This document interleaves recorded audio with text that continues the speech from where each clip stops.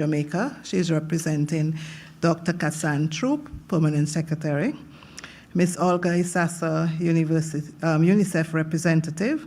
Dr. Armstrong Alexis, Deputy Secretary General, CARICOM, our keynote speaker. Dr. Dacia Leslie, Senior Research Fellow, representing Professor Lloyd Waller, Director, Sir Arthur Lewis Institute of Social and Economic Studies, the University of the West Indies. I see Dr. Leslie, also here from Salises, welcome. Mr. Dominique Sutherland, Child Advisor, Public Relations Officer, Office of the Children's Advocate, Jamaica.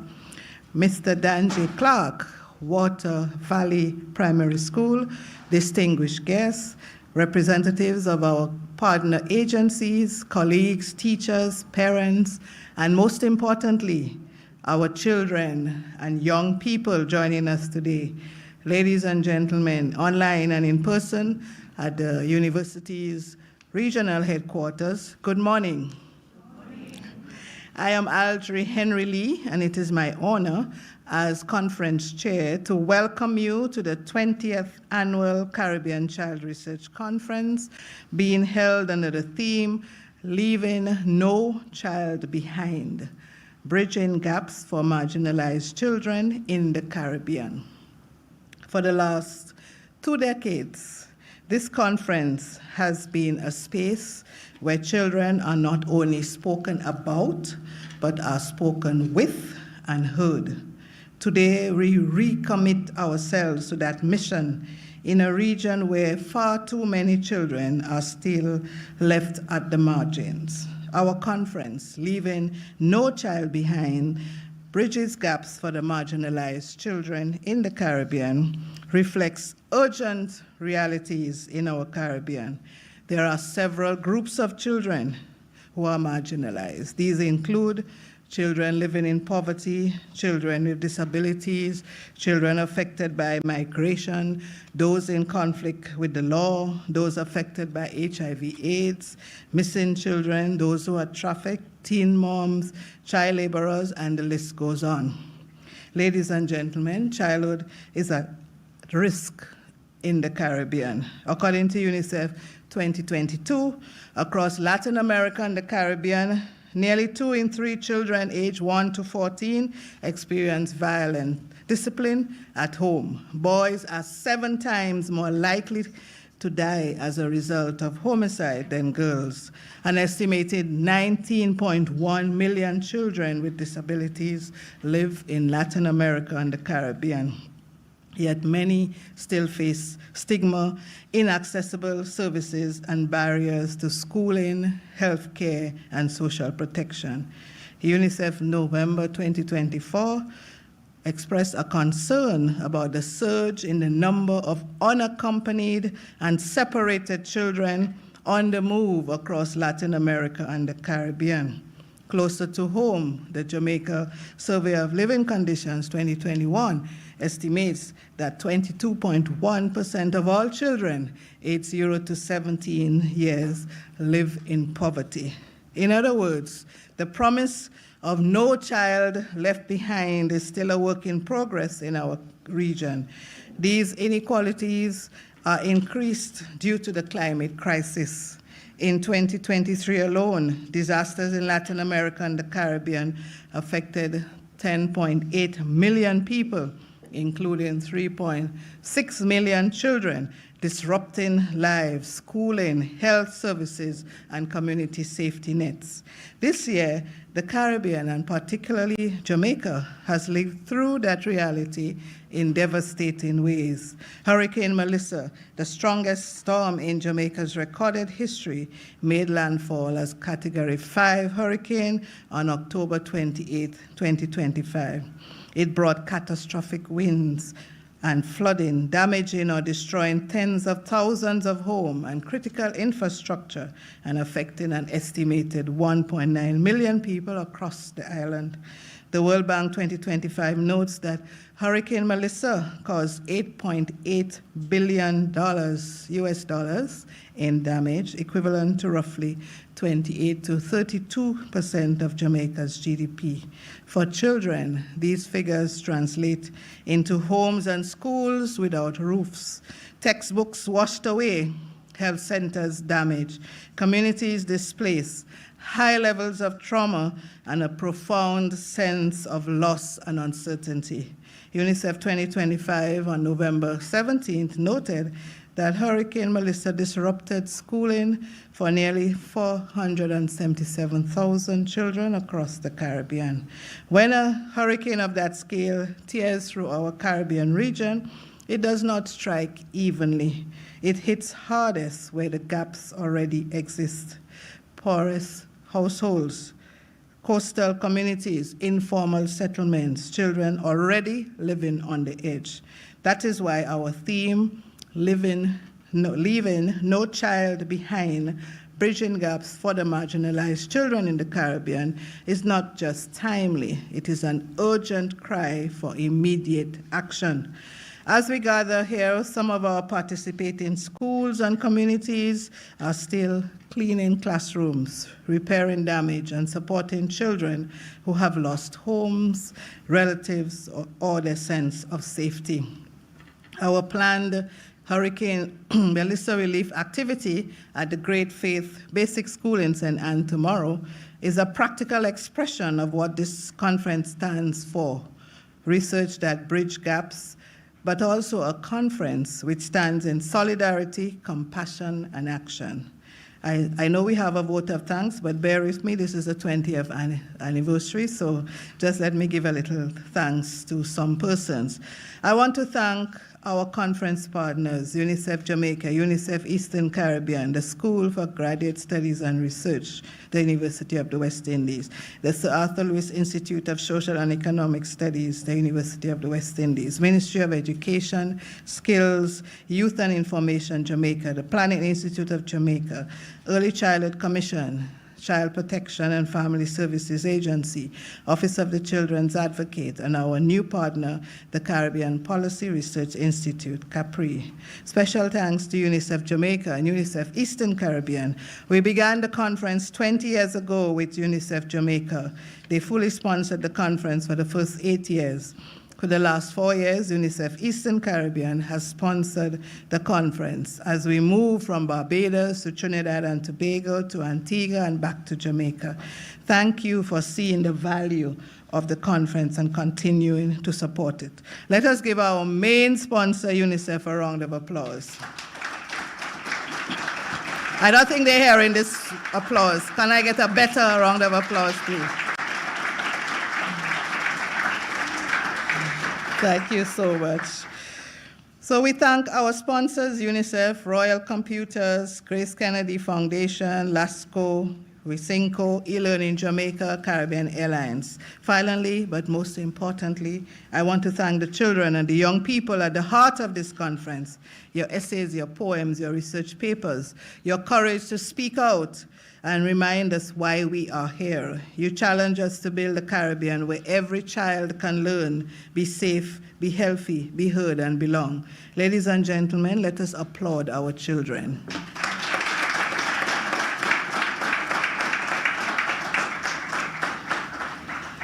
And I'm going to close. I know I've been here for a little while, but just bear with me. Ladies and gentlemen, this conference is the only conference. Welcome, Mrs. Diane Gordon Harrison, our children's advocate. Let's give her a round of applause. Thank you for joining us. Over the last 20 years, approximately 7,000 children have participated in this annual conference. In the earlier years, a total of 300 teachers in Jamaica were trained at pre-conference child rights workshops. Several hundreds of children were trained in research methods and children's rights. Each year, outstanding child researchers have been selected based on their written and oral presentations. And trust me, do not leave before you hear the children at 11. It's going to be absolutely a fulfilling experience. They are more eloquent than us. They are great. So please make sure you stay for the children's panel. Since 2011, 10 primary level school children have won prizes for their essays. UNICEF Eastern Caribbean has also introduced a poster and a poetry competition a few years ago.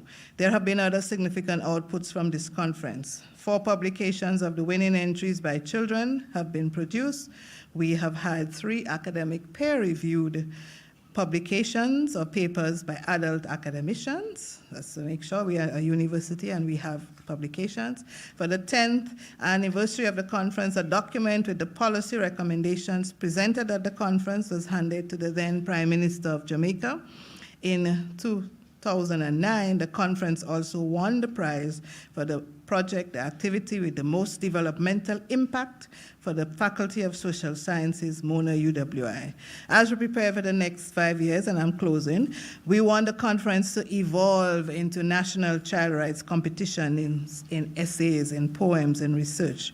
We want to include our non-English speaking countries. The winners would then gather here at the UWI regional headquarters. We want to produce a 3 to 5 page evidence-based policy brief for CARICOM that we want to present to the heads of government. There are so many future plans, but it will take me the rest of the day to tell you. But stay tuned and you will hear more. So as we open this 20th Annual Caribbean Child Research Conference, let us keep our theme at the center of everything we do. Leaving no child behind, bridging gaps for marginalized children in the Caribbean. I will now call on some very special persons to bring greetings. We begin with Dr. Dacia Leslie, Senior Research Fellow, Salises, who is representing Professor Lloyd Waller, Director, Sir Arthur Lewis Institute of Social and Economic Studies. Let us make her feel welcome.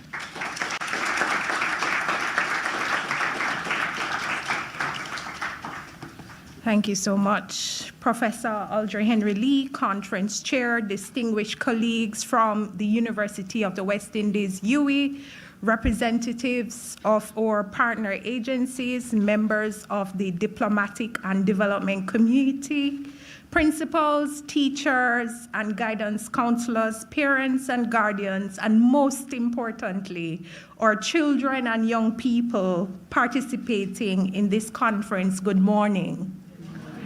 Awesome. It is absolutely my pleasure to bring greetings on behalf of our director, Professor Lloyd Waller, who is unavoidably absent, and the entire team at the Sir Arthur Lewis Institute of Social and Economic Studies, Salises, UWI Mona. First, let me congratulate the organizing committee for sustaining this conference for 2 decades.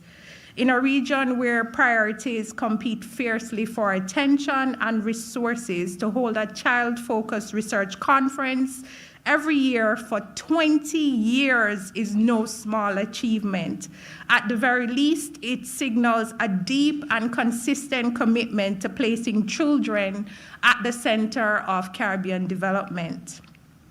This year's theme, Leaving No Child Behind, Bridging Gaps for Marginalized Children in the Caribbean, has taken on even deeper meaning in the wake of Hurricane Melissa. The storm reminded us in the most painful way that our children are often on the front line of crisis. Children whose homes were damaged or destroyed, children whose school were closed or converted into shelters, children who witnessed loss, disruption, and fear that they are still trying to process. Disasters like Melissa are never just weather events. They are childhood disruptions. They interrupt learning, separate families, increase the risk of abuse and exploitation, and deepen existing inequalities.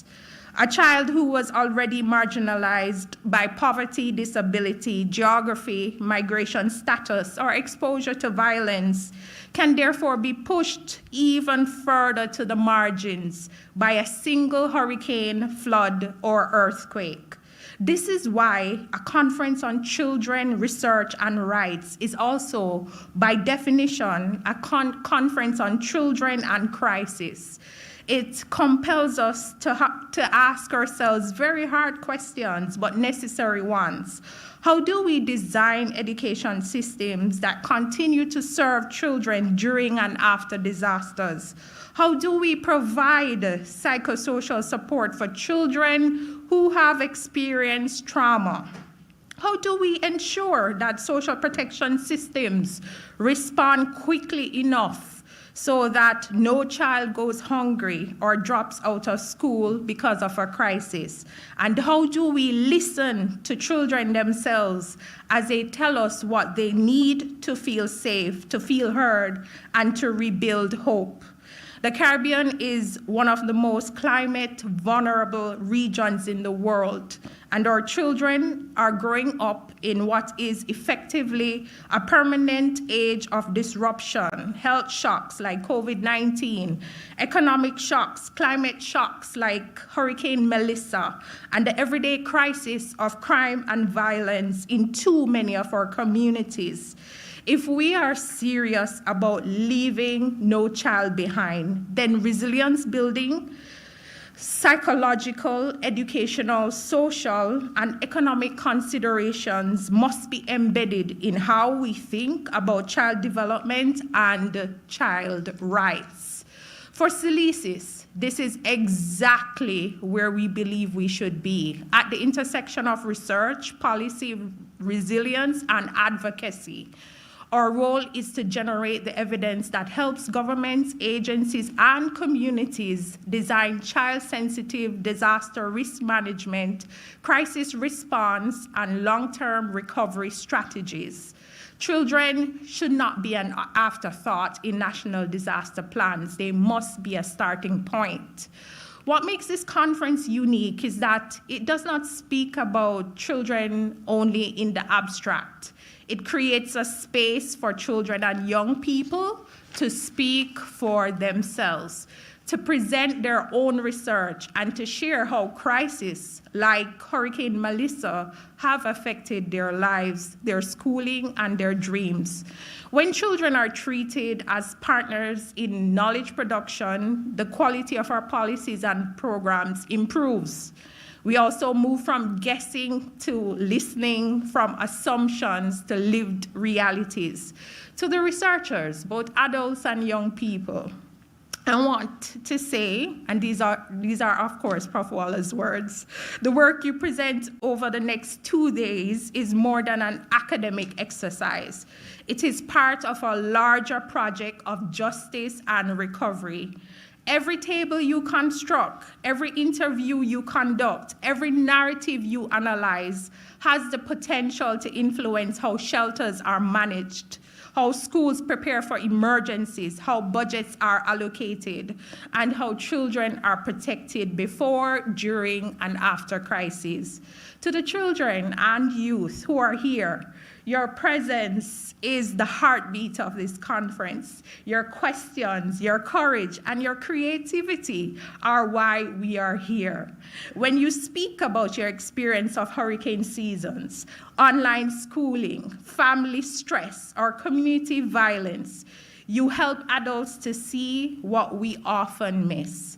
You help us design a Caribbean that is not only safer for you, but safer with you. On behalf of Silicis, I extend heartfelt congratulations to Professor Henry Lee and the organizing team, to our partners and sponsors, and to all the researchers, teachers, and students who have contributed to sustaining this conference for 20 years. Congratulations. I think they deserve a round of applause.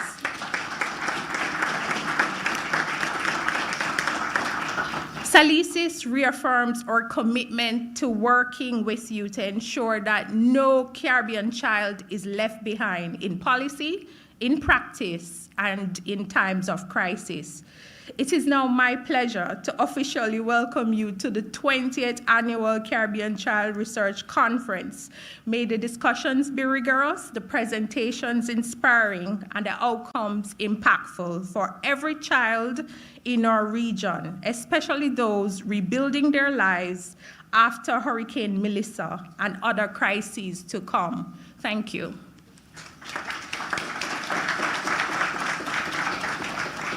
Thank you so much, Dr. Dacia Leslie. And now you really have to applaud very loudly for our main sponsor, our main conference partner. We want to encourage UNICEF to sponsor for the next 20 years.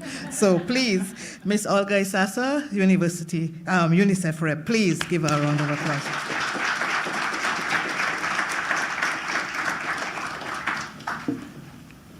We are not sponsors, we are partners and will remain being partners. Conference Chair, Professor Audrey Henry Lee, Dr. Tamika Benjamin, Assistant Chief of Education Officer, 3rd Branch in the Ministry of Education, Skills, Youth and Information, Ms. Diane Gordon Harrison, Director of Children Advocate Office, Dr. Dacia Leslie, representing Professor Lloyd Wallace, Director, Sir Arthur Lewis Institute for Social and Economic Studies, Dr. Alice Strong, Deputy Secretary General CARICOM, presenters from Peru, Gina Milcia Rivera Brios, and from Jamaica, Professor Joseph Farquharson, Professor Julie Mix, Director, Graduate Studies and Research, UWI Global Campus, Dr. Arlene Bailier, Senior Research Fellow, Sir Arthur Lewis Institute of Social and Economic Studies, distinguished guests, partners, educators, and of course, children and young population. Good morning. It is an honor to join you for the opening of the 20th Anniversary Caribbean Child Research Conference under the powerful theme, Leaving No Child Behind, Bridging Gaps for Marginalized Children in the Caribbean. For 20 years, this conference has been a unique space in our region where children are not only spoken about, but also speak from themselves through research, presentations, poems, essays, and dialogue. It has helped to translate the Convention on the Right of the Child from a legal document into a live reality by deepening understanding of children's rights among students, educators, policymakers, and communities. Across its history, the Caribbean Child Research Conference has consistently focused on critical issues such as education quality, child health, climate change, justice reform, and governance, always with a strong emphasis on evidence and child-led perspective. The decision this year to directly connect the conference with hurricane relief efforts is a powerful reminder that research, rights, and real-life actions must go hand in hand. This conference is itself a living example of what a strong partnership can achieve for children's rights. UNICEF experience shows that when universities, government, regional bodies, community organizations, and young people work together, policies become more evidence-based, services more inclusive, and systems more resilient. In the Caribbean, this multi-stakeholder partnership is especially vital as a small island and coastal states confront overlapping challenges, climate emergency, economic shocks, digital divides, and persistent inequalities that hit children hardest. At the heart of this conference is a fundamental principle of the Convention on the Right of the Child, the right of every child to be heard in all matters that affect them, and for their views to be taken seriously. Meaningful participation is not a favor that adults grant, it is a right. And it is a powerful driven of better decision, strong institutions, and more accountable governance. When children engage in research, school councils, youth parliaments, and community initiatives, they build confidence, identity, and agency, and institutions become more responsive and legitimate. This conference, with your panels, child researchers, creative readings, and awards, is precisely the kind of space where children move from being passive recipients to an active co-creator of solutions. This year, gathering takes place at a moment of profound challenges for several parishes across Jamaica that are still recovering from the devastation of Hurricane Melissa. Schools, homes, health facilities, water systems, and community spaces have been damaged or destroyed, disrupting learning from hundreds of thousands of students and placing additional stress on families already facing multiple vulnerabilities. UNICEF is working closely with the government of Jamaica and partners to support the emergency response and early recovery, focusing on restoration of education, water, sanitation and hygiene services, child protection, psychosocial support, and targeted assistance for children in state care and children with disabilities. Life-saving supplies, temporary learning spaces, and psychosocial support at reaching affected communities, while efforts are underway to integrate disaster risk reduction and climate resilience into key systems to the social services build stronger than before. As reconstruction advances, one message from this conference must guide all of us. Recovery will only be truly successful if children and young people are placed at the very center of planning, decisions, and investments. The new generation must not just benefit from a more resilient Jamaica and Caribbean. They must help design it through their research, their life experience, their creativity, and their visions for just and sustainable future. This means engaging children and adolescents in assessment, in school and community recovery plans, and in conversation about climate adaptation, social protection, mental health, and digital inclusion, always in safe, ethical, and inclusive way. It also means that adults, government, universities, regional global organizations like CARICOM or UNICEF, and all partners carry a shared responsibility to create and protect spaces like this conference where children can be protagonists, not guests. As we begin these days of dialogue, research, and reflection, let this 20th anniversary mark not only a celebration of past achievements, but a renewed commitment to action. Let us pledge that every study presented here, every essay, every poem, every panel and conversation will be used to inform policies, shape programs, and inspire concrete steps that bring us closer to a Caribbean where no child is left behind. To the young researchers and participants, your work matters. It matters to your schools and communities, to your countries, and to our region future. To the adults in this room, our task is to listen, to learn, and to act, so that together we can build a Jamaica that are not only rebuilt after Hurricane Melissa, but are more just, more inclusive, and more resilient for every child. Thank you, and congratulations on the 20 years of empowering Caribbean children.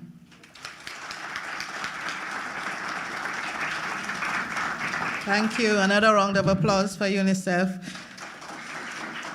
No, it's a tremendous partnership, and we really have to be grateful to UNICEF. So we thank you, UNICEF representative, Ms. Olga Isasa, for the continued partnership. Really important as we promote children's rights. And now we turn to our representative from the Ministry of Education, and she is Dr. Tamika Benjamin, Assistant Chief Education Officer, Tertiary Branch, Ministry of Education, Skills, Youth and Information, Jamaica, and she is representing Dr. Kassan Troop, our Permanent Secretary. Let's make her feel welcome, please. Ministry of Education is another partner, has sustained, of course we have to have Ministry of Education, because as you see, when you turn around, you see our children from the high schools, from the primary schools. So we thank Ministry of Education for continuing to support us.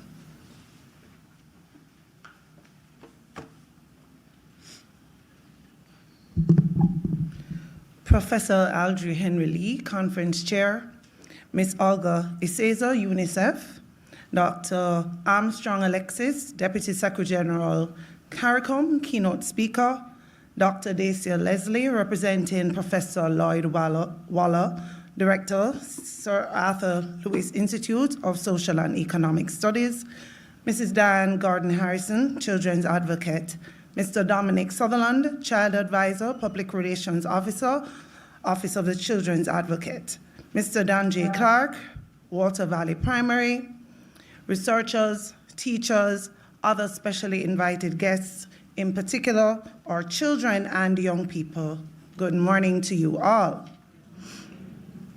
Jamaica stands at a significant moment in its history. As a nation, we are navigating the aftermath of Hurricane Melissa, an event that has left a profound mark on our people, our communities, and our institutions.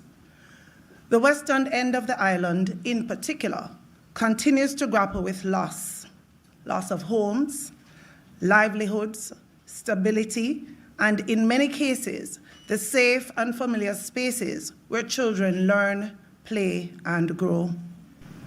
Our education system has been deeply impacted. Schools and colleges have sustained damage. Families are displaced, and thousands of children are adjusting to new realities while trying to maintain their academic progress. In addition to the structural impact, many teachers and students are now displaced due to partial or total loss of their homes. Even more significantly, an entire generation of children and educators is working through the emotional and the psychological shock of the storm and the days that followed. Amidst these disruptions, we are reminded with urgency that the welfare and resilience of our children are not peripheral concerns. They are central to national recovery and to the long-term stability and progress of our country. It is against this background that we gather for this 20th annual Caribbean Child Research Conference, a space that for 2 decades has championed evidence-based dialogue on issues that shape the lives of children across the region. This conference has always mattered, but this year its relevance is even more pronounced under the timely and urgent theme, Leaving No Child Behind, Bridging Gaps for Marginalized Children in the Caribbean. This gathering offers us a vital opportunity to reflect, research, and respond in ways that ensure the most vulnerable among us are prioritized in recovery.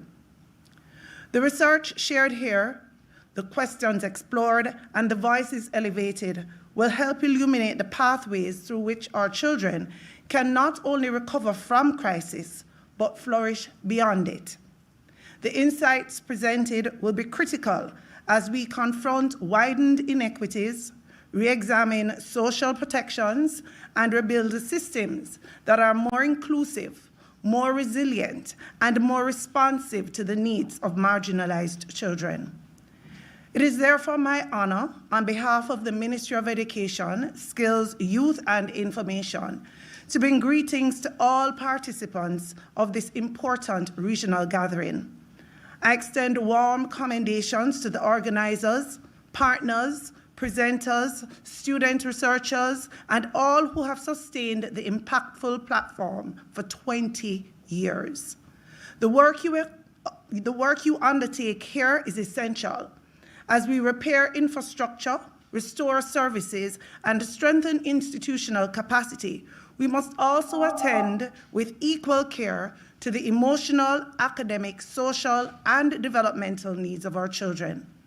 The insights produced through research, your research, must guide how we build safer schools, deliver targeted psychosocial support, strengthen family and community networks, and design more resilient systems for teaching and learning. We celebrate the presence of students from our primary and secondary schools. Their voices remind us of why this work matters most. At a time when so many young people have endured displacement, fear, and uncertainty, their perspectives are vital in shaping the policies we craft and the interventions we implement.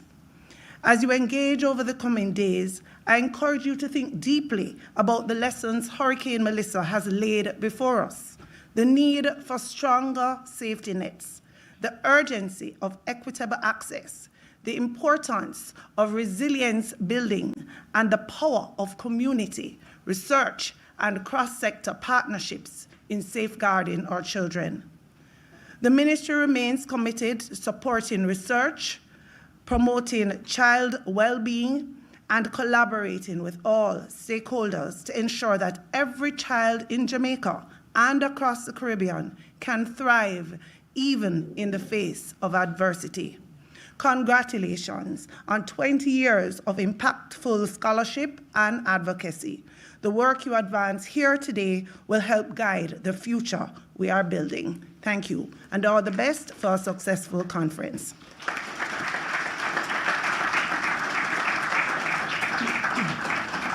Thank you so much, Dr. Benjamin. And we continue. Welcome to those who have just joined us here at the University of the West Indies Regional Headquarters. Lovely to see the children. Thank you so much. So now we move on to the introduction of our keynote speaker, and I wanted to welcome Mr. Dominic Sutherland, Child Advisor, Public Relations Officer, Office of the Children's Advocate, Jamaica. Please make him feel welcome.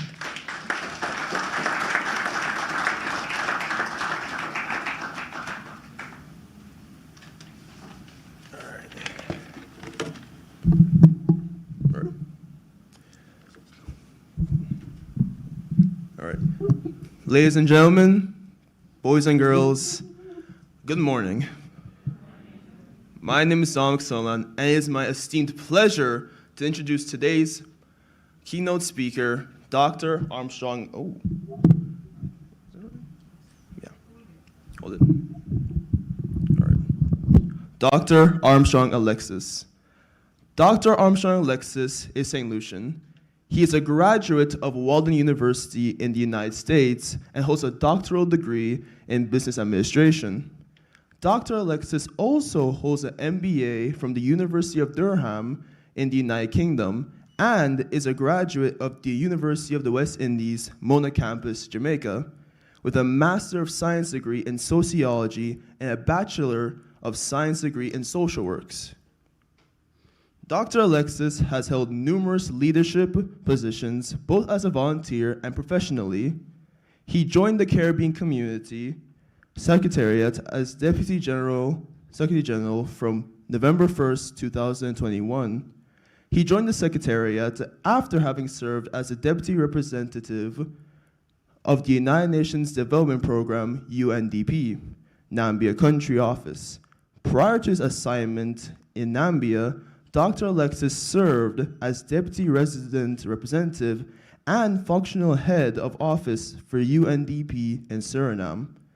He has also served as a Coordinator for Program and Operations at the UNDP Pacific Center in Fiji, as well as a Functional Deputy to the representative of the Multi-Country Office for Samoa, Niue, Cook Islands, and Tokelau, and as Operations Manager with the UNDP Sub-Regional Office in Barbados. Armstrong has undertaken numerous special assignments with the UNDP, most notably as Deputy Country Director for Operations ad interim in Haiti 2010, Human Resources and Trading Coordinator at UNDP Headquarters in New York 2013, and Special Operations Advisor in Maiduguri, Nigeria in 2019. Before joining the United Nations in 2007, Dr. Alexis served as Regional Director for the Commonwealth Youth Program in the Caribbean, bearing responsibility for supporting government initiatives on youth development throughout the Commonwealth Caribbean. He has commendable experience in the public sector, having served at senior levels with the government of St. Lucia and in academy with the University of the West Indies, Mona Campus in Jamaica. In 1994, whilst reading for his Bachelor of Science degree at the Mona Campus of the UWI, Dr. Alexis was elected to the post of President of the UWI Guild of Undergraduates and served with distinction for 1 year. In his current post, Dr. Alexis oversees the corporate service and functional management of the Secretariat and acts under delegated responsibility from the CARICOM Secretary General in all aspects of the functions of the Secretariat. So join me in welcoming this morning's keynote speaker, Dr. Armstrong Alexis.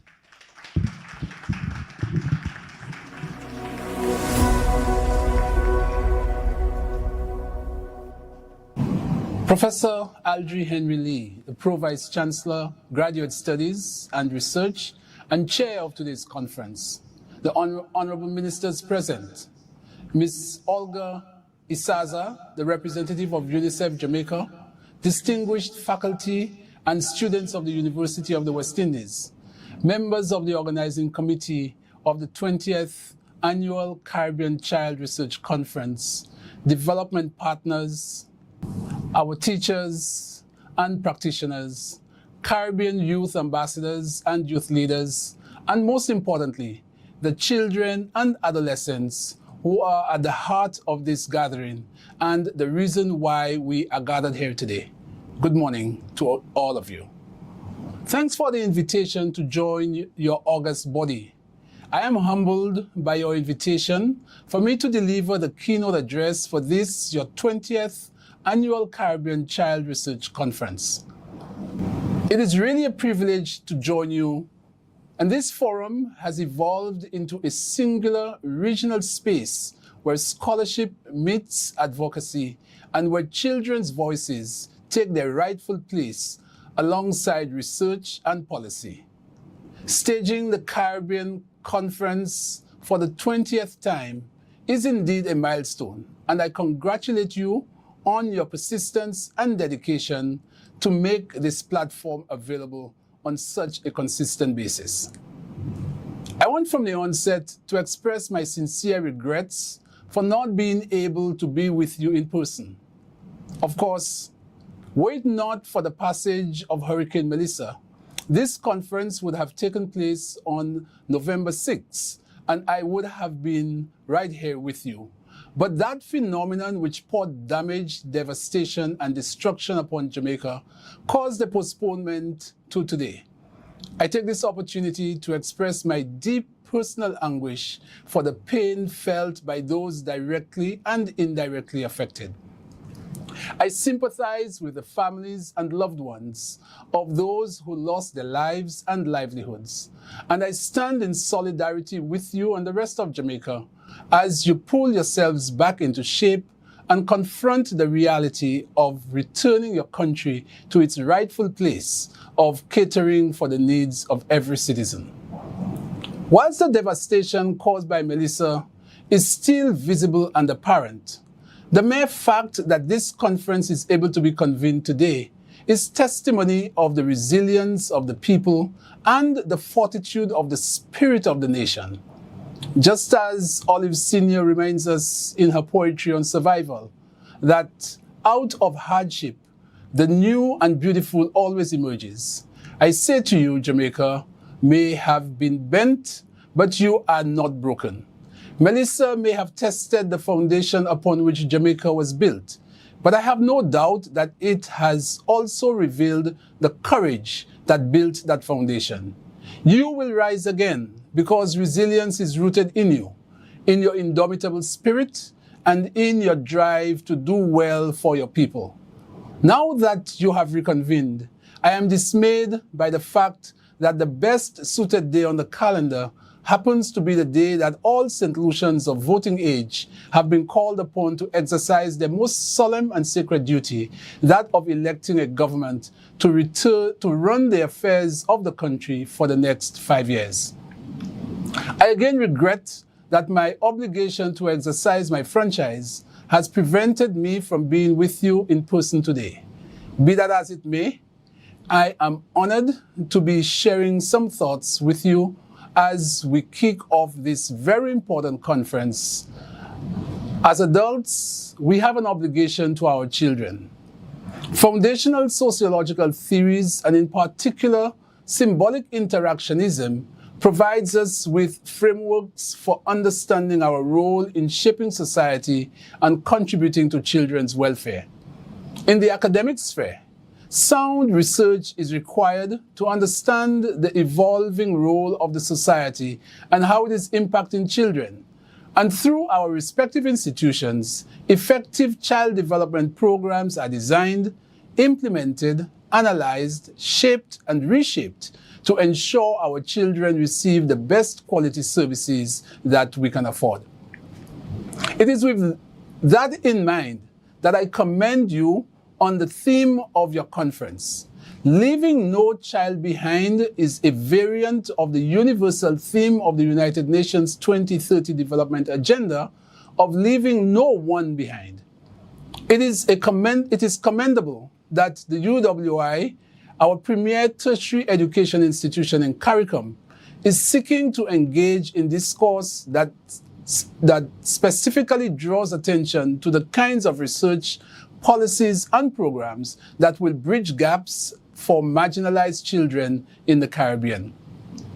Decades of research have revealed that in the Caribbean, children face marginalization due to poverty, disability, migration status, and violence. And in recent times, agencies such as UNICEF, UNESCO, and Save the Children have documented these challenges, often pointing to the specific impacts of the COVID-19 pandemic. The research community participating in today's conference must be complimented for placing the matter of children at the center of your research agenda. And given that this is the 20th time that you are putting on this conference, I compliment you again for the persistence with which this has been done. I invite you to consider that the basis for effectively addressing the foundation of leaving no child behind is anchored in our overall human development agenda. As a simple comparison of countries with a high score on the Human Development Index, the HDI, will reveal that child marginalization is lower in these countries than in those where HDI scores is low. In other words, there is an inverse relation between HDI ranking and child marginalization. Our Caribbean civilization has always embraced children and youth, and today I want to recognize the efforts of institutions such as CARICOM and its CARICOM Ambassadors Program and the Commonwealth Youth Program, which for decades provided youth leaders with opportunities and avenues to be a part of and contribute to national and regional development. I also remind you of the invaluable contribution that our national youth councils have made to child and youth development in the Caribbean. Young people who had their groundings in these movements have made a sterling contribution to our region. Permit me to mention a few. The Honorable Mario Michel of St. Lucia, the first president of the St. Lucia National Youth Council, grew to become his country's deputy prime minister and subsequently acting chief justice of the OECS Supreme Court. The Honorable Chad Blackman, a former youth ambassador of both the CYP and CARICOM, currently serves as Member of Parliament and Minister of Education in his home country, Barbados. Mr. Joel Richards, a former CARICOM youth ambassador, is currently the Director of External Trade in the Directorate of CARICOM Single Market and Trade in Barbados. Mr. Ty McKenzie, a former youth ambassador from the Commonwealth of the Bahamas, currently serves as his country's Consul General in Atlanta. Ms. Ildis Pollack-Bagel, a former Dean of the CARICOM Youth Ambassador Corps, rose to become the Minister of Foreign Affairs of Suriname. Dr. Chantal Monroe-Knight, a former president of the Barbados Youth Development Council, is currently a senator in the Barbados Parliament and holds the portfolio of minister in the office of the Prime Minister in Barbados. The list of Caribbean youth who have blazed the trail of leadership includes former CARICOM Youth Ambassador and current Minister of Foreign Affairs of Suriname, the Honorable Melvin Bouvard, and the current Deputy Prime Minister and Minister of Education in St. Kitts and Nevis, the Honorable Dr. Jeffrey Hanley. I, too, am a product of the regional youth and students movement. Starting originally at the national level, I served as the General Secretary of the St. Lucia National Youth Council, President of the Caribbean Federation of Youth, President of the Guild of Students at the Mona campus of the UWI, and the Regional Director of the Commonwealth Youth Program for the Caribbean and North American region. I share these examples not to boast of the tremendous strides of these individuals, but more importantly, to inspire the children and young people participating into this conference by making it clear that if these former youth leaders could rise to such prominence, you too can grow up to be leaders within your respective areas of interest. You too can take on the reins of leadership in your countries and region. You too can inspire other young people to take on the mantle of service to country and region. I therefore look forward to the cornerstone of building a sound future being properly laid through the effective and meaningful engagements with our young people and those dedicated to the advancement of sound programming for youth development in our region. Your decision to interrogate bridging the gaps for marginalized children in the Caribbean is opportune. It comes at a time when the region is grappling with a future that is pregnant with possibilities and opportunities. Whether it is in sports where children are brought from obscurity to the main stage of international competition, and I think specifically of Jamaican twins Tia and Tina Clayton from the sleepy town of Hanover in Jamaica, and Julian Juju Alfred from the quiet community of Ciceron in Castries, St. Lucia, to music and the arts that have produced the popular young brother of Sea Lots in Port of Spain, Trinidad, to Christina Hinkson, a biotechnologist from Grenada working on gene editing and crop engineering for climate-resilient agriculture. These young people are showing that hidden in the inner core of the Caribbean child are talents and capabilities that simply need to be harnessed and placed in the right environment where potential can be converted into unparalleled performance. Our children and young people are a treasure to our nations and a gift to the future. We must therefore ensure that they are cared for, understood, socialized to become valuable and upright citizens, equipped with the knowledge and skills to drive the next iteration of Caribbean development. As a research community, the academics gathered here today are all too familiar with the evolving paradigms of regional development. Artificial intelligence and machine learning are fast becoming ubiquitous, and any consideration of what the future will look like cannot be oblivious to the technological advancements that are already shaping the way we conduct business, the way we teach, the way we conduct research, and the way we assess the quality of service delivery across the various parts of our society. Children and youth must be at the center of this transformation. And it is my expectation that during today's conference, attention will be placed on narrowing the digital divide, enhancing access to modern technologies, and establishing businesses that leave no child straddling behind the inevitable yet basic requirements for harnessing young people's contribution to the Caribbean we are all dedicated to. This is an opportune time for me to inform you that CARICOM itself is engaging in research on children and youth.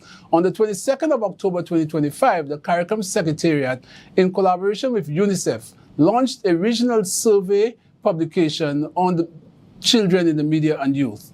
The report highlights anxiety, depression, trauma, and help-seeking patterns across our member states. Accompanying this publication are practical tools for action. We are encouraging ministries of education, health, and youth, along with schools, NGOs, and faith-based and community groups to utilize those tools to safeguard the psychosocial and emotional health of our children and adolescents. Given the psychosocial disruptions brought about by Hurricane Melissa, these tools are immediately available for use and professional intervention in communities experiencing a sudden increase in disaster-related psychosocial trauma. I encourage the use of those tools. I want to close by reminding ourselves that in the CARICOM region, 63% of the population is below the age of 30, and although gaps in the data may obscure a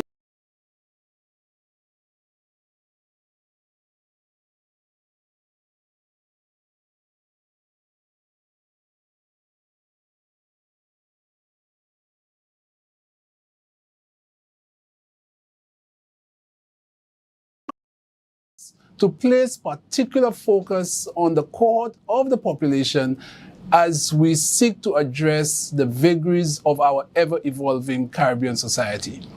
Through research, the society is better able to understand the children and youth dynamic, and policymakers are better placed to design and implement evidence-based interventions that address the specific and peculiar needs of that significant age group. I am hopeful that this forum will allow for us to gain an understanding of the impacts that pandemics and natural disasters associated with climate change are having on our societies and on our children and youth demographic in particular.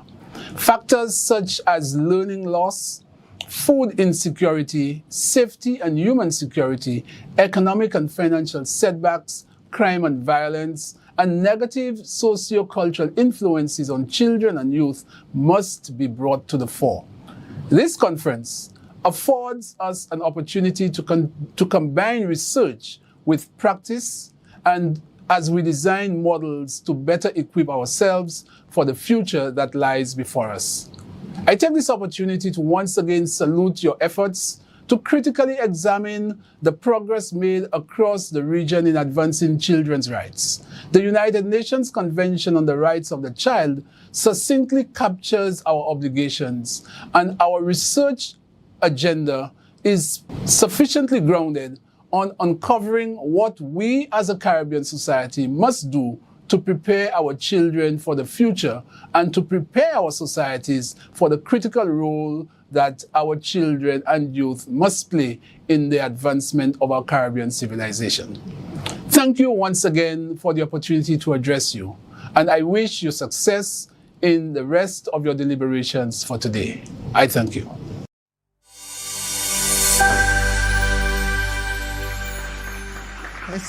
This was indeed a very powerful message. Excellence. We are bent, but we are not broken. And I really thank him for pointing out all these examples of youth excellence throughout the Caribbean.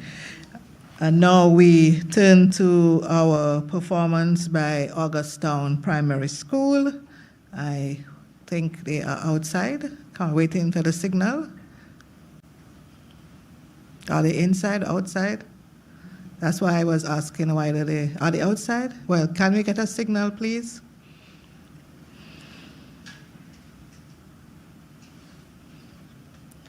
While we have the signal, can I just recognize Professor Julie Meigs-Gardner, Director, Graduate Studies and Research, the UWI Global Campus.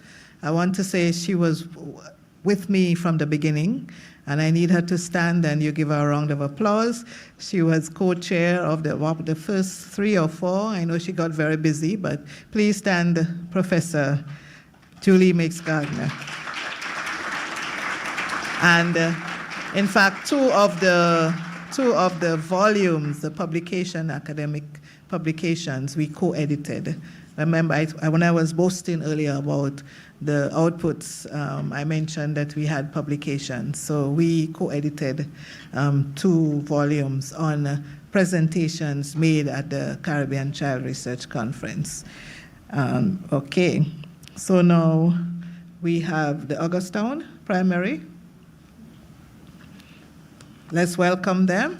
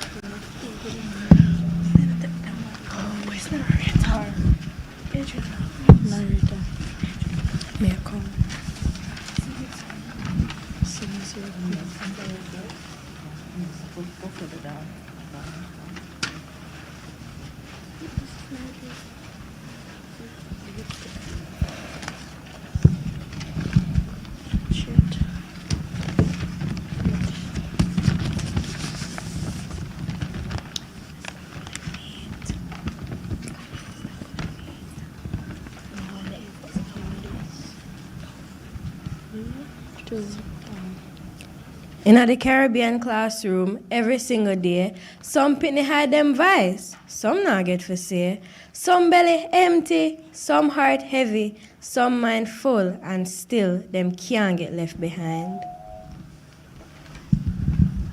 Pete.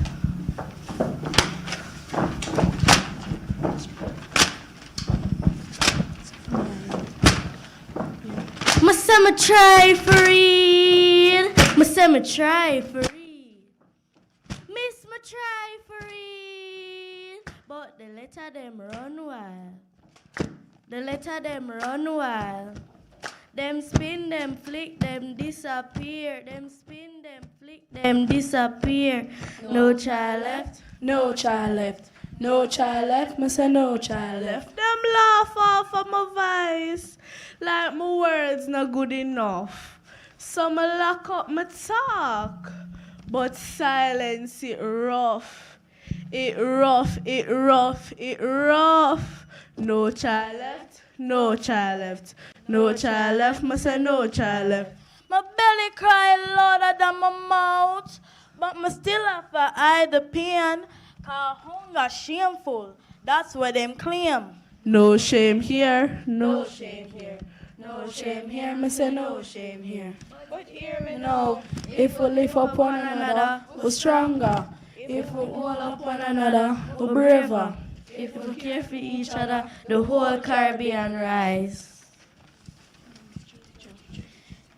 In my classroom, no pitney walk alone. Me stand up with all of them, heart, book, and home.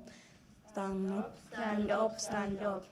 Stand up, Stand up, stand up. Every child a champion. Every child can learn. Every child deserve the fire that inna them heart for burn.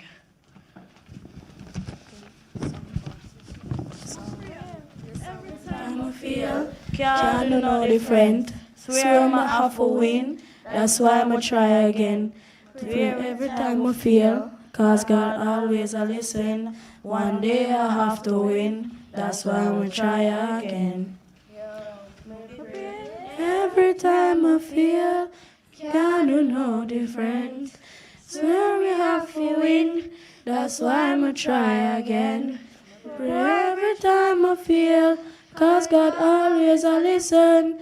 One day I have to win, that's why I'ma try again. That's why I'ma try again.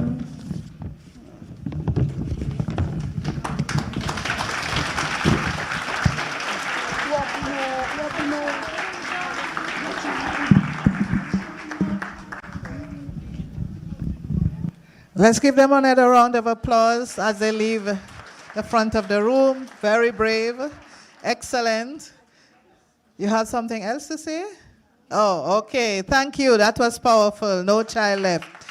No child left. Thank you so much. In keeping with our theme, and we want to thank the principal and the teachers who accompanied them, and thank you so much for preparing the children. I know it's a lot of work, so we thank you. But to give the official vote of thanks and to bring the opening ceremony to a close, I welcome Mr. Dan J. Clark from Water Valley Primary School. Let us make him feel welcome.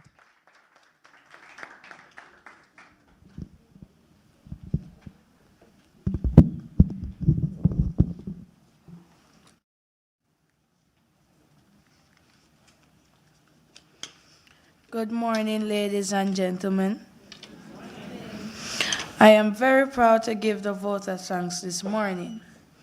On behalf of all the children and conference partners, I want to say a big thank you to everyone who made today's opening ceremony so special.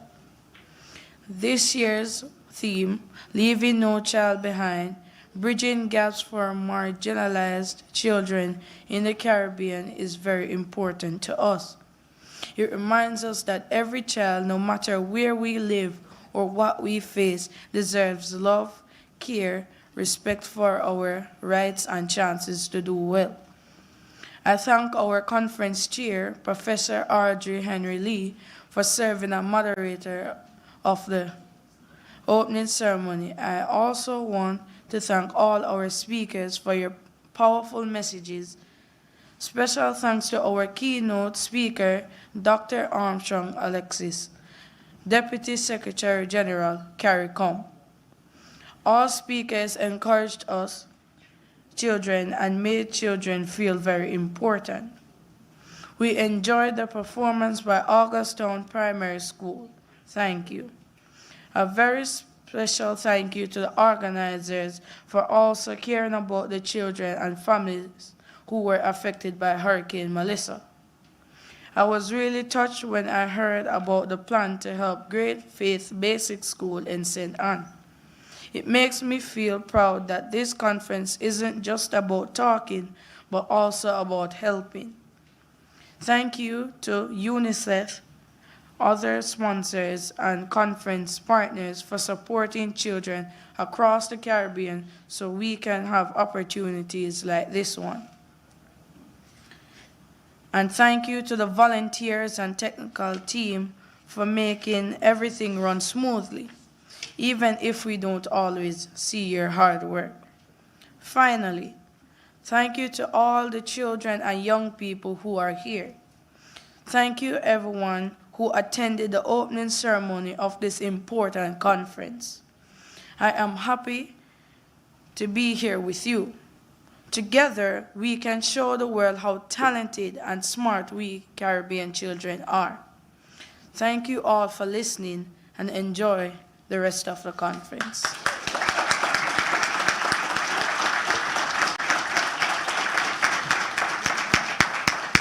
Let us give Mr. Clark another round of applause. Excellent, excellent, wonderful. We are proud of you as you are proud of us. And it gives me great pleasure to hand over to Professor Julie Meeks Gardner.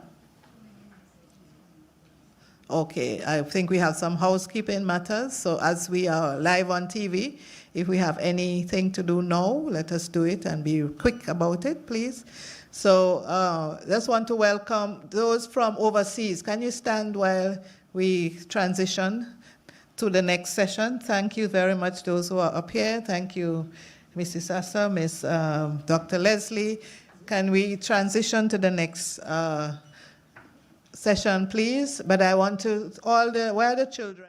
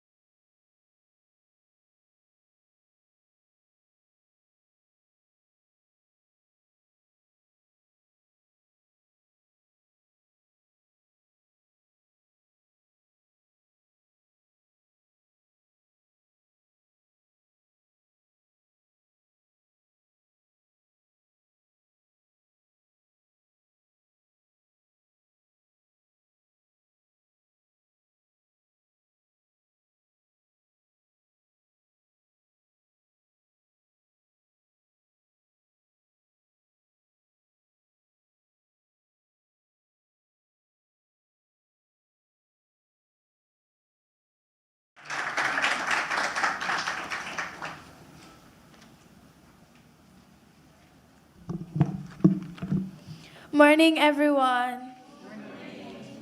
I am pleased to introduce Dr. Joseph T. Farquharson. Dr. Farquharson is a real expert on languages, especially the way in Jamaica speak. He works at the University of the West Indies, Mona, where he teaches linguistics. That's a big word that simply means the study of how language works. Dr. Farquharson loves learning so much that he has studied in Jamaica and at the University of Cambridge in England. He has degrees in linguistics, Spanish, and European literature. In short, he knows a whole lot about words. He leads the Jamaican language unit, a team that studies how Jamaicans talk every day, including our stories, expressions, and the way we mix and shape our own language. He also advises UNESCO in Jamaica and guides teachers who prepare students for communication studies in Cape. Right now, he is working on the Dictionary of Jamaican Language. He is the chief editor. He's also helping to create a dictionary of Jamaican slang. Dr. Farquharson believes that every child's language matters. Please help me welcome Dr. Joseph T. Farquharson.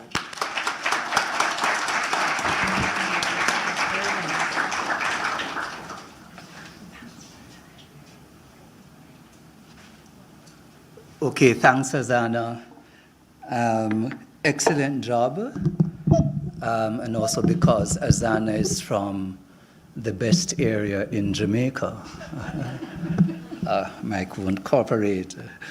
So thanks, Professor Meeks, for inviting me. Thanks to the organizers, too. I wanted to break with protocol. First and foremost, I'm going to ask every person here who is below the age of a university student to stand. I tried very long. So all children in the room. You know. Wow. So I wanted to do the first welcome to you because you are the whole purpose of the conference. So you are the most important people here. So I'm going to ask all the adults in the room to give you a round of applause.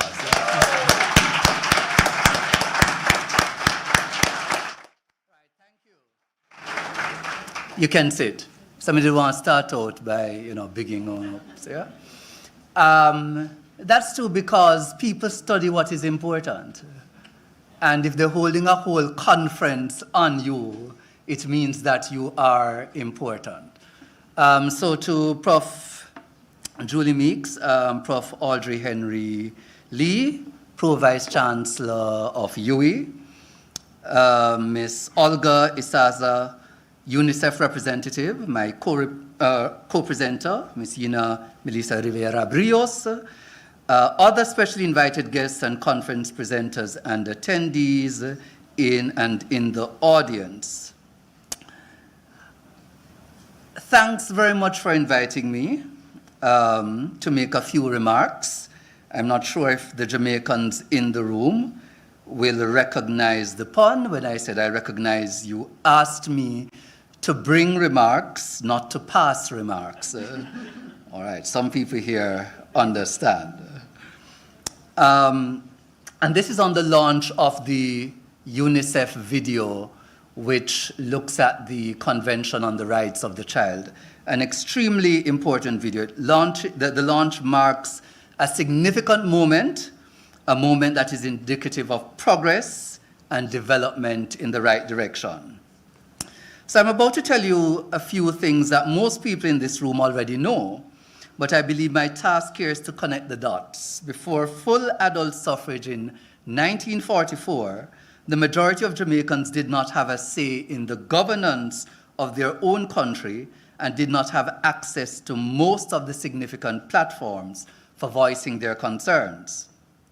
The assumption up to that point was that the possession of power and resources determined the right to participate and decide.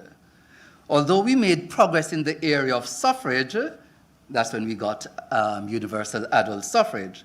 So to break it down, before that, a very small percentage of the Jamaican population could hold national positions and could vote. The race and skin color of that very small percentage, I think everybody here knows what that was. And then they said, everybody can now participate, of course, if you own land. And at that point in time, very, very few people in Jamaica owned land. And so not a lot of people could hold national office, not a lot of people could vote in a national election, although those elections would decide their future. Many people, so although we made progress in the area of suffrage, many people still hold to the view that children should be seen and not heard. One would think that people who were once denied certain rights should be the first to spot when those same rights are being denied others. Sadly, history and indeed current global politics tell us that this is not the case. Coming back to the children, the implicit message sent to them in that era was that only those with power mattered, and also those with resources, and that only those people needed a voice. When we approach it from that angle, we can understand why children are denied certain rights, because they are people without power and without resources. And we tend to find that the better families and societies are doing, socially and economically, the better children do rights-wise. In other words, it is difficult to fix many of the issues that our children endure if we do not address those and certain other issues in the society in general. Otherwise, we are attempting to give children rights that their parents do not enjoy. Jamaica has made a lot of strides in the right direction, I did point out, but there's some room for improvement. Here I would like to make a link between the topic of the rights of children and the United Nations Universal Declaration of Human Rights. The UN Declaration establishes several things. It affirms that the rights accorded children are human rights. They are entitled to them as a result of being human beings. The Declaration itself states that, and I'm quoting here, childhood is entitled to special care and assistance, but this is because children are a vulnerable population of humans, not that they are different. Hence, the rights given to all humans must extend to children. As Azana reminds us in the UNICEF video, picnic rights are human rights, and I'm sure you'll get to see the video shortly. I believe the language of the declaration is clear here. Article 29, Section 1C, states that state parties agree that the education of the child shall be directed to the development of respect for the child's parents, his or her own cultural identity, language and values for the national values of the country in which the child is living, the country from which he or she may originate, and for civilizations different from his or her own. And so what the declaration does, it calls for us to respect the child first, and the understanding is that when you respect the child develops a respect for him or herself, and then that goes out to a respect for other people, for other countries, other civilizations. So I would like to focus on the language issue for a bit, because that's my area. Whereas in some other jurisdictions, minority communities are engaged in ongoing struggles for the state to grant official recognition to their languages, in Jamaica and similar post-colonial societies like Trinidad and Tobago, Guyana, and so forth, it is the majority population and their language which is often ignored and suppressed by the state. Our issue is that we have spent the last almost 2 centuries after emancipation, running from who we are and trying to develop our societies using tools and rules that were never developed by us or for us. We undervalue our own cultural items and systems to our own detriment. Many Jamaicans continue to run from our language because it is a product of our colonial experience. However, we have sufficient examples of other items that emerged from our colonial or post-colonial experience, once rejected and despised, eventually becoming chief cornerstones and adding to Jamaica's uniqueness on the world stage. Allow me to present as exhibits oxtail. Oxtail used to be slave food. So oxtail is what the planters didn't want. So after, they prepared the sirloin and the other portions of the animal, the tail and some other things was what left. Yeah, same thing for goat. I don't think it's any coincidence that we developed mannish water. Yeah, because that was what was available to us once the members of the plantocracy took what they needed. So oxtail is a shining example, is a tasty example of that. There's ackee and saltfish also. Saltfish was brought to Jamaica, like many other Caribbean territories, to feed slaves. And look at what we have done with it today. Can't afford it. Reggae music, dancehall music. If you go back and read newspaper articles from the early 1980s, you had quite a few people saying, this will die in a few weeks or a few months. Not going anywhere at all. Look at us today. There's also reggae, dancehall music, and Rastafari. Rastafari was once neglected, was once suppressed. It is now an essential part of Jamaican culture and is such an identifiable part of Jamaican culture on the world stage. Where would we be without Rastafari today? And I'm pointing those out to say that there are many things about us that initially we feel a bit squeamish about, but those tend to be the things that can help to liberate us, to move us forward. So my question to you then is, what about language? And I believe UNICEF has answered that for us today. UNICEF, in the production of this video, has gotten a couple things right. It is very common for activists to advocate on behalf of vulnerable and minoritized groups in the language of the dominant group. While this is not ideal, it is understandable, seeing that it is often a conversation with the power brokers to respect the rights of the subordinated group. However, it is also important for the communities being advocated for to know and understand what is being advocated on their behalf. That is why this step that UNICEF has taken is so important for Jamaica's children. First, it brings a global convention to our children in the language that most of our children speak. That is the Jamaican language. Second, through the masterful work of Joan Andrea Hutchinson, it has been packaged in a child-friendly way, voiced by Caleb, who is sitting there, Azana, who is at the end of the table, and Gabrielle, children who are the stars of this particular show. There's another significant way in which we deny our children a voice, or even silence them. The chief psychological damage we do to our children is that the children who only speak the Jamaican language are not treated as full human beings. Instead, they are treated as if they are broken, and English is the solution to address their brokenness. And that is how the school system deals with a lot of our children. Therefore, the majority of our children go through the education system, feel as if something is wrong with them. That our children are failing is what we believe, but in truth, it is the system that is failing our children.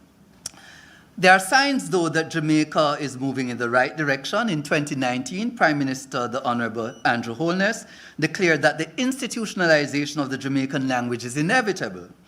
No Prime Minister before that would have admitted to that fact. A year before that, the country implemented the National Standards Curriculum, the NSC, which is the most progressive we have had. The NSC does not only acknowledge, like former curricula, that Jamaican is the language of the majority of most Jamaican children, but in the attainment targets for at least the early years of education, it states that children should be able to read and write in both languages. This policy support for not only bilingualism, but biliteracy is revolutionary and is an indicator that Jamaica is interested in the rights of all children, not just those children who come from homes where English is the main language. And I'll tell you why it's important. A lot of people don't understand, but what we do with our children is that we expect them to jump over a yawning chasm. For most of the countries that we want to model, that we are following, they educate their children first in the language of their community. So Sweden, the UK, Spain, etc. When children go to school, they are learning literacy in the language of their home. In Jamaica, that is not the case for most of our children.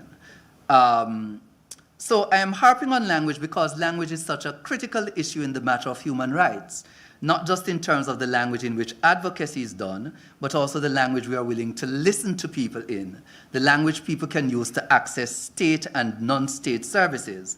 I have heard anecdotes about trainee teachers who get reprimanded for teaching in Jamaican, or trainee nurses who are scolded by nurse educators for interacting with patients in the Jamaican language.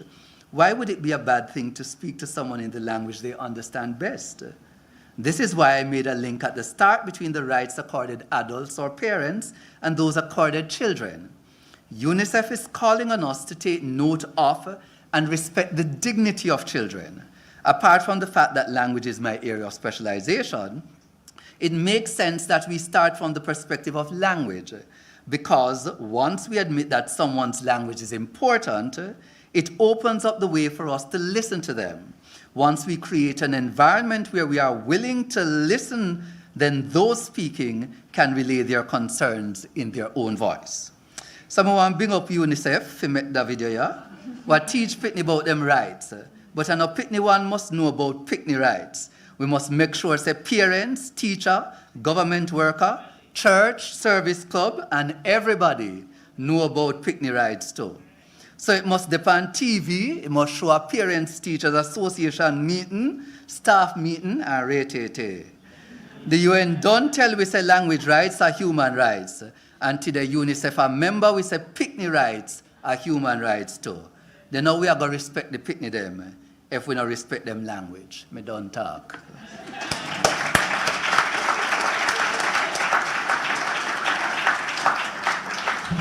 Thank you so much, Dr. Farquharson. That was really very helpful for how we are going forward. I think now I am to actually invite Olga Isasa. You have already been introduced to her earlier, our UNICEF representative, who is going to first speak about the video, and then we will actually get to see the video.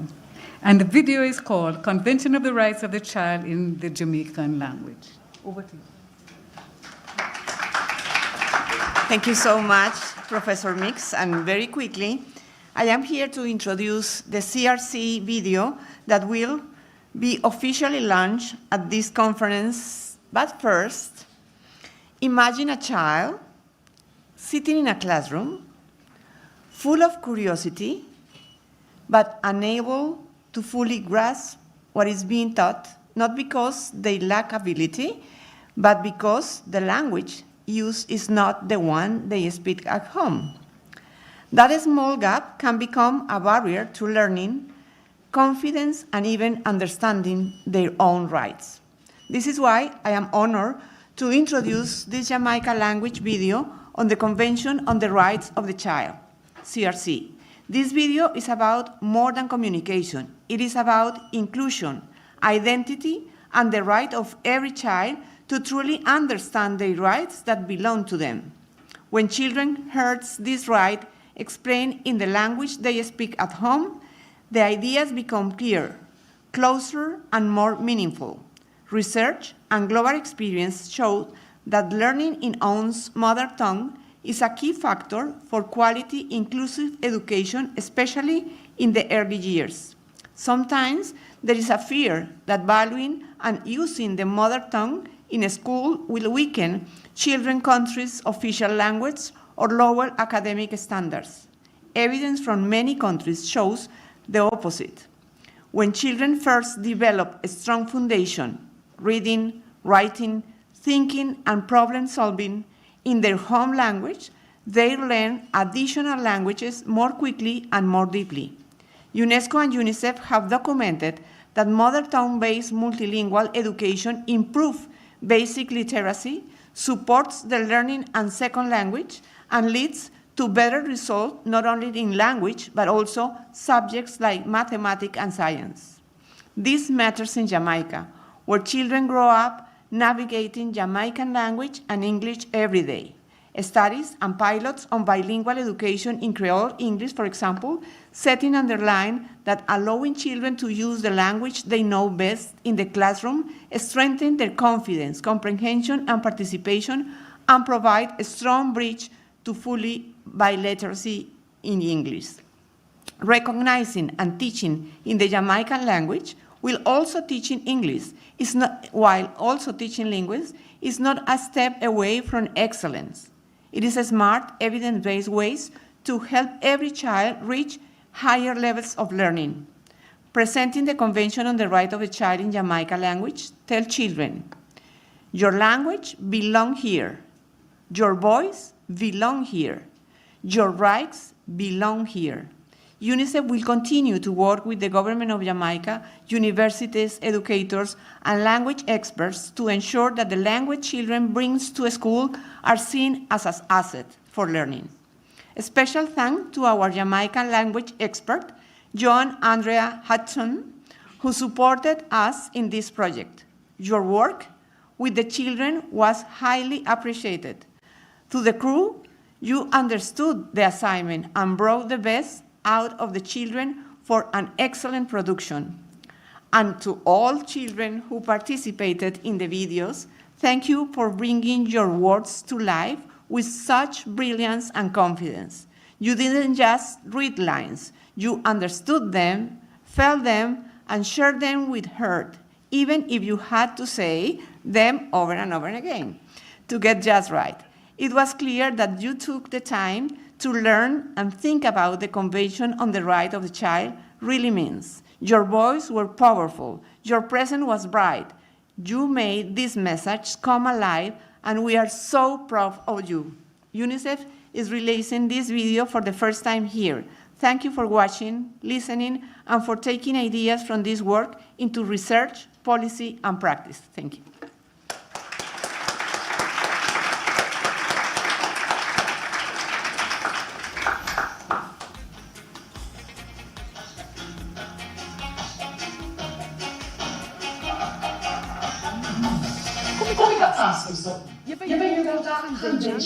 Well, that is when people from all over the world come together and agree on some rules, like the Convention on the Rights of the Child, which is an agreement or a promise to protect the rights of all children. Now, UNICEF wants every Jamaican child to know their rights, and we're going to hear about them from children like you, so all of you can get to understand it better.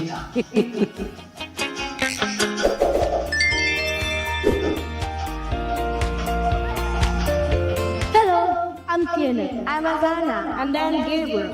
Today we are going to drop some knowledge about the rights of every picnic. It named the Convention on the Rights of the Child. Every child under 18 deserves them rights. No matter where you live, what you look like, or how you talk. Whether you're a boy or a girl, not care if you're rich or poor, it no matter who you be, you have rights. From the day we born, when life matters, we deserve love, care, and a chance to grow. Your name, your family, where you come from, that's our identity. Nobody can take that from you. You have the right to go to school, learn, and become anything you want.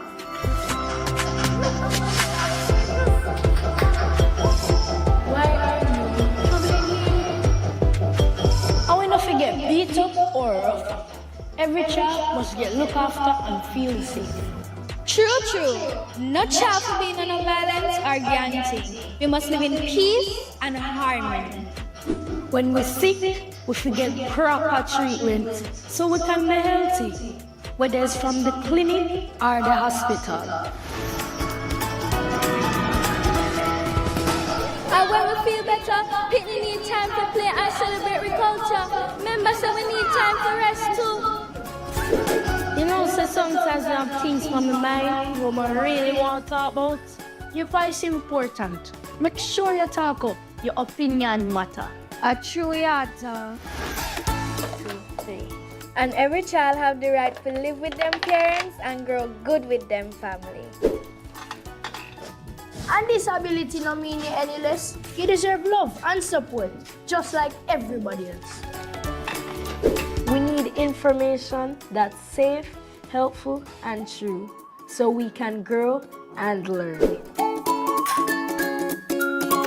We're not supposed to hustle. No child for work like say we are big smart.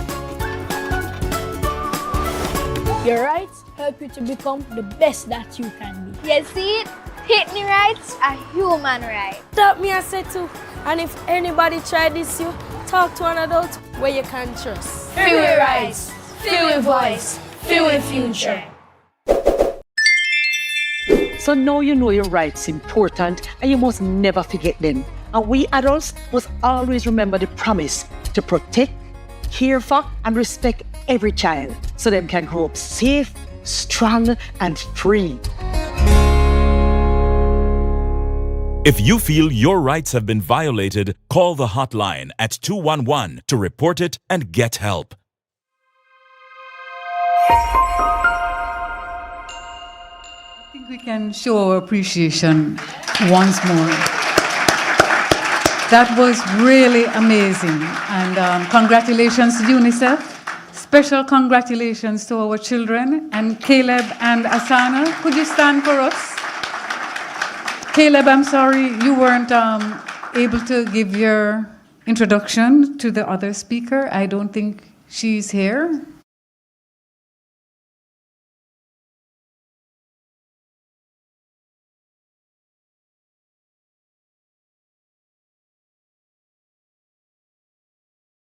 Here. Gabriel, would you like to stand? Wow, congratulations. Okay, so I'm sure this will go far and wide as it deserves to. But before we break, we also have a presentation from Yina Militza Rivera Brios, and she's going to be introduced by Caleb.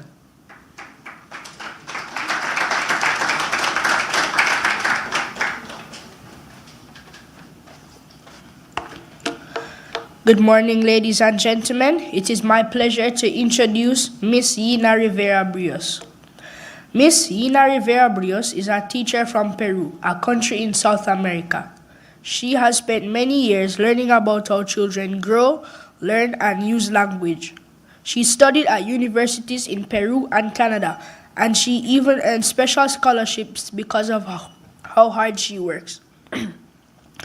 Ms. Brios has taught students in Peru and the United States and has helped her country make better plans for teachers and schools. She has also worked with families in rural and indigenous communities.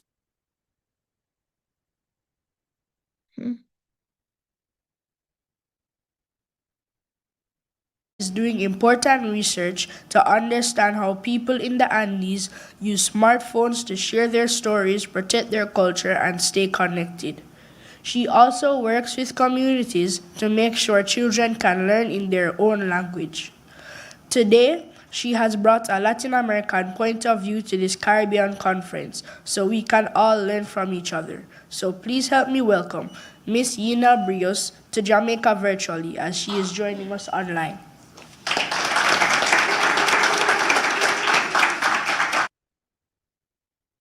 Thank you very much, Caleb. Good morning to everybody, and thank you to UNICEF and the organizers for this opportunity. I'm very happy to share the experiences from Peru on intercultural bilingual education, and I hope these stories connect with your own reflections here in Jamaica.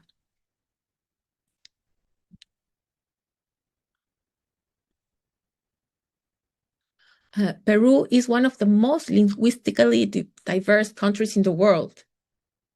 We have 55 indigenous groups and 48 indigenous languages. Most of them come from oral traditions and only recently have developed written alphabets. Sadly, these languages and their speakers have long been marginalized by Spanish, the dominant language. Spanish arrived in the 16th century with the Spanish conquest, bringing not only territorial conflict, but also cultural and linguistic imposition. That history explains why Spanish became the prestigious language and why it is my mother tongue, even though my grandmother spoke an indigenous language. But prestige has nothing to do with linguistic quality. Sorry. It's a result of political and socioeconomic power. After centuries of contact, languages and cultures have influenced each other, which is natural and does not make them less valuable. Understanding this multilingual reality helps explain why intercultural bilingual education is not only relevant in Peru, it's essential. More than 1.2 million indigenous children receive bilingual and intercultural education. They represent the 20% of all students in the country. This context forced the education system to rethink itself. So how mother education matters. To answer this question, I would like to share the case of an intercultural and bilingual primary school in the Andes of Peru, where the children and the community speak Quechua language, their mother tongue. Many of you may have heard of Machu Picchu, the ancient Inca citadel that has survived through time. This school is located in the same region as Machu Picchu, although quite far from it because Peru is a very large country. This school has been supported by an NGO and international cooperation for about 20 years. At first, I thought about telling you the full story of the school, but then I found a video that I edited and dubbed into English. So any mistakes in the dubbing are mine, and I felt the video will speak for itself. Please keep in mind that the teacher in the video is speaking Spanish, which is the dominant language in Peru, but you will hear him in English, which is the dominant language in many countries, including your own. And I have selected only some pieces of the video, okay?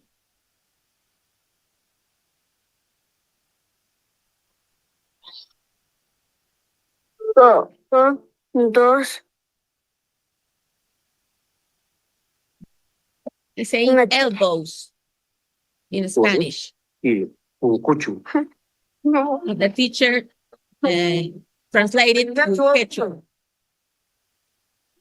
Somalachu. Imata musku kurang kijis. The experience I have is to acquire reading and writing skills from the knowledge of the peasants. It has several stages.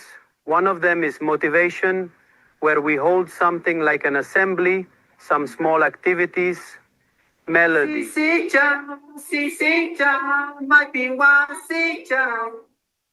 The steps and the goals we are going to achieve today, right?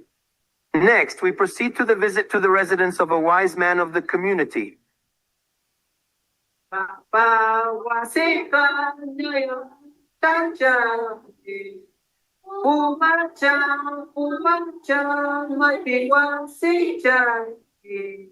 Wawakuna, Kipin Kasanchis, Doña Victoria Joacín Pidik, Chimanta Compañía Sánchez, Taita Ambrosio. Kakao.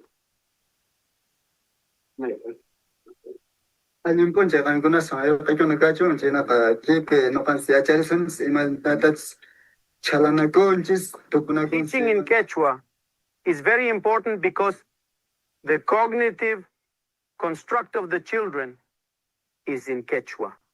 They have constructed everything, all of their knowledge. They have it built in Quechua. Moreover, the child develops and strengthens their Quechua until about age 7. Therefore, it is easier to learn in the language they command within the local context and through the traditional knowledge domains that exist in the community. Teaching in Spanish is challenging because teachers are often trained to teach only in Spanish. But our goal is not to make the child shift to Spanish. What we are doing is teaching literacy skills in both languages and of both cultures, right? If we don't value what is ours, what will we value? The simple truth is that we will lack identity. Identity originates from that point, doesn't it? This is why we begin with communal knowledge. And the school opens its arms to the community members and introduces peasant knowledge into the school. The children have been very attentive, first seeing, testing, observing, listening. The children are Quechua speakers with emerging Spanish.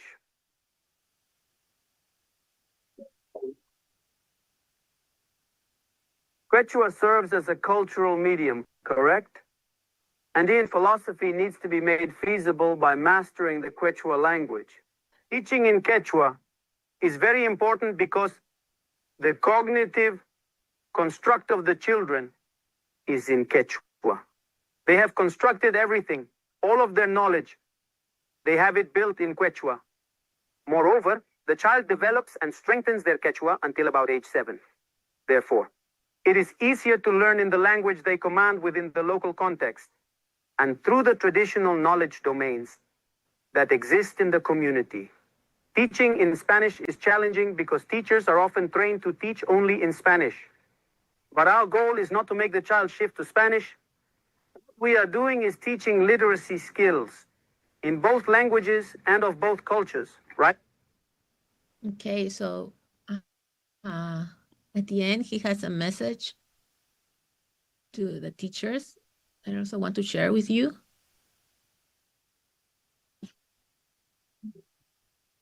A message I would like to share to my fellow teachers is that in the place where we work, even if it is more difficult, more challenging, even when things get tough, we can contribute and we can help our nation grow. So this was the words of a bilingual educator from the Andes. And he says that when children learn in their mother tongue, we strengthen identity. They learn what is value, what is theirs, what belongs to their family, their communities, and their history. This knowledge from the teachers comes from his experience, and also because of all the teacher training that he has received during the 20 years that this project has worked in Cusco. And as you can see, there are many benefits from teaching in the mother tongue. But in Peru, we not only stress the mother tongue, we also stress the culture. That's why we call it intercultural bilingual education, because this intercultural part is very important because language is culture, right? So that was the case of one school. But the government, the national Peruvian government, has also a response to the linguistic and cultural diversity. Over the last years, the government has created a legal framework, policy documents, and databases to better understand and support indigenous students. It has also developed a national intercultural bilingual education model, standardized alphabets for indigenous languages, and produce educational materials in those languages. Teacher support is essential because policies only work when teachers have the tools and training they need to apply in the classroom. And of this, you can see we have it in the Constitution that mandates bilingual intercultural education. In the general education law, we have a specific law for intercultural bilingual education. We set up many databases. To know and to plan, you need the database to tell you how many languages do you have, where are the intercultural bilingual schools, how many teachers know how to read and write in the indigenous languages, the orthographic normalization of the languages, and the policy documents. Okay, I want to say a little more about this. Over the last decade, Peru has developed full pedagogical packages in 18 indigenous languages and produced additional educational materials in up to 42 languages, which is one of the largest public investments in indigenous language materials in Latin America.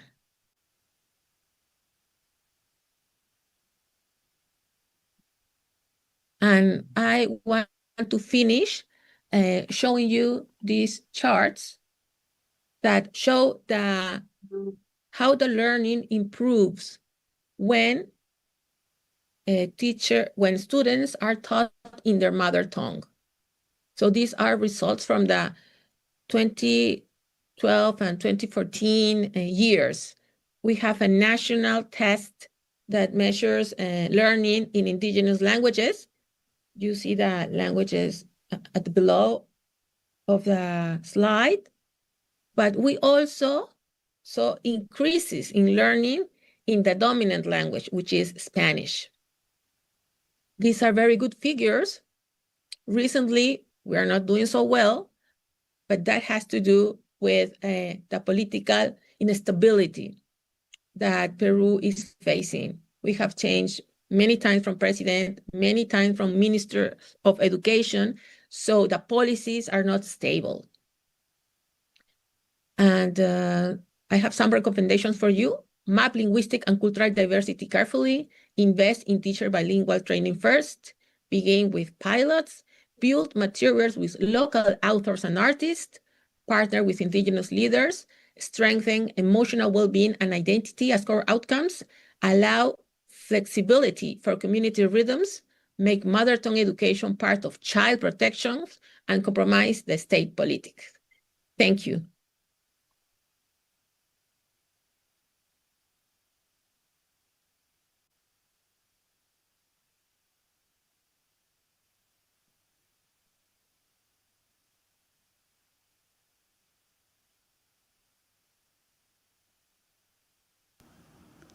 Hello? Yes. Yes. All right. Sorry, no, my mic wasn't working. Thank you so much, Gina Rivera Brios. That was excellent. It was so good to have another perspective on this whole confounding issue of multiple languages and multiple cultures, and how do we best train up our children and teach them literacy. So we really appreciate your input today in this Caribbean Child Research Conference. You have a lot of children here, as well as teachers and other educators, as well as parents. So I'm sure that the lessons were very taken on board really well. Appreciate your time, and thank you so much for joining us. Okay. All right, one more. Okay. And this is the end of this session. We should have a short break. I'm asking us to keep it very short. We have a housekeeping will come and give us all the instructions. Tony Marie. Thank you, everyone.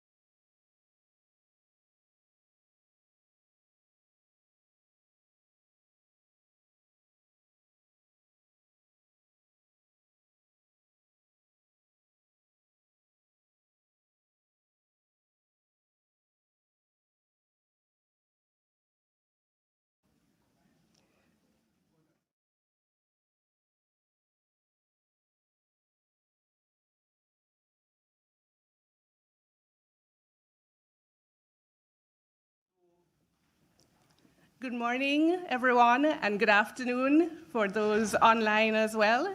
And welcome to the children's panel of the 20th Caribbean Child Research Conference 2025, Leaving No Child Behind, Bridging Gaps for Marginalized Children in the Caribbean. We would like to congratulate and thank Pro-Vice Chancellor, Professor Aldry Henry Lee, for 20 years of the Caribbean Child Research Conference as conference chair, and also Professor Julie Meeks, who has been co-chair and is chief judge for this children's panel.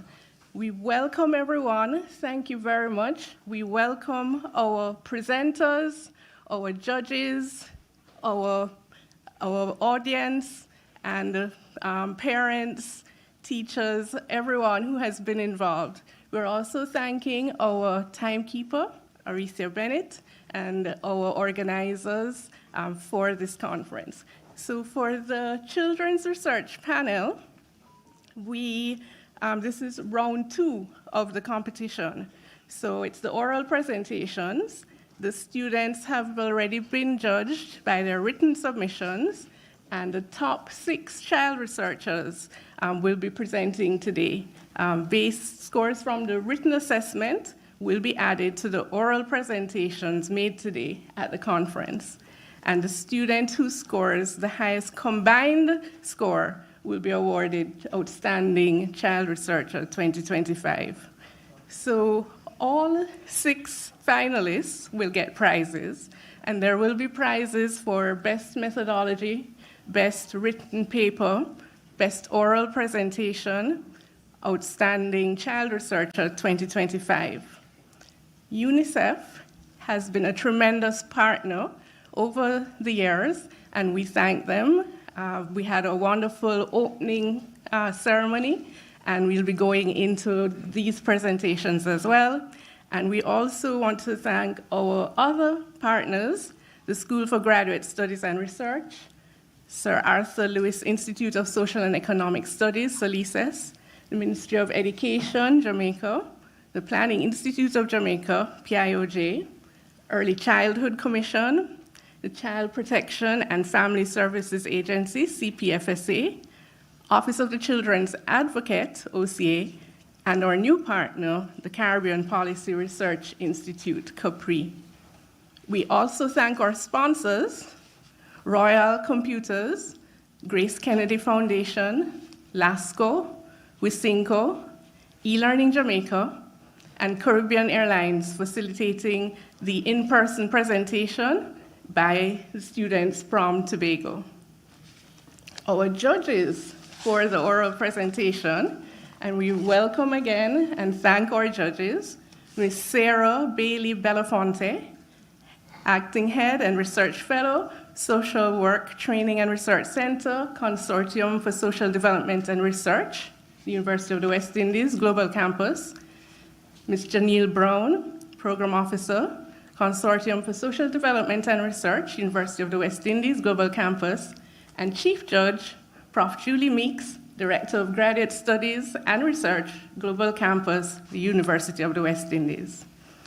The judges will be awarding scores based on content, delivery, use of technology, and response to questions.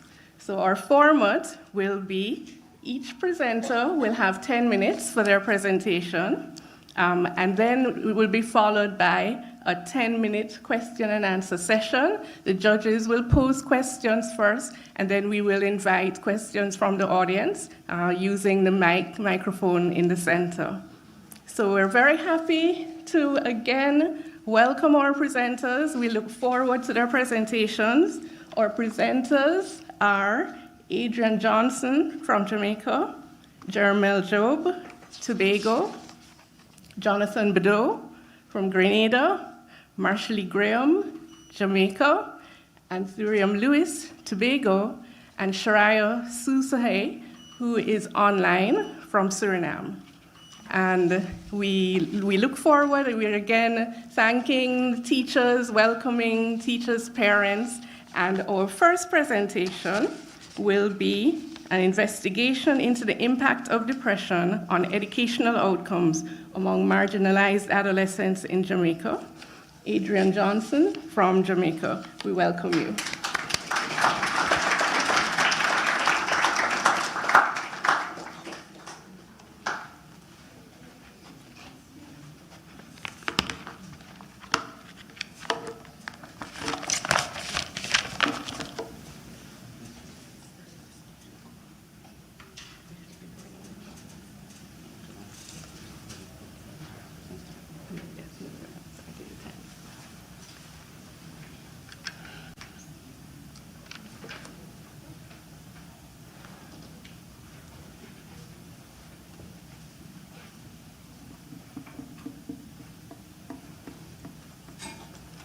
So the presentation will come up shortly, and we will start the time when the presentation starts. Okay, here we go. Okay.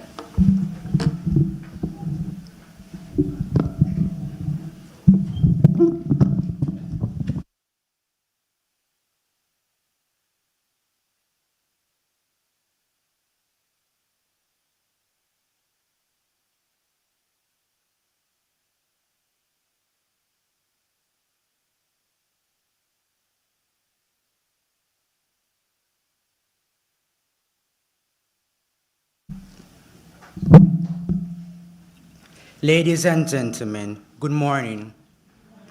I am Adrian Johnson from the William Knibb Memorial High School, and today I will be presenting my research entitled An Investigation into the Impact of Depression on Educational Outcomes Among Marginalized Adolescents in Jamaica. Before I get started, do you know who marginalized adolescents are? Well, marginalized adolescents are simply young people who are left out or treated unfairly because of things like where they live, how much money their family has, their background, or simply who they are.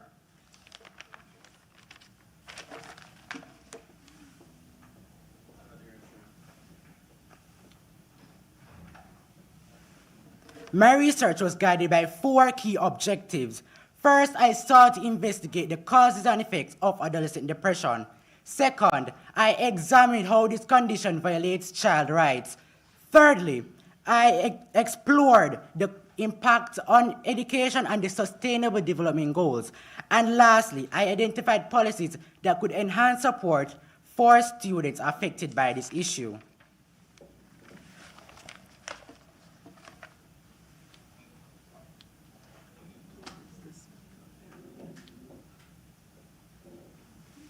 Depression is a child rights issue as it impacts their mental health and overall well-being. The Convention on the Rights of the Child, CRC, ensures every child has the right to health and education, which promotes complete growth.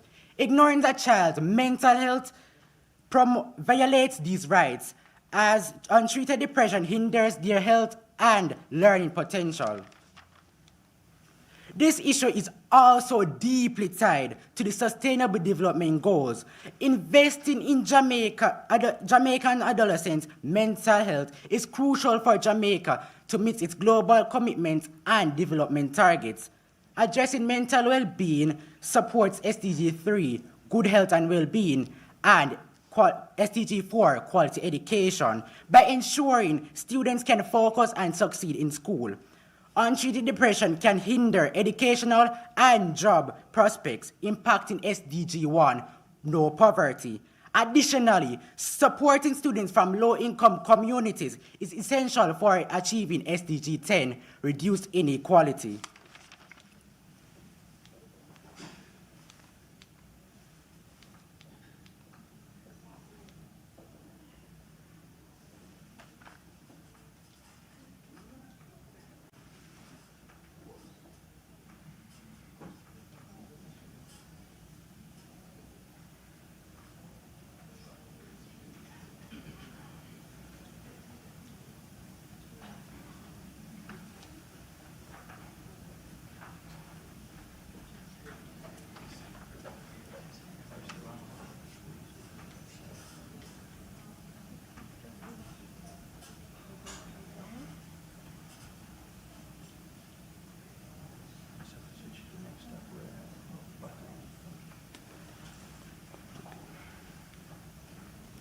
In the literature review, depression is identified as a growing concern in Jamaica. Studies from the University of the West Indies show that about 9% of high school students showed signs of depression. The risk factors include family issues, academic stress, poverty, and trauma. But if left unattended, these problems can lead to serious effects like academic struggles, substance abuse, and low self-esteem. The literature also highlights support systems for Jamaican adolescents. Notably, the school mental health literacy program, which trains teachers to notice signs of depression in their schools. Schools also depend on guidance counselors for early intervention, although they have limited access to mental health professionals. Key gaps in support include insufficient mental health resources, counselors, and therapeutic spaces. Stigma also plays a vital role. You might be asking, what is stigma? Stigma means people feel ashamed, embarrassed, or afraid to speak about something because they fear others will judge them.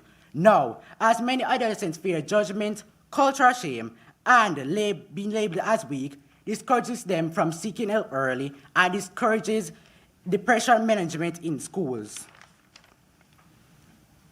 This study used a mixed methods approach. The quantitative data came from a survey of 60 students, and for the qualitative component, I conducted 3 semi-structured interviews, including a marginalized adolescent experiencing depression, a teacher, and a guidance counselor, which has helped me to understand the issue from both the student, classroom, and support perspectives.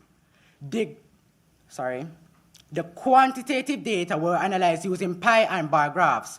And for the qualitative component, I have analyzed the data using content analysis, which means I grouped and examined key ideas that came out of each interview. Now let's move on to our quantitative findings. One of the questions asked on the survey, what do you think is the main cause of depression among students? When asked, the most selected answer was bullying and discrimination, chosen by 38.3% of students, or 23 of the 60. This shows that peer interactions at school are a major contributor to depression. When asked, which support system would most help in reducing depression among adolescents, the most chosen answer was safe spaces or therapeutic rooms. This shows that students want a comfortable and private space to express their feelings. Students were also asked, do you believe Jamaican schools provide equal access to mental health support for all students? The most selected answer was very little support, chosen by 53.3% of the students. This shows that the support systems in schools are weak. When asked, how does depression most affect students' education? The most common response was those of motivation to continue school. This is important because when motivation drops, students lose focus and fall behind in their work. Finally, students were asked, do you think addressing depression among adolescents is important for Jamaica to achieve the Sustainable Development Goals on health and education? The most chosen answer was strongly agree, chosen by 55% of the students.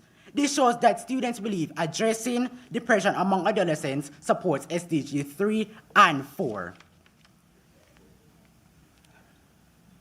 From all of the interviews, 3 major themes emerged. First, the adolescent, teacher, and counselor all identify academic pressure and family issues and stigma as major causes and stressors. Second, they all agree that depression leads to sadness, withdrawal, and lower motivation, which affects academic performance. And finally, all 3 highlighted the need for more support, such as safe spaces, more active counter engagement, and teacher awareness.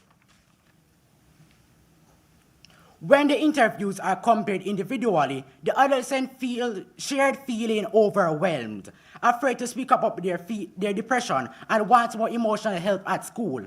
The teacher explained the signs they observe, such as withdrawal, poor focus, and their need for more training, and believes schools should have programs to support students. And the guidance counselor highlighted the challenge of supporting many students with limited resources and also mentioned that stigma helps keep students from seeking help early and wants more counselors and safe spaces at school.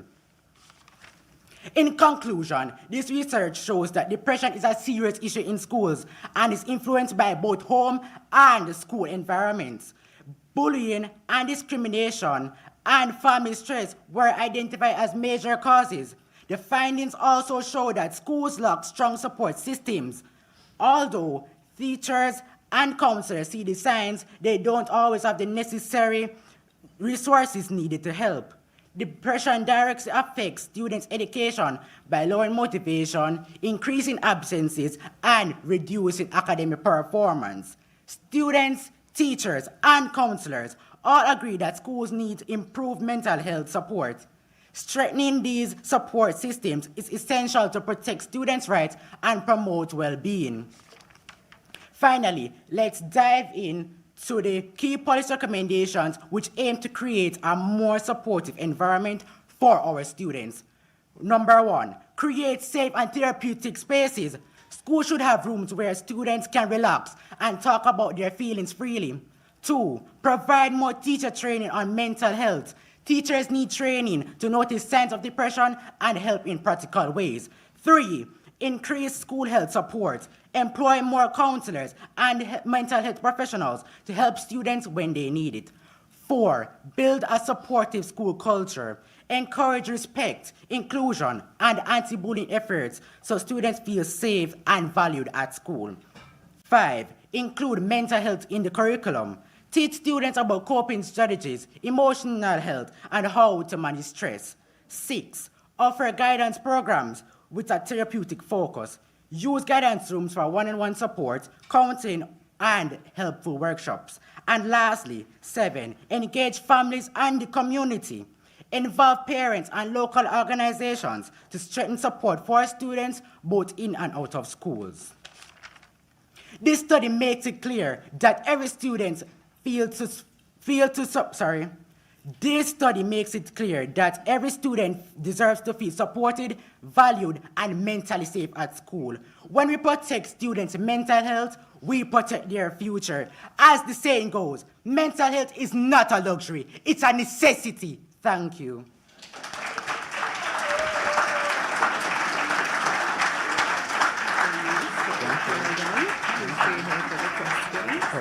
So thank you very much, Adrian, for an excellent presentation. And we now invite our panel of judges to pose questions, followed by questions from the audience.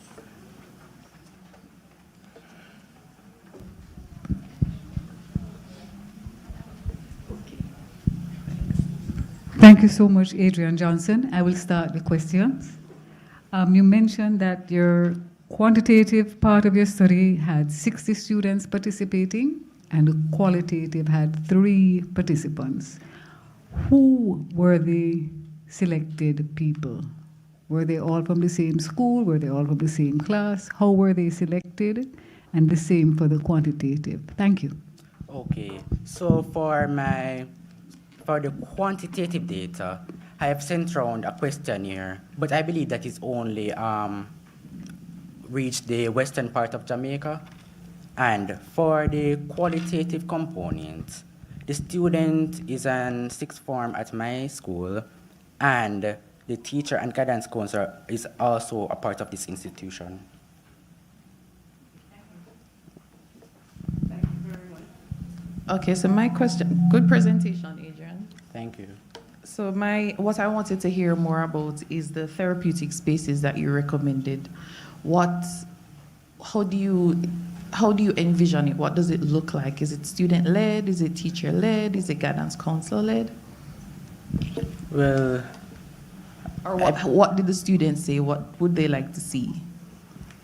They would like to see an enclosed area, but a beautifully visionary space to make sure that they are feeling safe. On if they want to talk to one guidance counselor or a teacher or even peer counselors at school, they want to have a space where they know so they can talk and no one is eavesdropping. Yes. Okay, thank you for that. I have two questions, okay? The first one is, can you tell me about how you created your measure, the quantitative measure? Can you repeat that question, please? How did you create your measure? What did you use to guide your questions? For your instrument that you used to get your data? Can you specify which one of The quantitative measure, the one that you sent to the 60 students. Okay, so the measures that I've used to make my quantitative questions, I have, tried to link them back to why did I do this research, what I said in my aims. Okay. So you created all the questions on all the items on the instrument? Yes. Okay, great. And then the other question is, you had briefly glossed over it, which I understand because of time, but you had mentioned that this connected to SDG 1 and SDG 10, Yes. right? Can you talk a little bit more about that connection?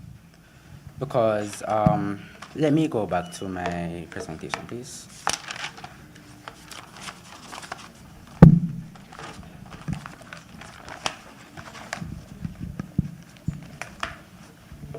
Okay, so I've said on the slide for the links to SDGs, I've said that, untreated depression can hinder education and job prospects.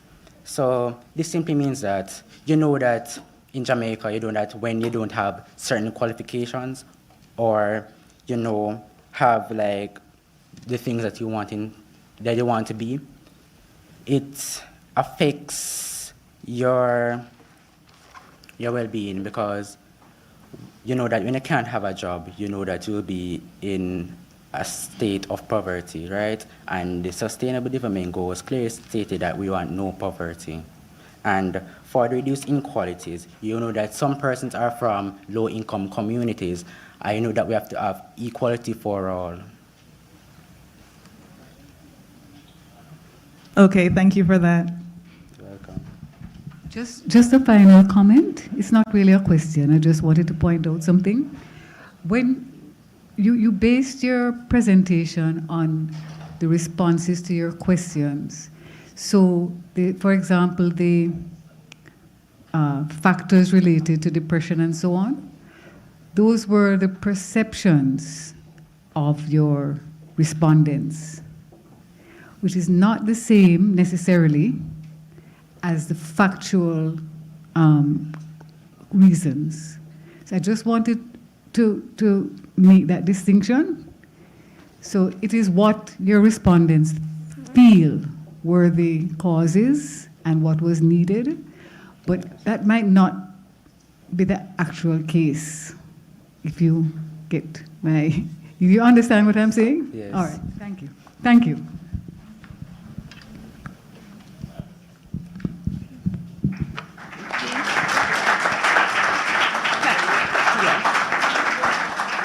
Thank you very much, Adrian, for your presentation responses to the questions and to the panel for their questions. Inviting any additional questions from the audience. If not, then you can discuss further during the conference. But any at the moment, and we'd invite you to ask.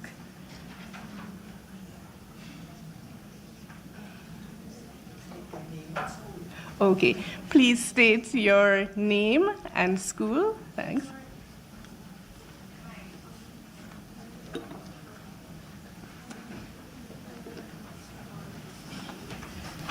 Hello. Good morning, everyone. My name is Jordan Lloyd. I'm from St. Andrew High School for Girls. And a question to Adrian Johnson. You're speaking about getting support systems in schools, but you also talked about stigmatism. How do you plan to rectify in terms of the stigmatism in getting help, in seeking help? Because there is a stigmatism where if you reach out for help, it's seen as quote unquote weak. So that's my question. Well, I will try to have students being rectified that I'm being safe. That I told them that it's going to be a policy that can make them more mentally safe and to protect their futures. Sorry, can you repeat by the question again, please, if you do remember? Hello. My question was, how do you plan to rectify the issue in terms of the stigma that is around reaching out for help, as it's seen as weak in many social groups?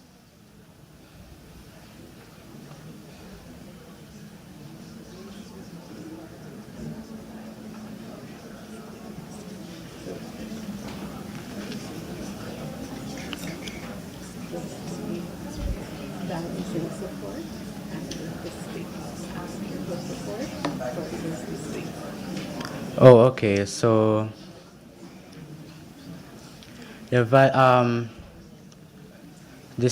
for getting support for the stigma, we could have maybe some conferences or to ensure students that being labeled as speaking about your depression is not being labeled as weak. It's about building your future and keeping your mental health safe. Okay. All right. Thank you. You're welcome.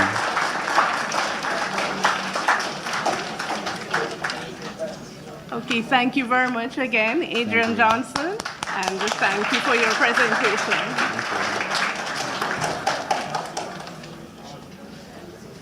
We now invite Jermel Job from Tobago, and the presentation will be on classroom experiences of students with ADHD at X High School. So welcome, all the best.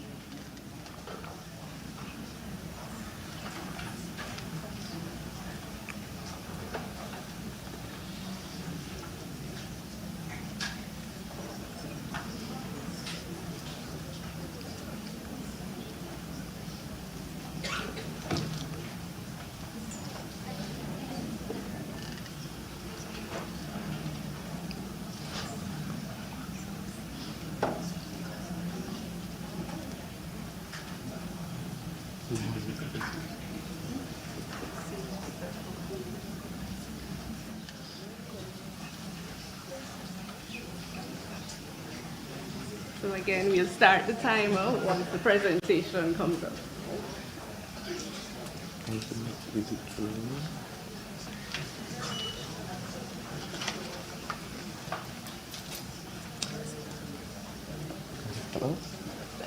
All right, so good day again, everyone. My name is Jermel Job, and I am currently a student at Bishop's High School, Tobago, and thank you for the opportunity to present my research paper entitled Students with Attention Deficit Hyperactivity Disorder, also known as ADHD, Classroom Experiences at X High School.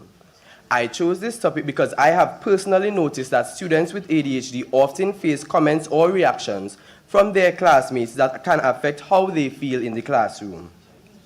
This study gave participants the chance to express their struggles so that we can better understand their experiences and work toward effective solutions. But before we go any further, we should first understand exactly what ADHD actually is. The Centers for Disease Control and Prevention defines attention deficit hyperactivity disorder as a neurodevelopmental condition characterized by inattention, hyperactivity, and impulsivity. In a classroom, these symptoms can create challenges for students as well as teachers. The following slide illustrates the objectives for this study. The first objective is to explore how teens with ADHD feel about classroom experiences. Secondly, to identify factors influencing these feelings. And lastly, to suggest changes to improve comfort and inclusion for ADHD-diagnosed students in the classroom. The Convention on the Rights of the Child was adopted by the United Nations General Assembly on the 20th of November 1989. It states that every child has rights. These include being treated fairly, being protected, having their needs met, and being able to express their views about issues that affect them. Several of these articles link directly to my study. Articles 2 and 3 deal with non-discrimination and the best interests of the child. In context of this research, this means students with ADHD should be treated fairly and school decisions should support students with their well-being and learning. Articles 6 and 12 speak to the right to survival, development, and the right to be heard. This means students diagnosed with ADHD need academic and emotional support, and their concerns should be taken seriously when discussing classroom experiences. Additionally, the Sustainable Development Goals are a list of 17 goals adopted by the United Nations. SDG 4 refers to quality education. In relation to my research, students with ADHD often face stigmatization in the classroom, which can affect their learning experience and hence the overall quality of education that they receive. Hence, the proper effort should be made in order to ensure students with ADHD have a comfortable classroom experience, offering them a quality education. Now we'll transition into the literature review. Many articles highlight how ADHD behavior shapes students' classroom experiences. For instance, an article by Youssef and others, 2015, explains that students with ADHD commonly display inattention, hyperactivity, and impulsivity. Additionally, the paper notes that these behaviors can affect emotional regulation, organization, and overall classroom engagement. The authors also point out that in the Trinidad context, some teachers interpret ADHD behaviors as disciplinary problems which may influence how classmates respond. Another article by Mikami and others, 2022, examines classmates' attitudes towards ADHD. Their findings show that peers often avoid students who display ADHD symptoms because they worry about getting into trouble themselves.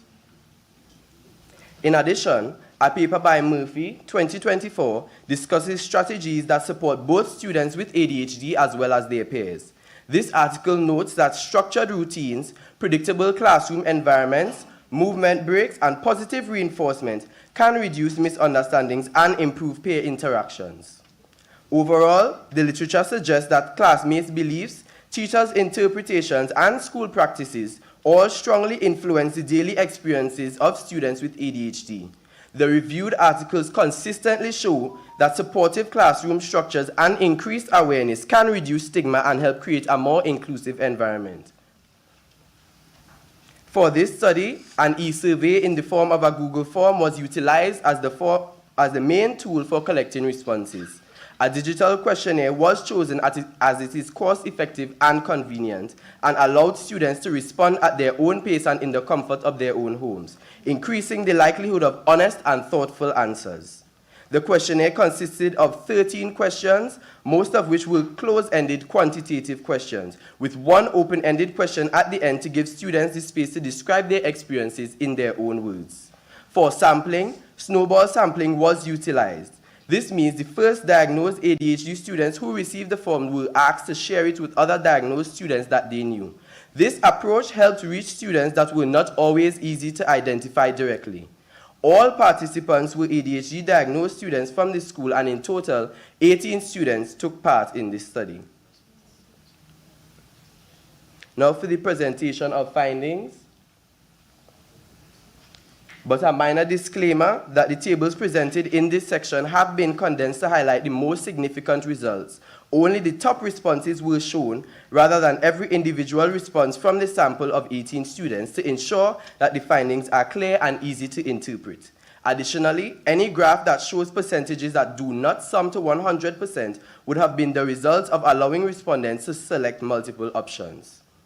First, in terms of classmates' understanding, the majority of respondents, 13 students, 72.2%, reported that their peers did not know that they had ADHD, while 4 students, 22.2%, felt classmates understood them a little, and 1 student, 5.6%, felt somewhat understood. No student felt completely understood.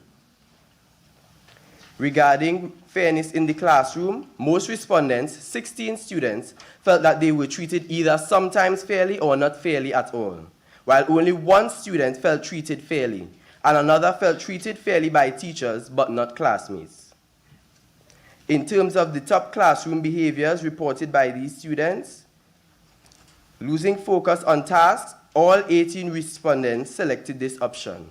Working on personal activities during class, 17 students, 94%, selected this option. And moving around the classroom, 16 students, 88.9%, reported this behavior. When asked about how classmates treat them, the overwhelming response was negative. A full 100% of students reported that peers get annoyed with them. This is in sharp contrast to the complete lack of responses for feeling supported or included in group work. Regarding their feelings when misunderstood by classmates, the vast majority of students, 13 students, or 72.2%, reported feeling a little upset. A smaller number of students, 11% each for two, said that they either get annoyed or simply do not care. Comfort levels when discussing ADHD with peers were generally low, with 13 students, 72.2%, reported that they were uncomfortable, 3 students, 17%, somewhat uncomfortable, and 2 students, 11%, neutral. No student reported feeling completely comfortable. Finally, respondents suggested that their classroom experience could improve if teachers were more aware of ADHD, peers had better understanding, and general ADHD education is provided, highlighting the importance of awareness and support in reducing stigma and promoting inclusion. The findings of this study show that students with ADHD frequently experience misunderstanding and stigma in the classroom. Most respondents shared that their classmates either did not know that they had ADHD or understood them only slightly, which contributed to feeling unfairly treated or viewed negatively.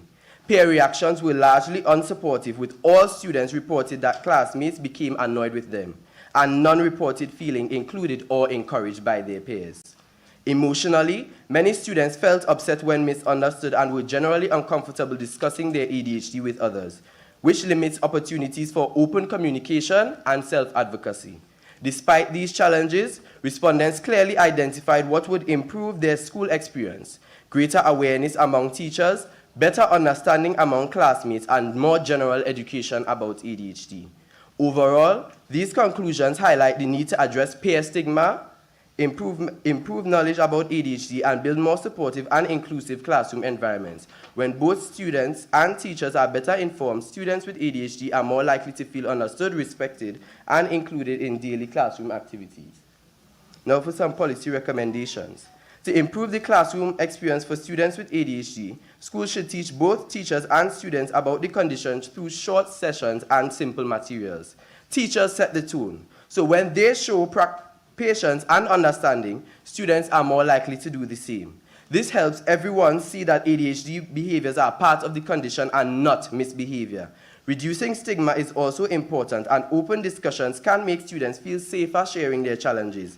Teachers can support ADHD learners by using clear routines, simple instructions, and flexible seating instead of punishing normal ADHD behaviors. Schools should also gather more information and support research so future policies can better meet the needs of students with ADHD. Overall, these findings highlight the need for greater awareness, understanding, and support for students diagnosed with ADHD in the classroom. Addressing these gaps can create a more inclusive and supportive learning environment for all students. Thank you for your undivided attention.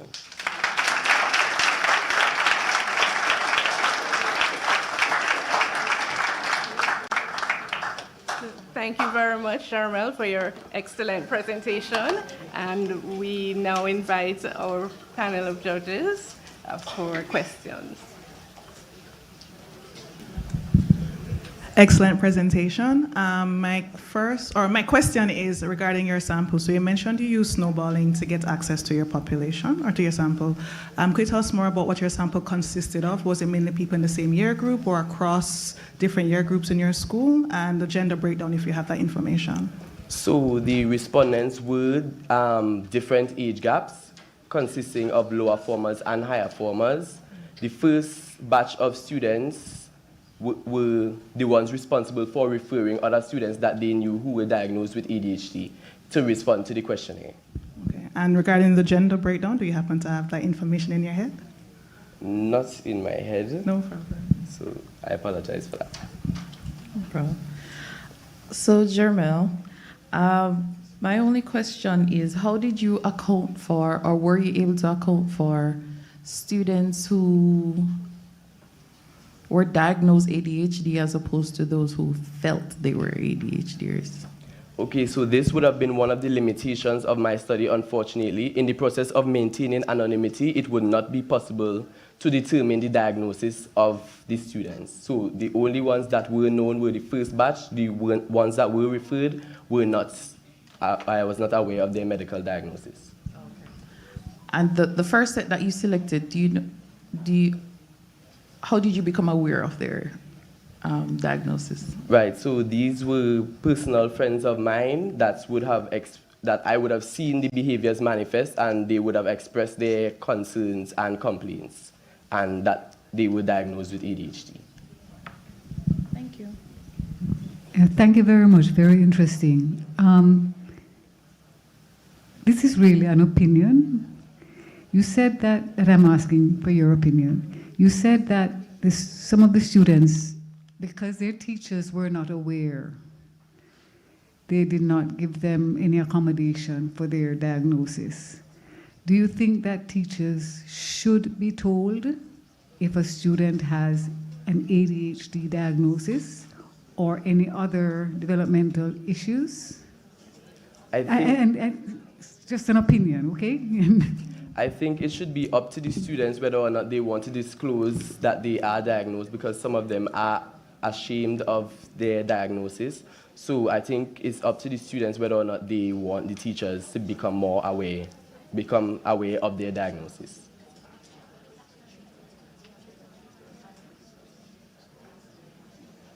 Okay, thank you very much for your responses, Jermel, and to the panel for the questions. We invite any additional questions? Yes, please, thanks. To the mic, and please give us your name and the school.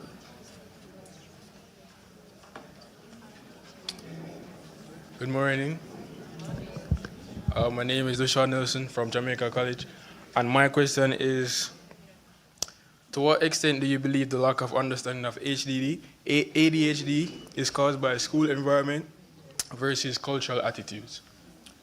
I believe that cultural attitudes is much more impactful on the interpretations of ADHD within society, as Caribbean education systems tend to be more disciplinary. So when students express their ADHD behaviors, which they cannot control, teachers tend to want to correct these behaviors, but it is not within their control, unfortunately. Okay, thank you.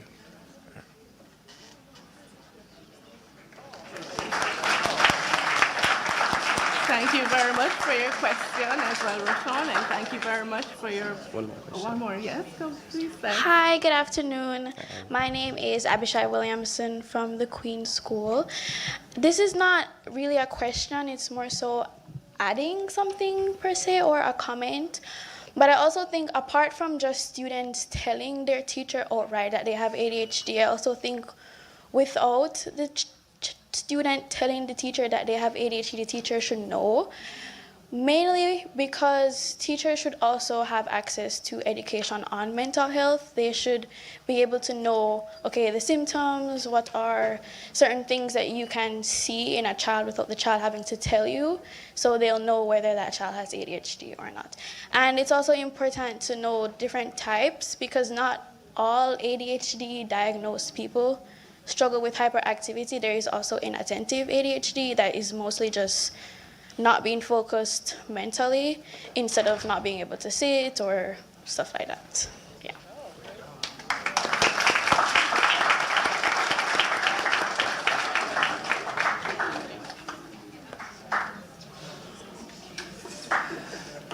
Good morning, everybody. I'm very privileged and happy to be here. I'm Elaine Browse. I'm the president of the Matilda's Corner District Consultative Committee, the founding female vice president of the College of Agriculture, Science and Education, and a retired educator. So I have very keen interest in the young people and the future of our region. I just thought I would say something because of what the lady from Queens said. I am not sure if it should be the responsibility of the student to inform the teacher about their medical conditions. What I think is more important is in teacher training.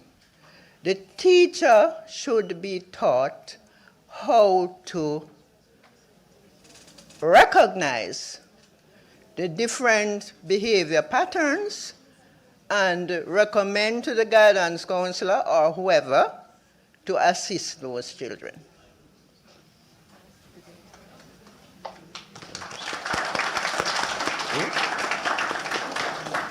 Good morning, everyone. Before I ask my question, I just want to say that I really liked your presentation. Thank you. My question is, well, you gave your opinion in that students shouldn't be required to inform their teachers about their status in terms of whether or not they have ADHD. And my question is, well, they did mention that teachers should have training, but a lot of what I know about ADHD is that it can just look like indisciplined behavior. So my question is, how are teachers supposed to be able to treat them with knowledge of this condition if they don't know they have this condition? How are we supposed to not treat their bad behavior as indiscipline, but rather as something they can't control if we don't know that they have this condition? Right, so in this case, a medical diagnosis would definitely have to be seen by the teacher. So I believe that in some of these scenarios, the teachers do need to see the medical diagnosis to be more aware that the behaviors that the students are presenting are a part of the disorder and not misbehavior. Okay, thank you.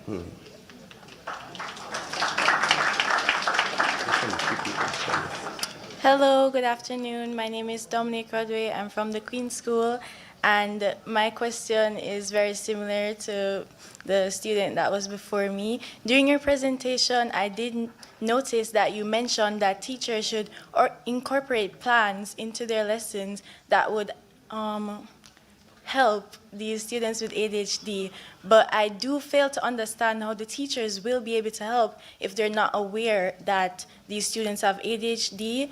And, you know, in the classroom, there's a wide variety of students. How are they supposed to differentiate between students who are just, you know, misbehaving and rather people who are actually affected by ADHD? Right, so again, I said that in these scenarios, the teacher would definitely have to be aware of the medical diagnosis in order to differentiate between the behavior. But pertaining to the education of teachers, I believe that it should be integrated into school syllabi. So teachers and students should all be aware of the disorder. But it is also up to students with ADHD to help negate these misunderstandings. Okay, thank you, even though it was a repetitive question. No problem. Good morning, everyone. Your presentation was very good. I think something that we're kind of beating around the bush with, as much as we want to say that the teachers should be trained and teachers should be trained, yes, we need to beef up teacher training on mental health issues in general, but I think there is a responsibility on the family of the child who is affected to also share that information. Sometimes families get the information and they don't share it. They are, because of the stigma, keeping it to themselves as well. So it now becomes this case where the child feels like they're less than because they have a diagnosis and because of the stigma. So it's a whole awareness. It's not just within the schools, it's also within the communities and the general population as well that needs to be made more aware and be told that it's not that you're less than. You know, you have a condition, we can figure out a way to deal with you, but the information still has to be shared. The teachers need to be told, yes, because at some point in time, it's not the child. The child could be 5, the child could be 7. You know, how do you know at that age that somebody knowing that information about you is not better for you? And there is that balance, some of the students were saying, the balance between child rights and their right to their medical privacy. But at some point in time, if you really want the best for the education, the persons involved, the stakeholders, the teachers, the school community, the guidance counselor, everybody needs to know so that they can properly treat it. But well done to you. Congratulations. Okay, thank you very much. So thank you for the questions, and what we'll do is there'll be opportunities to discuss after, and we'll be continuing with the presentations. So remember, please, thank you, please just jot down the questions. I know we had others who wanted to ask. And thank you again, Jermel, for excellent and interesting presentation. And thanks to everyone for the discussion. So we now invite Jonathan Badeau from Grenada, and his presentation will be Gaps in Mental Health Support in Education, Stress and Coping Among High School Students in a Private School in Grenada. Welcome, and thank you.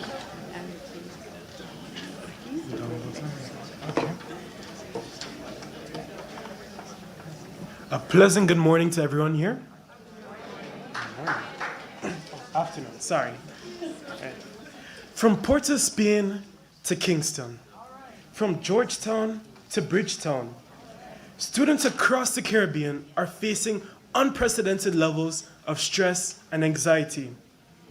Yet many don't access the support systems they desperately need. Oh, sorry. The evidence is everywhere. In our classrooms, our communities, in the research data. This isn't just about academic pressure. It's about the mental health and well-being of a marginalized group, the high-achieving high school students who are silently struggling. It's time to act. I am Jonathan Badeau, a fifth form student who attends the St. George's Institute in Grenada. This is an original study using my social studies SBA. It looks at experiences of a marginalized group, a group you don't think about, but high-achieving high school students facing the invisible pressures that many Caribbean students feel, the pressure to do well. These findings are not just academic, they are real. This research proves evidence-based recommendations for immediate action.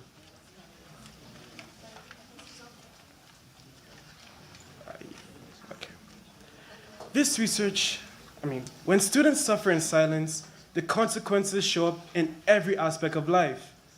How we learn, how we connect, our ability to form healthy relationships. This research helps us to understand what students believe is causing them stress, to identify the factors that carry the stress response, to document how students are managing. Is it healthy? Is it unhealthy? Is it accessible? This study does not only,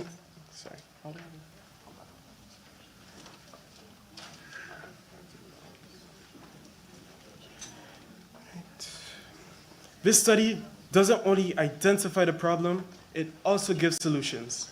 No child will be left behind. Article 24, the right to health, suggests that health is an integral part of overall well-being. Students should have access to counselors and stress management programs.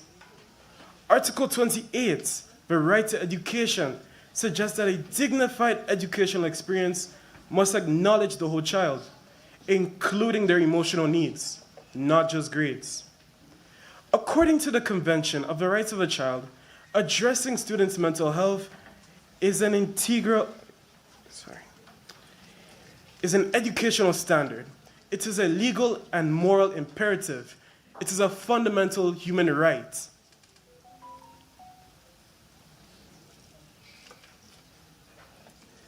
The mental health crisis in our schools directly undermines multiple sustainable development goals. By framing stress as a rights-based issue, this research supports mental health as an essential for quality education. Students should not be struggling with untreated mental health challenges. The learning environment must support students psychologically. And students without access to mental health support who may have issues at home only continues the cycle of marginalization.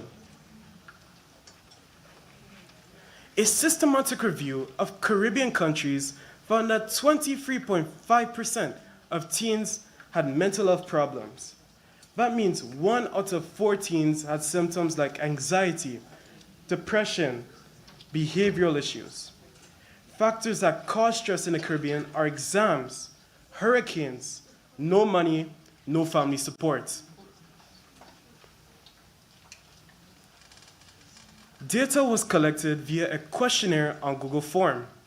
20 students were randomly selected forms 1 to 5. This was done in December 2024. Many students who responded were male, form 4 between ages 15 to 16. Most students experience stress during school. 75% reported feeling stress either occasionally or frequently during school-related activities. Only 1 student said they've never felt stress at school. I wonder who that could be. Academic workload, such as homework, tests, and exams, was the most commonly reported source of stress, identified by 60% of students, followed by social interactions with peers, which was 25%. Although 80% of students reported at least some difficulty balancing schoolwork with personal life, none felt that they were consistently able to manage school-related stress. These findings paint a clear picture. The majority of Caribbean secondary students face significant stress, primarily driven by academic demands. The fact that 80% struggle to balance school and personal life suggests that current educational systems are not fully developed to help. Half of the respondents reported spending more than 15 hours per week on hobbies and extracurricular activities. 17 out of 20 students felt that these activities helped to ease their school-related stress. This shows the importance of extracurricular activities and mental health support. Coping strategies. Students mainly relied on informal coping strategies like listening to music and spending time on hobbies. Exercise and talking to friends or family were less frequent, and very few students reported seeking help from counselors or teachers. Support from the school was generally perceived as inadequate. Only 15% felt that the school provided enough support to manage their stress.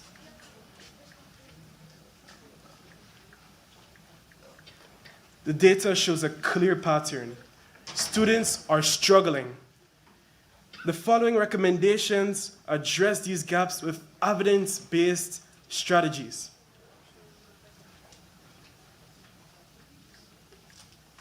Review homework policies and exam schedules.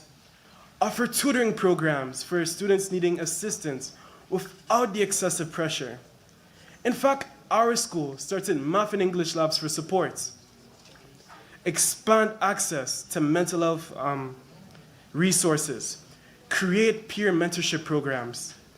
Provide professional development on identifying signs of student distress.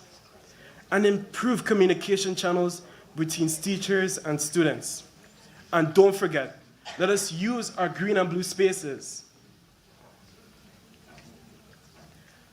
Personal experiences with student stress help us to understand the problem and make real changes in schools.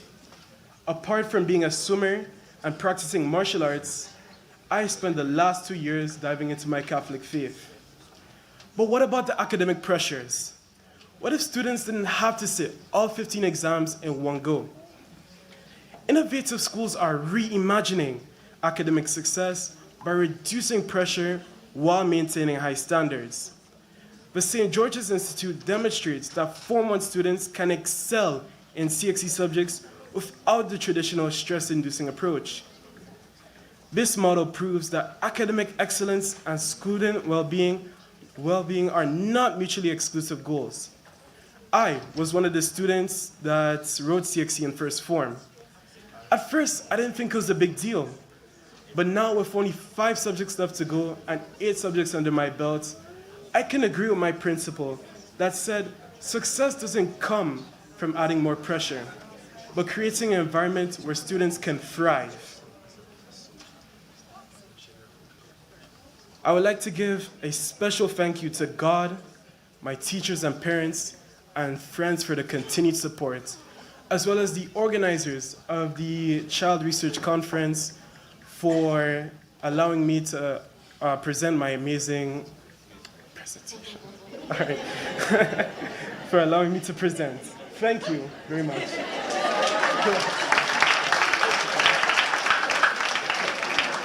Thank you very much, Jonathan, for your excellent presentation.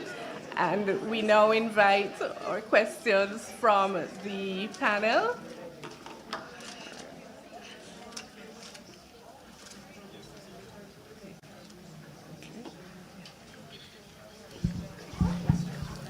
Jonathan, thank you for your presentation.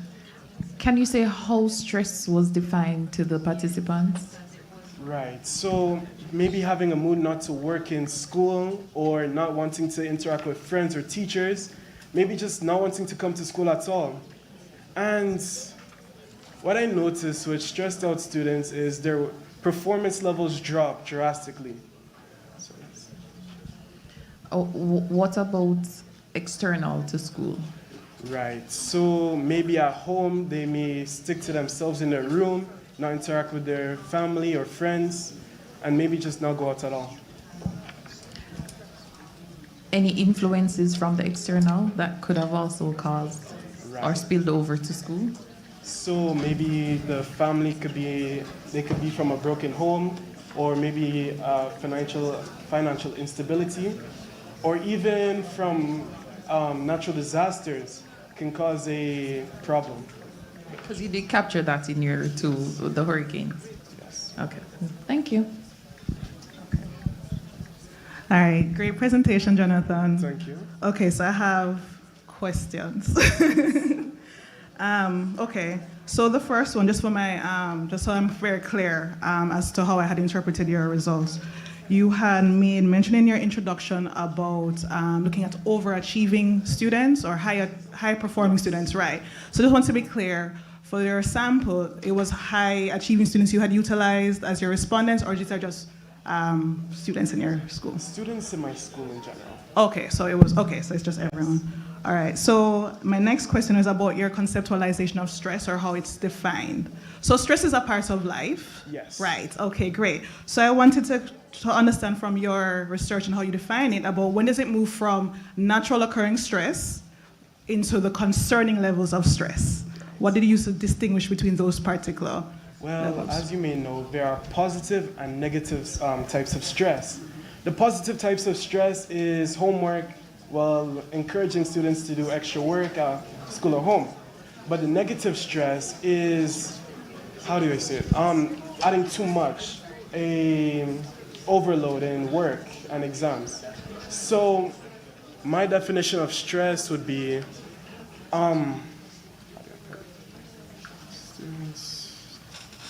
students not being able to, how do you call it, relax. One moment, please. Yes. Students, my definition of stress is, right. So a concerning level of stress is students not being able to reach at their full performance. So, I mean, too much work would cause students to overload, and we don't want that. Okay, and then my final question, based on the nature of your research, that students' level of stress will go up and down depending on what part of the semester they're in. So I'm also very curious as to when did you collect this data, in terms of when in the semester or term? That was near the last term, so this would be our second term. Well, actually, the ending of our first term. So it was during the exam week. During exam week. Yes. Okay, noted. All right, thank you. Thanks very much. Very interesting. Do you think that some first formers, seventh graders, might feel particularly stressed out doing external examinations that are typically for 11th graders? Yes. Stress is for, like, everyone experiences stress, no matter good or bad.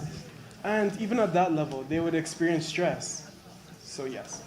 So you said that St. George's Institute, is that the name of your Yes. school, had a particular program which allowed these first formers to take CXC, perform really well, and not be stressed. Yes. Can you tell us anything about that program? Well, it's I was part of it as well, so I can say from experience, it was really helpful. So the first subject that they force all Form 1s, well, they're allowed to use, is EDPM. So every Form 1 is allowed to write EDPM in first form, and they can move up from Form 2 to write 2 subjects of their choice, and moving up as they go to the later forms. So yeah.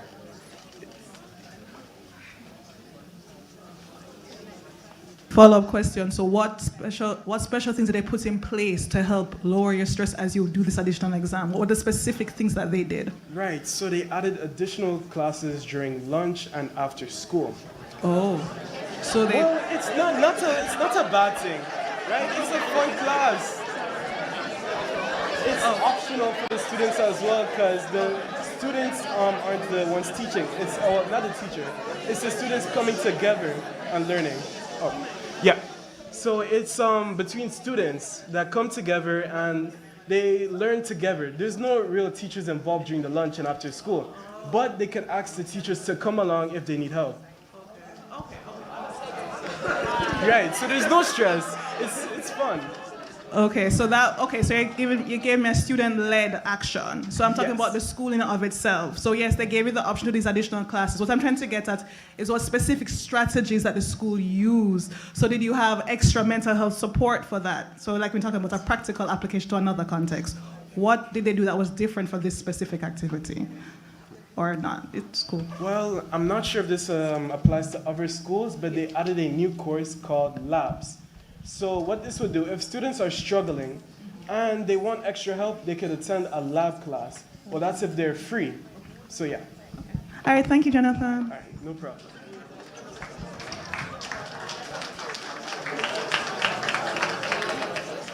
Thanks very much, Jonathan. So we invite questions from the audience as well. Okay, so we'll go with the three questions that are there. 4. Okay. Good day, everyone, and good day, Jonathan. I'm Mordian Gale from Campion College. I'd like to say that you gave a lovely presentation. I really appreciated your research. It was definitely a very relevant topic. My question is, a lot of the school-related stress that we have here in the Caribbean, it is born out of necessity. There is a necessity to achieve, you know. Some people, they have certain situations where perhaps they live in poverty and they need to be high achievers to elevate themselves out of poverty. And that extends to the entire region. You know that countries in the Caribbean, we're not developed countries, we are developing countries. And I'm sure any sociologists in here would understand that education is our road to socioeconomic advancement. So how exactly would we balance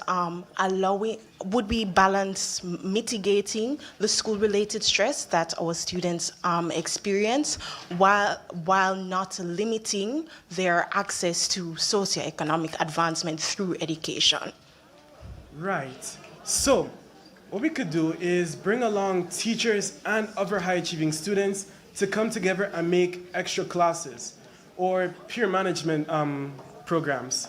So what they could do, they could help the students that want to achieve high and give them like methods or techniques to study better, to try to become a high-achieving student as well. Thank you. Thanks. Okay, good day. I also appreciated your PowerPoint. It was very helpful and insightful. And I'm Nathaniel White, a 6A member of Campion College. And my question comes from the fact that as a person who has been propelled by like academic pursuits for majority of my life, how do you feel the admin or like the staff of a school should build mental fortitude in children while also maintaining mental health as a priority? Because I feel like a lot of the children here in the audience, we have all like had examinations and periods in our lives where we had to have mental fortitude, where it can't just be happy all the time. Sometimes you just have to grind through work. So how does a school make mental health a priority while also building mental fortitude in its students that need that in later on life? Right. Now, you made an excellent point. So, when we, how do I say this?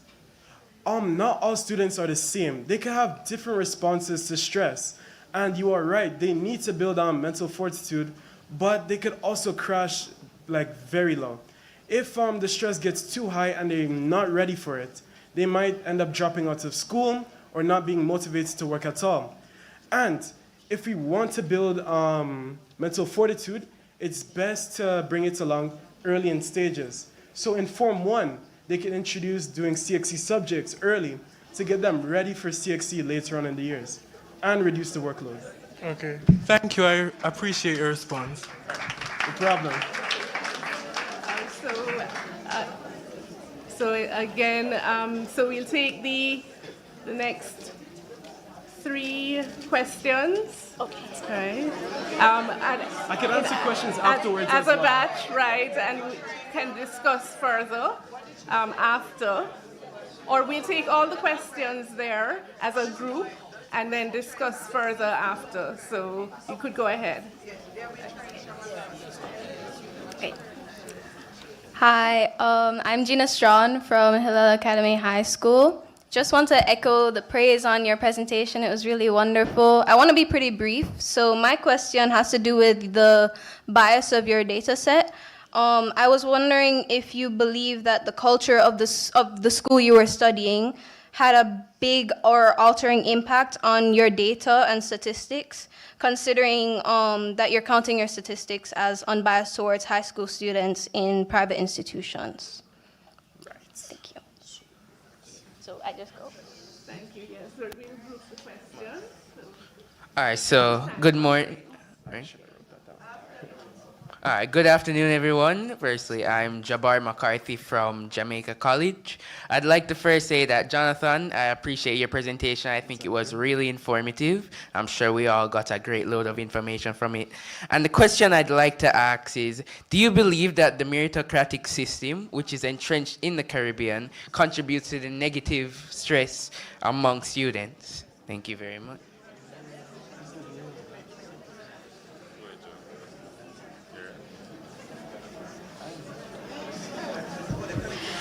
Good morning, everyone. Afternoon, my bad.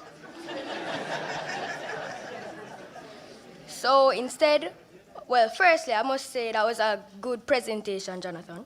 Thank you. But I'm not here to ask a question. I'm here to provide a solution.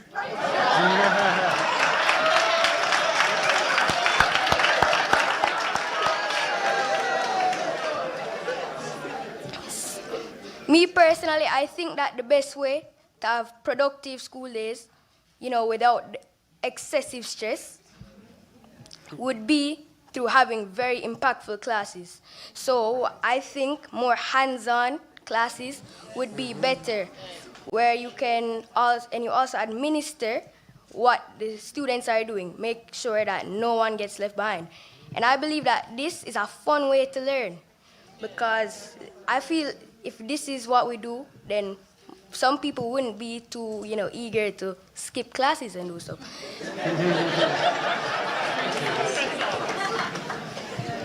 Because over the summer, I went to a STEM camp, and I must say, I can remember every single lesson because it was very fun. It was interactive. The teachers made sure that it was a memorable experience. And I believe that if they were to give me a test on what I did there, I wouldn't even need to study. So Yes, I believe that if we are to transfer this to our current education system, then students get a more diverse option of, expressing how intelligent they are.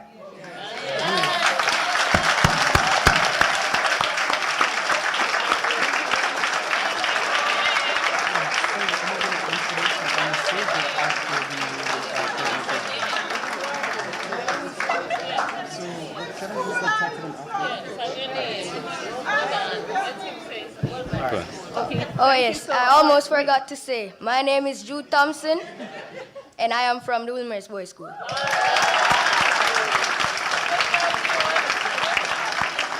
Thank you.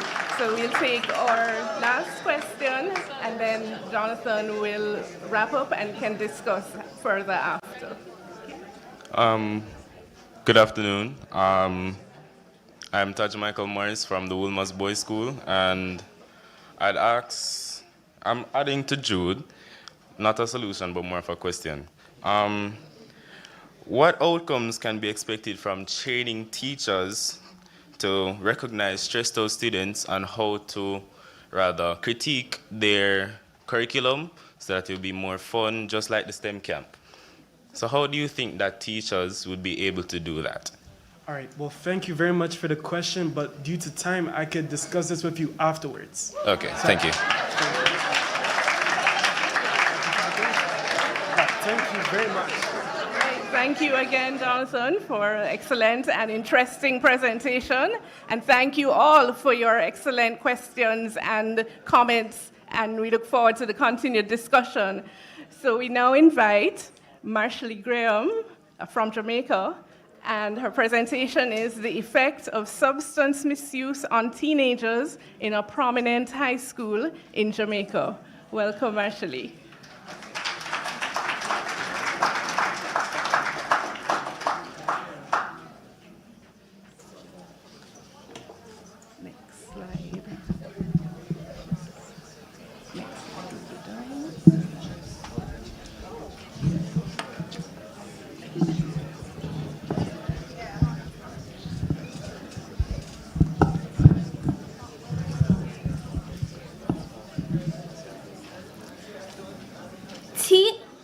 Teenage drug abuse remains a major problem in the school system. The latest peer and adolescent reports have piqued researchers' interests regarding the rising rates of substance use among high school students. Good afternoon, everyone. My name is Marshall Graham, and today I will be presenting on the effects of substance misuse on teenagers in a prominent high school in Western Jamaica.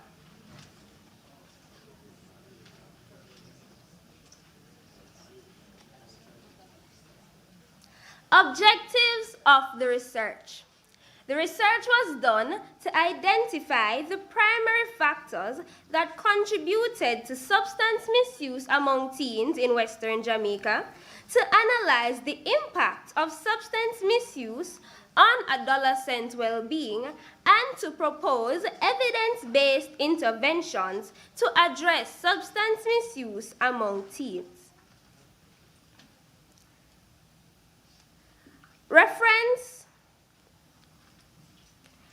to the rights of the child. Child Care and Protection Act, Section 8(1)(b), a child's need for care and protection. Under the Act, a child requires care and protection if their health or emotional state is compromised or at serious risk.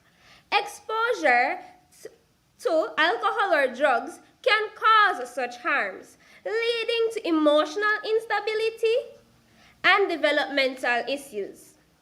Therefore, substance abuse places a child in severe danger and demands protective interventions to ensure their safety and well-being. I'll now be looking at the Sustainable Development Goals. These are goals created by a country, sustain the well-being of it, and to develop over a period of time. SDG 3. Good health and well-being ensures healthy lives and promotes well-being for all ages. Target 3.5 is to strengthen the prevention and treatment of substance misuse among teens. These include narcotic drug abuse and the harmful use of alcohol.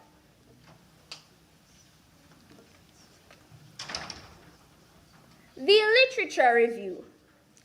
Causes, effects, and treatment, and the source is the World Health Organization 2023 and the National Council on Drug Abuse 2023. Some examples of causes of substance misuse are emotional vulnerability, low self-esteem, and environmental exposure.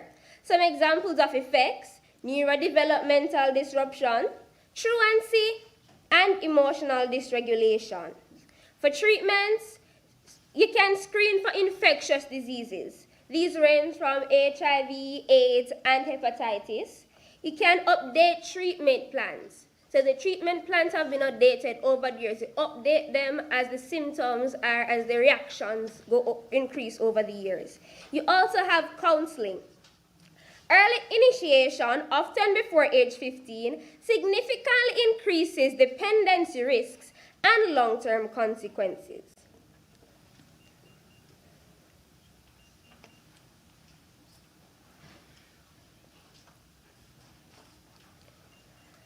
Research methodology.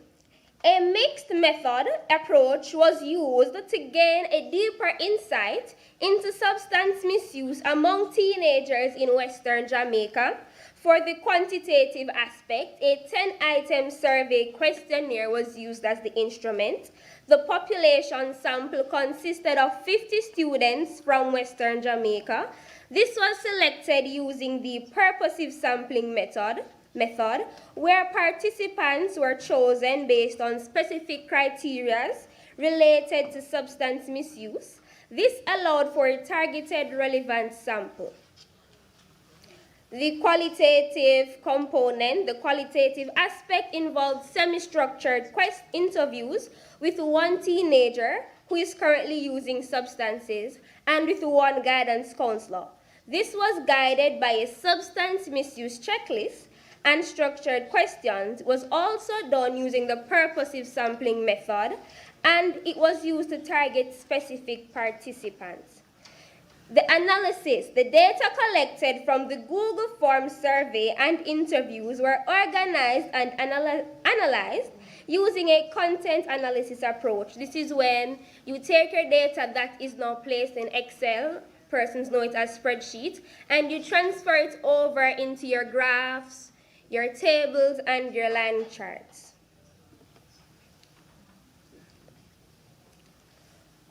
Quantitative results, causes of substance abuse. 90% or 40 participants believed peer pressure and poor self-image are the leading causes of substance misuse among teens in Western Jamaica.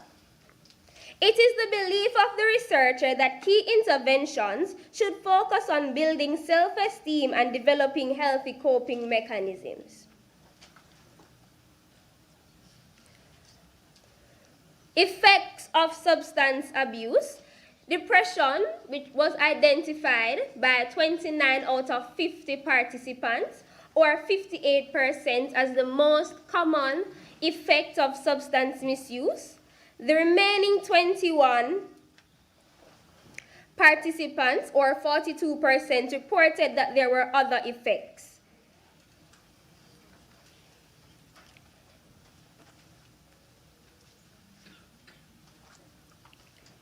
Prevention, we're now looking at prevention preferences.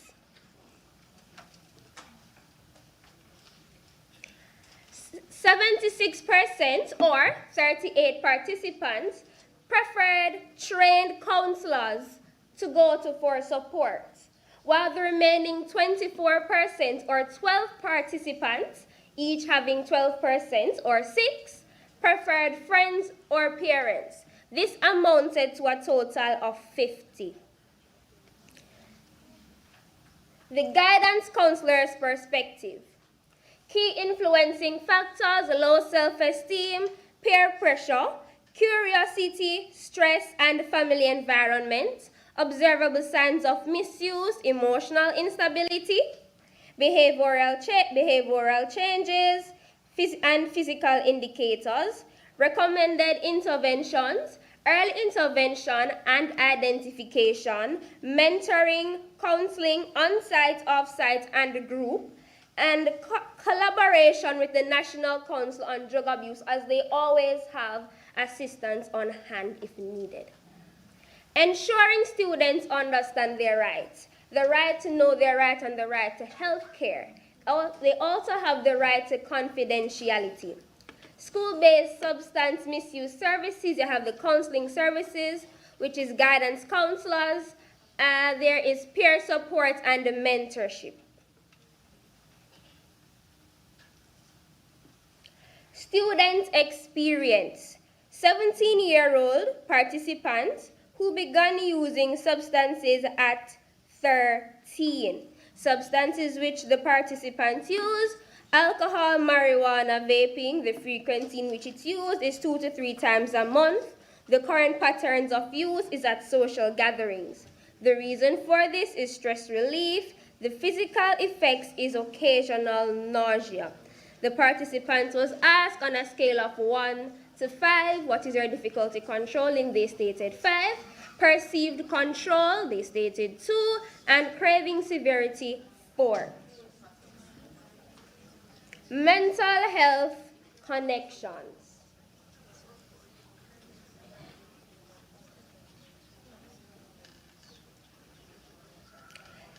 Mental health diagnosis: depression, anxiety, and ADHD. Current situation: previously did counseling with prescribed antidepressants, currently not receiving treatment. There is currently no medication use, and they do not have a support network. The participant was asked, on a scale of 1 to 10, what is your willingness to seek help? And they stated 4.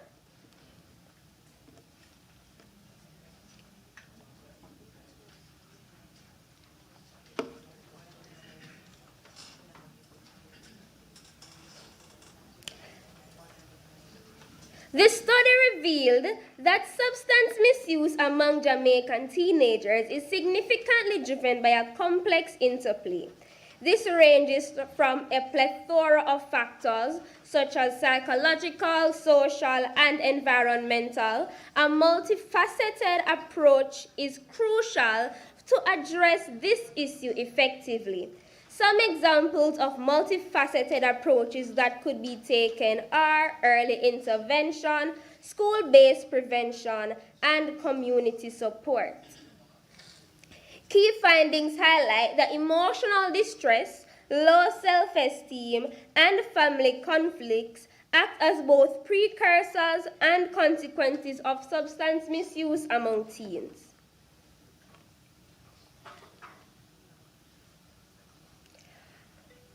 Policy recommendations. School administrators should establish. Teen substance abuse is a growing problem that has negative implications for school and society. It's against this background that the following recommendations are made. School administrators should establish wellness corners or support zones within school environments. This is to provide students with stigma-free access to counseling and relaxation services. Parents and guardians should foster consistent supervision and open communication channels to build trust with teenagers and discourage substance experimentations. Community leaders should organize and support drug prevention programs and recreational activities that promote healthy drug-free lifestyles within the community. Curriculum developers can integrate health and social emotional learning (SEL) into the national curriculum. This aids in emphasizing self-knowledge, emotional regulation, and responsible decision-making.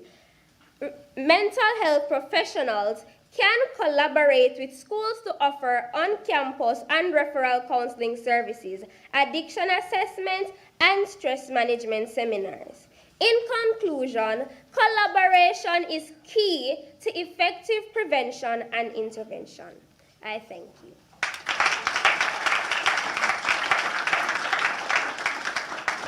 Thank you very much, Marshally. Excellent presentation.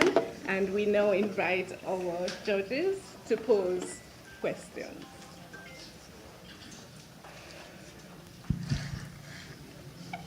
Thank you, Marshally.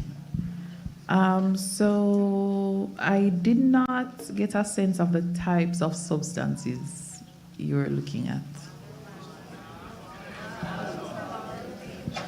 All right, thank you for your question. Can I please go back to my... And I stated it actually. Marijuana, you have vaping, you have alcohol.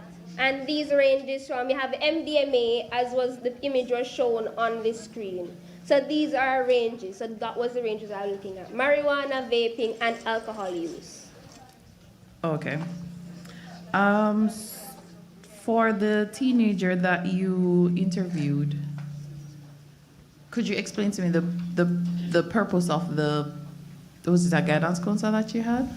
I used a guidance counselor with experience as well as a teen. Okay. Did you acquire any sort of consent? Yes, consent was requested for both my quantitative aspect as well as my qualitative aspect. Okay, so the parents would have been aware that Yes, the parents were aware of the interviews being conducted. Excellent. Did your questionnaire include the perspective of any influence from home that may have?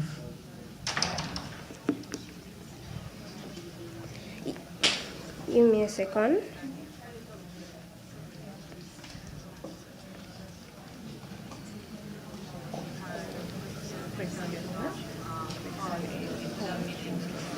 They were asked what was the influences. My slide went black, so they're asking for a second to have it. Yes. Can I please go back to my PowerPoint? It's gone black on my device. Never mind. Let's. Yeah. Yeah, that's it. That's it for me.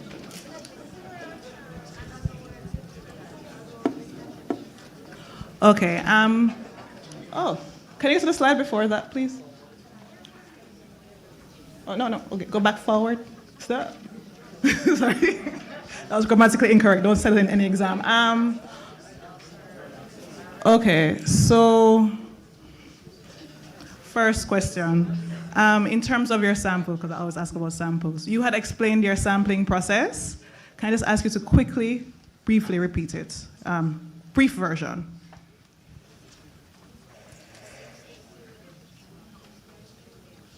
For the survey, right? Give me a second. All right, so for my survey, the sampling process in which I used was the purposive sampling method.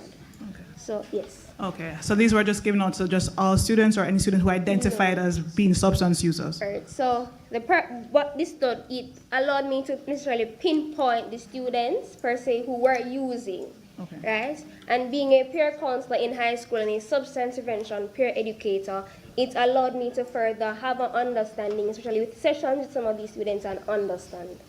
Okay. So I'm to make sure I understood your answer. So you're saying that, yes, those who were involved in your survey, they are known. Okay, excellent. All right. So one of your results I found very interesting in terms of the effects of using substances. You said the main one that was reported was depression, as in following taking the substance.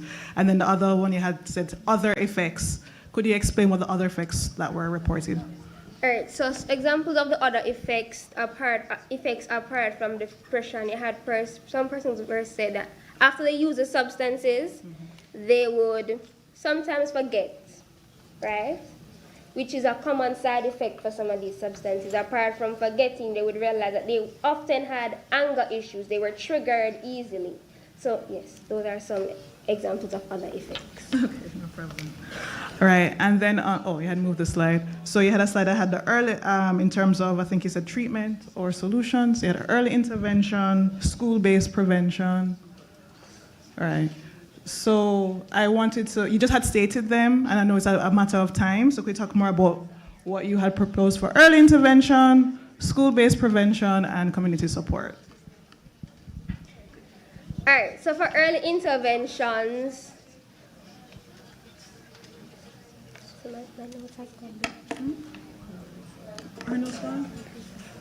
but for early interventions, you could do,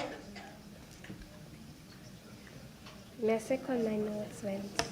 You can identify at-risk teenagers and provide timely support. A lot of times these teenagers don't have the support that they need, and you can also address the emotional distressors that are causing it. Who is this you that you're referring to? Policymakers, everyone. Everyone. Just to be clear, okay. Okay, all right, thank you. Thank you. Yeah, I also want, no, could you put back up that same slide, please? You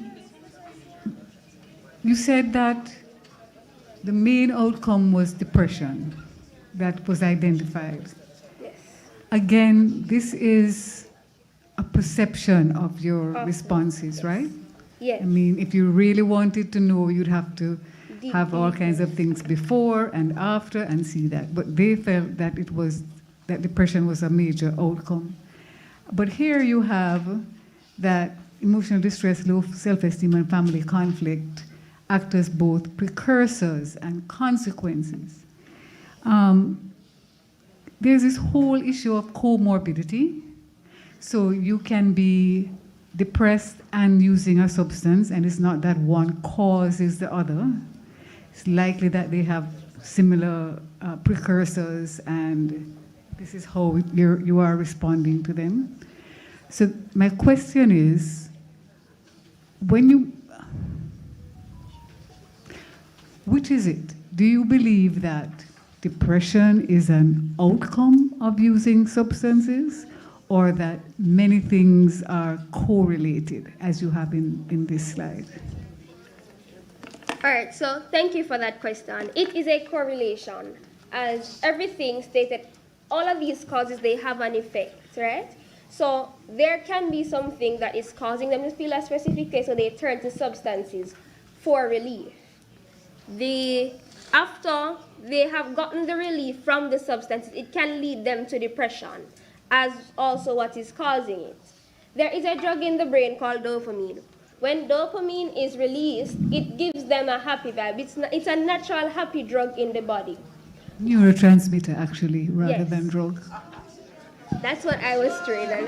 I was told it was a happy drug. That was I was trained. But thank you for the correction. After that dies down, after that neurotransmitter dies down and it goes back to normal, everything that was happening before, it crashes back. So everything has a correlation. No one thing stands on its own.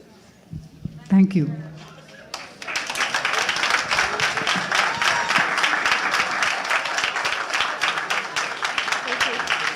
Thank you very much, Marshally. So thank you very much, Marshally, for your presentation. Excellent and interesting.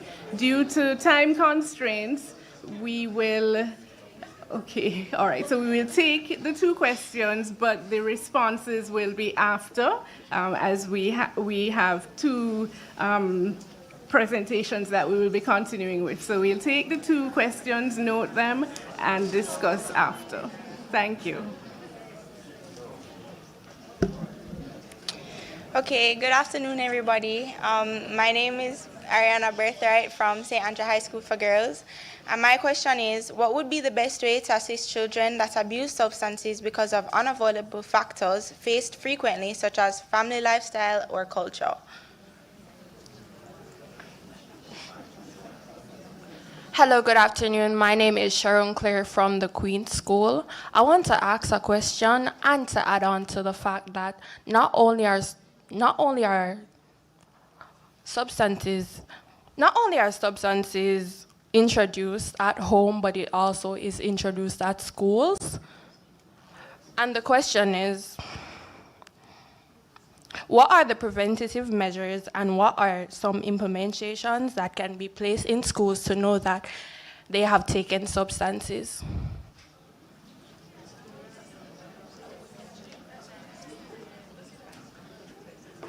Thank you for your questions.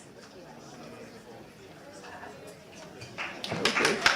Thank you very much, Marshallie. And so we'll follow the similar for the upcoming presentation. So we're now inviting Anthurium Lewis from Tobago for her presentation, How Cultural Beliefs Shape Teachers' Responses to Autistic Students at X High School.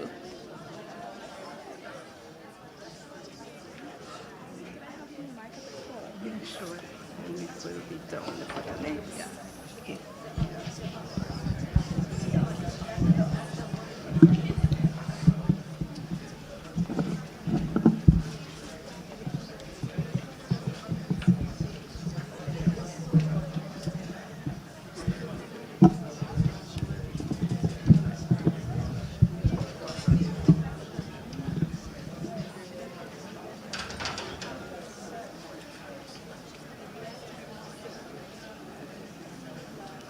A pleasant afternoon is extended to the distinguished panel of judges, esteemed viewers, and dear stakeholders.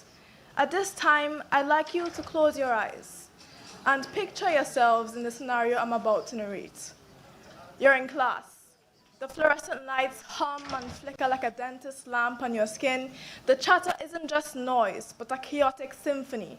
The tag on the back of your shirt scratches your neck like sandpaper. You start to rock just a little to find a calm rhythm. Then the teacher calls your name, all eyes turn, your mind overwhelmed goes blank. You look away. Look at me, she says, and stop that fidgeting. The pressure builds, it swells, until a sound of frustration escapes, and you're sent away for disruptive behavior. Students with autism spend a third of their lives in an environment that tells them time and time again that they are worthy of equity, but have failed to show it. I am Anthurium Lewis of Bishop's High School, Tobago, and for that cause, I chose to investigate how cultural beliefs shape teachers' responses to autistic students at X High School. To ensure an in-depth study, my research objectives were: 1, to investigate the cultural beliefs about autism that exist among teachers at X High School. 2, to investigate how these beliefs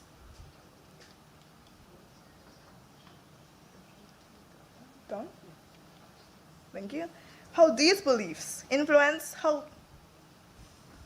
teachers at X High School interpret the behaviors of autistic students, and to examine how these beliefs affect teachers' approaches to discipline and classroom management.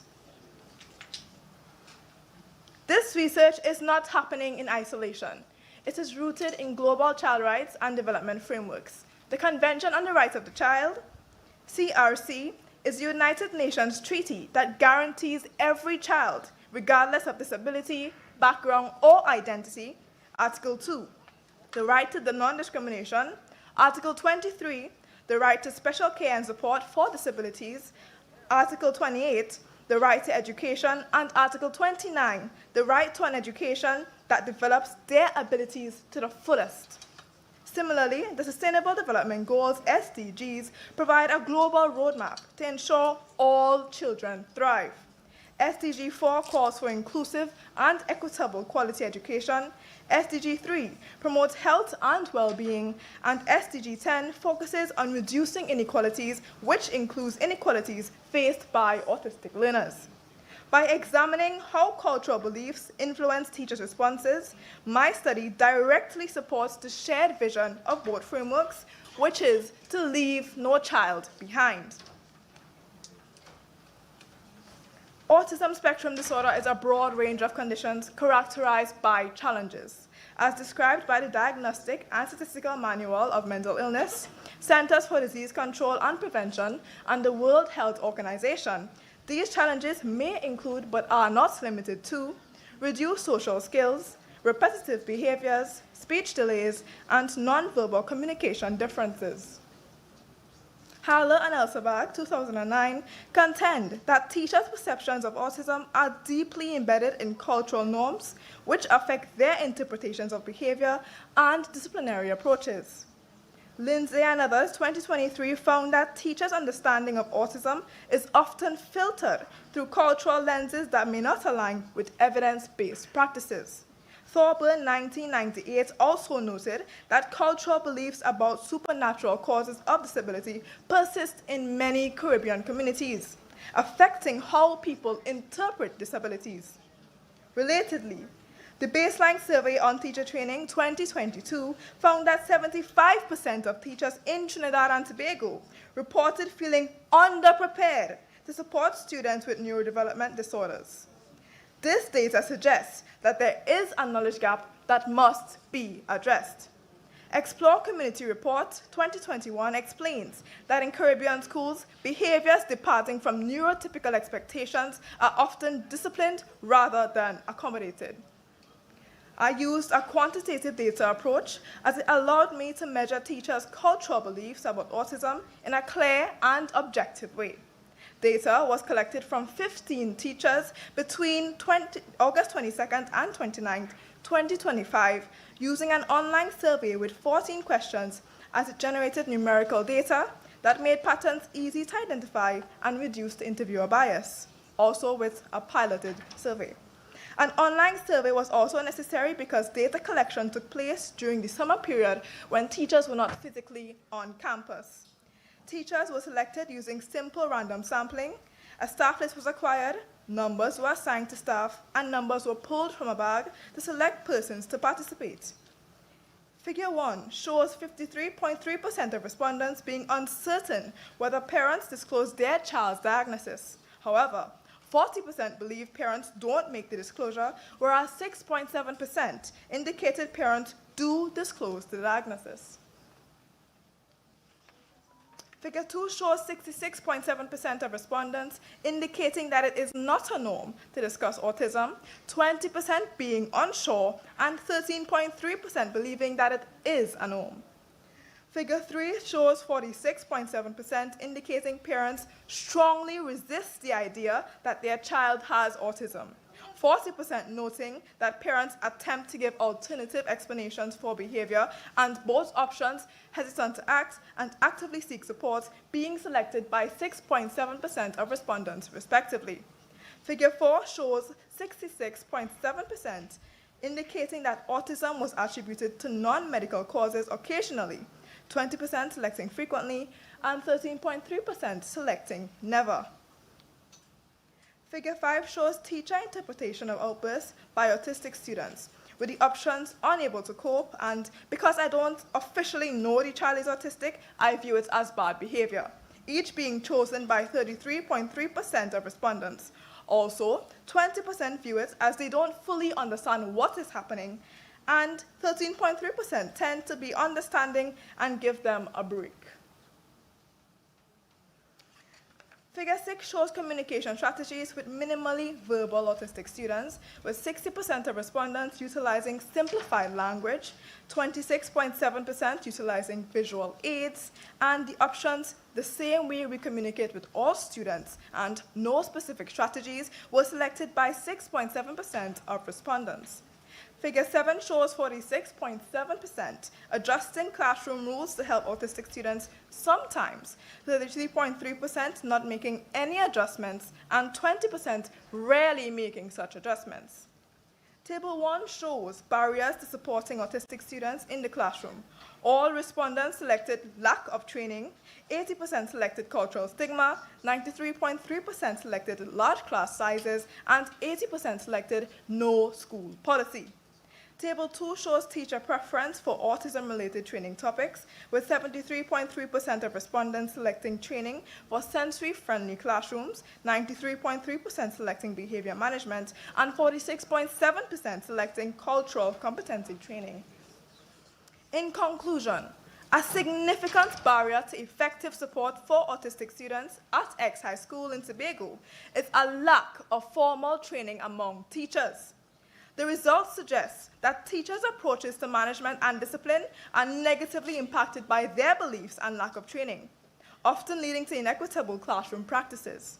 Moreover, the primary data indicates that this lack of training and presence of cultural stigma surrounding autism led to significant variations in how teachers interpret autistic behaviors, often relying on personal beliefs rather than evidence-based understanding. But not all hope is lost. The Ministry of Education and the Ministry of Health, as well as the Trinidad and Tobago Unified Teachers Association, who I've already begun discussions with, can collaborate to host workshops that equip educators with the knowledge and skills needed to support neurodivergent students. Additionally, registered specialists should be assigned to schools based on their geographical location so that they can provide tailored support and resources, as every child has unique strengths and needs. The school administration must develop and enforce a rights-based inclusive education policy, which would include parental disclosure of any neurodivergent diagnosis and dedicate days on the school calendar to raise awareness of autism. As we work towards achieving SDG 4 by 2030, we must demand that neurodivergent students are privy to quality education. This is not a special request, but a legal and moral obligation. I thank you.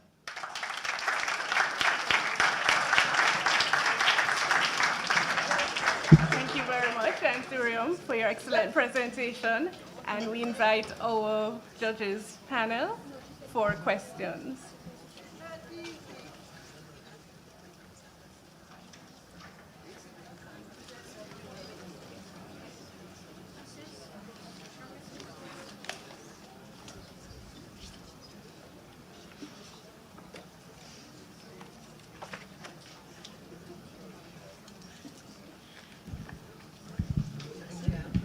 Hi, thank you very much. Excellent presentation. You mentioned in your literature review a paper by Molly Thorburn talking about Caribbean experiences, but where were the other citations from? So you specify that was a Caribbean-based observation, but where were the others from? Were they also Caribbean? Were they North American? So majority of them were from the Caribbean. For example, the baseline survey was right in Trinidad and Tobago, and there was one I cited which was from the Mona University. I believe maybe one or two of my citations were international, but due to the correlations, I think they were very important to add as they had very keen similarities. Sure. Okay, thank you. Oh, I have another question. Another question. When you had the slide about whether they felt parents should disclose diagnoses of their children, disclose to whom? To the school administration, so that the teachers will know how to properly cater for the child. And this is not to spread around the school and let everyone know that this child is autistic or has a neurodevelopmental diagnosis. But what it is really for is for confidentiality, so that the teacher themselves would know, and they would know how to treat with that child and give them the support and the needs that they really require, as well as I also mentioned the registered specialists coming in, so that they can actually work with these children, because it's not a cookie cutter shape fits all, right? There are different autistic needs. So one person may be academically inclined, the other may not. One may be minimally verbal, and one may speak more, right? So these specialists would need to know what is going on with the child, and that could only be done through parental disclosure. Okay.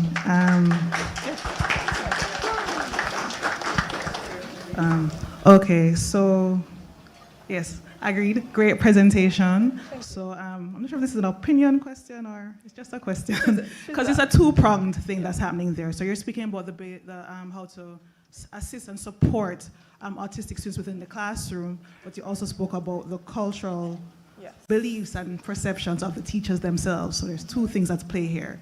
So in terms of like their own beliefs about autism, the perception that they have about autism and autistic students, how do you believe that we can address that within teachers? Which is different from the classroom management component, because it's one thing to deal with your students, it's another thing about what I think about you having this particular. So it all stems from awareness and ensuring that the teachers are formally trained.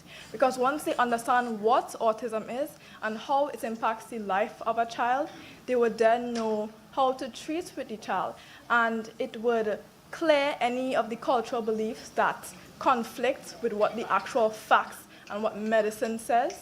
Because I know there are many cultural beliefs where they say that a child behaves the way they do because the parents raised them wrong, or they don't have manners, or a lot of people link autism to supernatural causes, like maybe they're repaying a sin from their parents.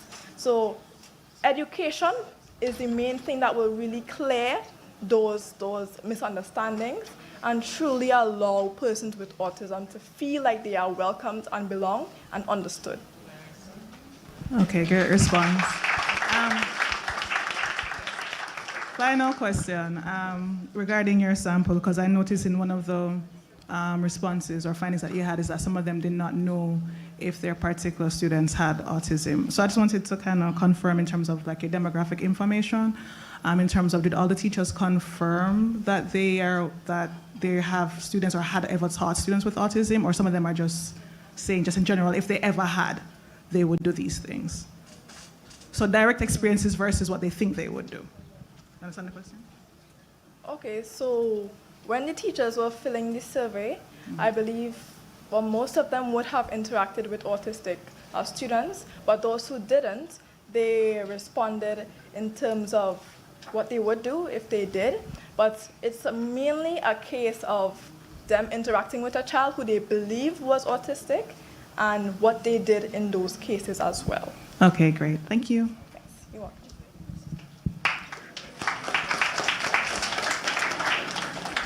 Anthurium, thank you for how you started your presentation. So you placed us in the brain, the mind of a student who may be autistic or experiencing autism. And that was very important to do. So we have a full understanding of what that can look and feel like for a student. What do you have to say, and this is really your perspective, to persons who may see any degree of adjustment within the classroom setting as an inconvenience to those who are not neurotypical, those who are neurotypical, sorry.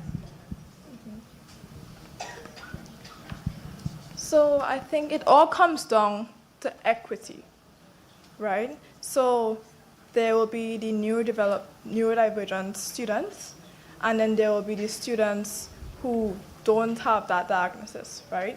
But at the end of the day, we have to link it back to SDG 4, which says quality education for all, right? So in order to really accomplish and achieve that SDG, we must cater for the students who have neurodivergent disorders, and that can only be done through providing for those students and also educating the rest of the class populace as to why that is being done, because it's all something that we need to be made aware of, so that it's not just the teacher helping the child, but it's the entire classroom. So we're forming more of a community culture where the child can feel welcomed, because it's one thing for the teacher to do something, but it's another thing for the actual peers to be in on it and to feel like they are giving a part, right? I spoke about cultural beliefs that having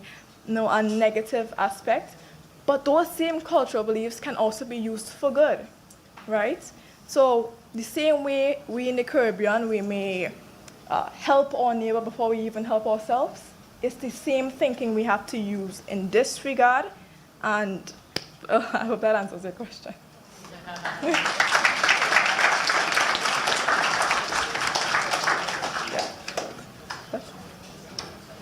Okay, thank you very much again, Ethereum. And again, due to time, we'll have follow-up discussions after, but we move to the next presentation. So thank you very much again, and for your responses to the judges' questions. Okay. So our next presentation is from Shariah Susahe, who is in Suriname. Welcome, and online. And her presentation will be Unheard Voices, the Reality of Youth Mental Health in Suriname. So welcome, and please go ahead. Thank you so much. Good afternoon, everyone, and thank you so much for having me today. My name is Shariah Susahay. I'm 17 years old and a high school student at Schoolgemeenschap Nikeri. I'm from Suriname, and today I will be presenting my research titled Unheard Voices, the Reality of Youth Mental Health in Suriname. The reason I chose this title is because many Surinamese youth struggle with mental health problems, but often suffer in silence due to stigma, limited support, and low awareness. This has been a long-standing issue. Seeing peers struggle and recognizing gaps in available support motivates me to raise awareness and improve access to care. Research objectives. This research examines adolescent mental health in Suriname through studies, reports, and personal observations. It highlights the need to reduce stigma and raise awareness of conditions, coping strategies, and professional support. The goal is to promote open dialogue and improve access to care for youth. This study aims to highlight the urgent need for stronger adolescent mental health support in Suriname and its vital role in fulfilling the United Nations Conventions on the Rights of the Child obligations and achieving the Sustainable Development Goals related to health, education, and reducing inequalities. Adolescence is a vulnerable and critical stage of development characterized by major emotional, social, and academic changes. In Suriname, research shows that many adolescents face significant psychological stress, while access to proper mental health support remains limited. This research highlights CRC Articles 2, 17, 19, and 24, as well as SDG 3, Good Health and Well-being, and SDG 4, Quality Education. Literature review. This desk review examines key mental health challenges among Surinamese youth, including social cultural stigma, low mental health literacy, and underlying causes. It highlights gaps in the support system and offers evidence-based policy recommendations. Excessive academic pressure, high expectations from school, and family conflicts contribute to stress, depressive symptoms, and about half of teenage suicide cases in Suriname. LGBTQ+ adolescents face higher risks of depression, anxiety, and suicidal thoughts due to stigma and discrimination. Eating disorders and bullying are also big issues.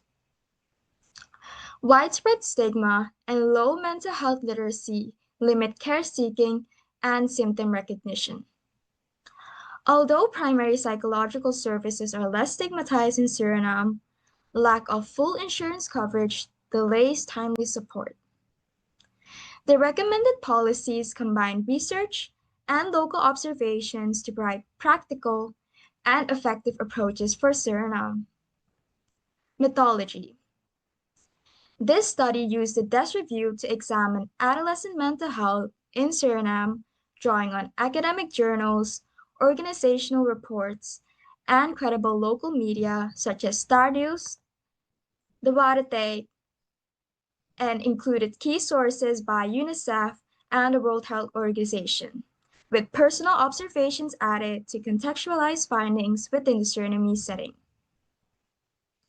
Findings on education and academic pressure.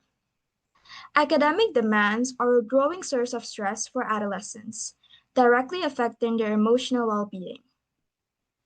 Excessive pressure from personal expectations, family, school workload, and societal standards is linked to mental health challenges. Girls also seem to report less teacher support according to the World Health Organization. In Suriname, intense family expectations and constant comparison with peers or relatives create a culture where anything below 100 is seen as a failing grade. This negatively impacts students' mental and emotional health. Findings on family dynamics. Family relationships strongly influence adolescent mental health. Positive dynamics like support and open communication promote well-being, while conflict, neglect, and parental mental health issues increase anxiety and depression. In Suriname, nearly half of the teenage suicide cases are linked to family problems, including conflict, unmet emotional needs, and exposure to domestic violence. Findings on discrimination and LGBTQ+ adolescents. LGBTQ+ adolescents face significant social and psychological challenges that directly impact their mental health. Research shows that LGBTQ+ youth experience higher rates of depression, anxiety, and suicidal thoughts due to stigma and discrimination. In Suriname, LGBTQ+ identities are often taboo, with terms like gay and lesbian used as insults. Many non-heterosexual adolescents hide their identity to avoid bullying, while adolescents who are open about their identity often face slurs, exclusion, and limited support, which increases their vulnerability and risk of harmful coping. Findings on eating disorders, bullying, and peer relations. Adolescent mental health is strongly influenced by school environments where issues like eating disorders and bullying pose serious risks. Eating disorders typically develop during adolescence, are more common in girls, and often co-occur with depression and anxiety, according to the World Health Organization. Bullying is another major threat, and limited accountability in Suriname has contributed to severe outcomes, including the tragic 2024 suicide of a 12-year-old girl in Nikeri after prolonged bullying. This case reflects a broader pattern, highlighting the urgent need for stronger measures that hold students accountable while also offering counseling and support for those who engage in harmful behavior. Findings on stigma and cultural views. Stigma is a major barrier to mental health care in Suriname, with psychologists often labeled derogatorily like Laumandatra, which means crazy people doctor. This reflects widespread dismissal of mental health issues. Many adolescents between the ages of 12 and 23 reported avoiding professional help due to fear of judgment, gossip, ridicule, or being institutionalized, and feel ashamed after witnessing negative attitudes towards those with mental health struggles. These cultural beliefs and experiences of shame prevent youth from accessing support, highlighting the need for interventions addressing both stigma and fear of care. 1 minute remaining, thanks. Findings on mental health literacy and accessibility. Limited mental health literacy and barriers to care hinder adolescents' ability to recognize problems and seek support. In Suriname, literacy is especially low among younger adolescents from lower socioeconomic backgrounds, low educational backgrounds, and youth with verbal communication difficulties, leading many to dismiss symptoms or not know where to get help. Access to care is also limited. Youth are concerned about financial costs, and rural adolescents face significant barriers. The secondary mental health institution in Paramaribo is accessible, but it carries heavy stigma. Meanwhile, primary psychological care is less stigmatized, but often not covered by insurance, making early intervention difficult. To conclude, adolescents in Suriname face interconnected mental health challenges from academic pressure, family conflicts, stigma, discrimination, and bullying, which amplify their emotional burden. Effective intervention must be multifaceted, including school-based mental health education, active parental involvement, stigma reduction, and improved access to care. Addressing these issues is crucial for protecting youth well-being and supporting Suriname's CRC and SDG commitments with awareness and targeted interventions, helping to reduce stigma and build resilience. The policy recommendations that I have given are tackling bullying and raising mental health awareness in Suriname. Bullying can be addressed by holding perpetrators accountable while providing counseling, protecting the victims, and supporting the offender's emotional needs. This matters because bullying often stems from emotional distress. This dual approach promotes safer and inclusive school environments. This aligns with CRC Articles 19 and 24 and with SDG for quality education. Raising mental health awareness in Suriname is really important. Multi-generational campaigns through radio, TV, churches, community centers, and printed materials aim to reduce stigma and normalize help seeking. They will provide accessible information on mental health, signs of distress, where to seek help, and the role of professionals. Educating all generations encourages viewing seeking help as a strength, not a weakness. And this aligns with CRC Articles 2, 17, and 24, and with SDG 3, good health and well-being. Thank you for listening to my presentation. Thank you very much, Soraya, for your excellent presentation. And we now invite our judges to pose questions.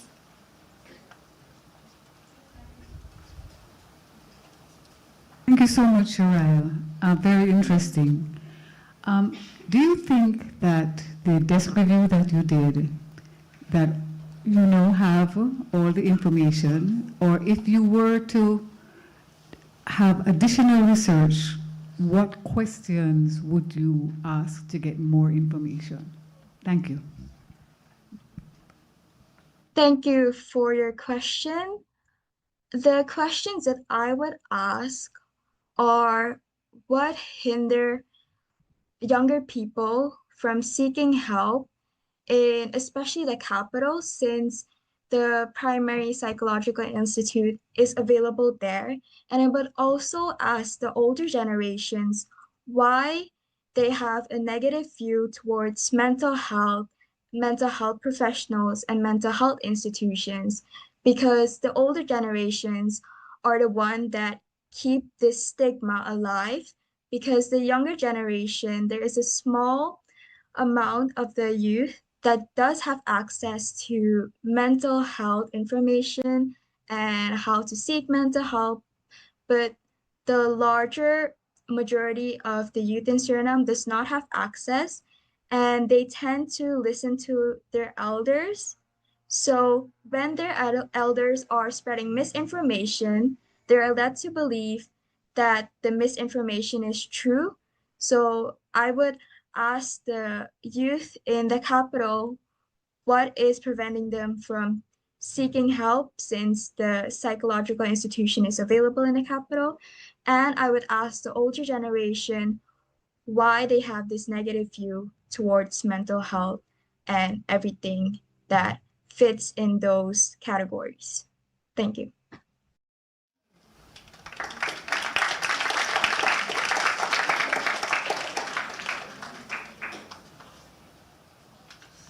Okay, thank you very much, everyone, for the excellent presentations, to the panel, judges panel, for the insightful questions, and to the audience for your wonderful participation as well.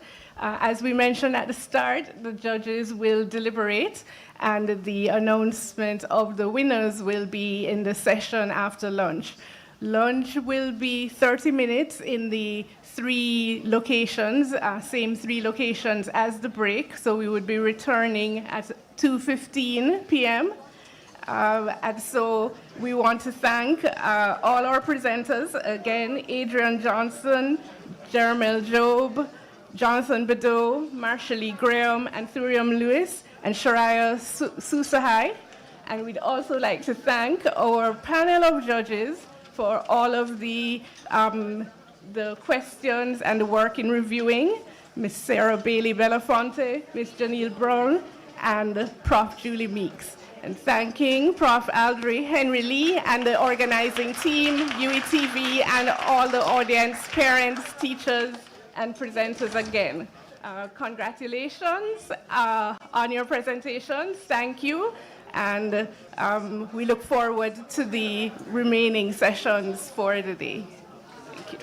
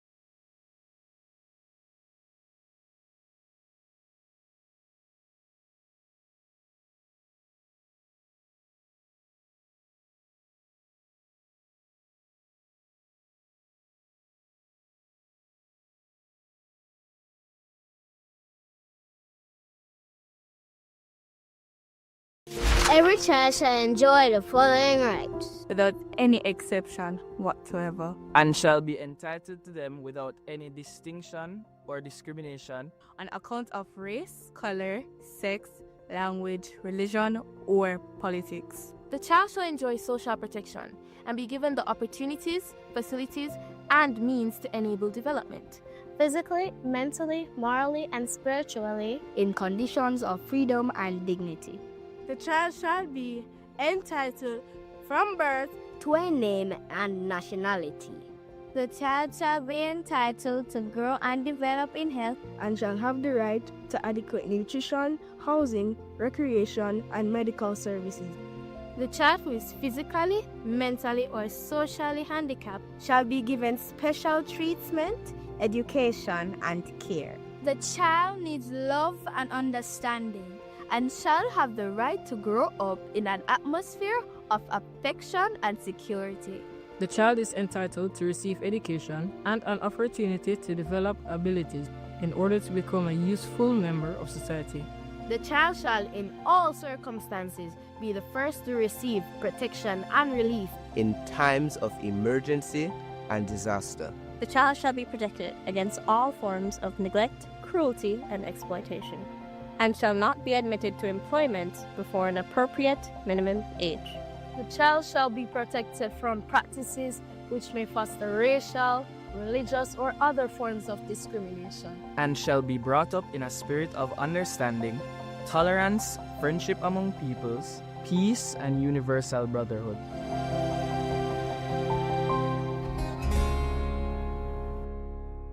If you feel your rights have been violated, call the hotline at 211 to report it and get help.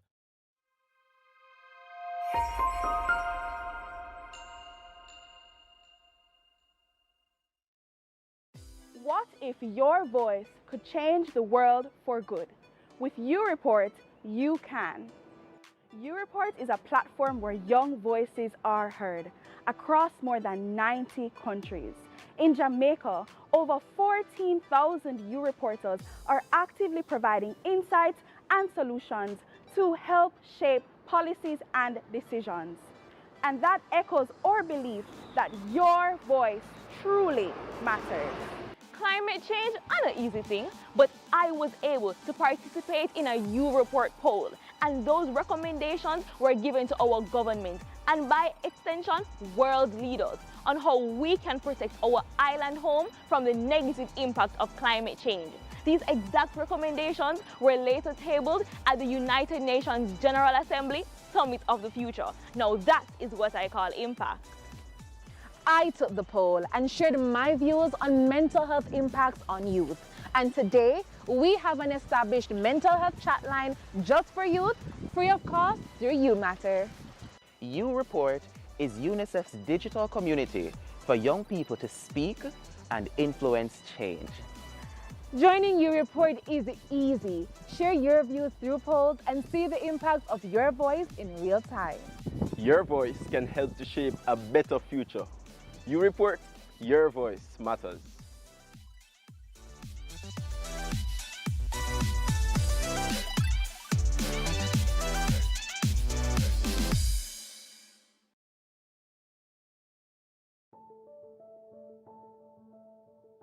There are days when life is lifing, and you need a trusted person to talk to about your mental health struggles.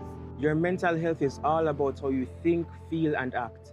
And sometimes you simply need to know that someone cares enough when you are not at your best. Exam stress is real, but I was able to express on how it made me feel with my UMatter counselor. Before UMatter, my emotions were all locked up, but I soon realized it was better to talk to someone who I could trust and actually cares about me. UMatter is an anonymous and confidential chat line just for youth where you can connect with a trained counselor 24/7 and it's free. So whether you're feeling stressed, anxious, or just need somebody to talk to, UMatter is designed just for you. Getting support from UMatter is easy. Just text the word support to 876-838-4897 via WhatsApp, SMS or Facebook Messenger to speak with one of our counselors. So what are you waiting on? We are with fun. Get the help that you need today. Because you and you, Especially you, matter.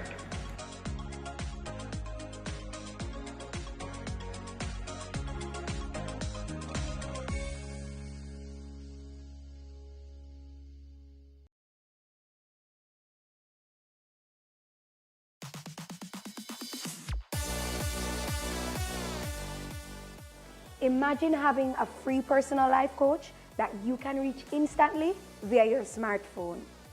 I don't always have my computer with me, but with Fondue, I was able to edit and design my resume on my phone using WhatsApp. Fondue provides guidance in critical thinking, resume writing, budgeting, staying healthy, and so much more. Fondue. Train for life. One task at a time. Ready to improve your life? Text the word Fondue via WhatsApp to 876-838-4897.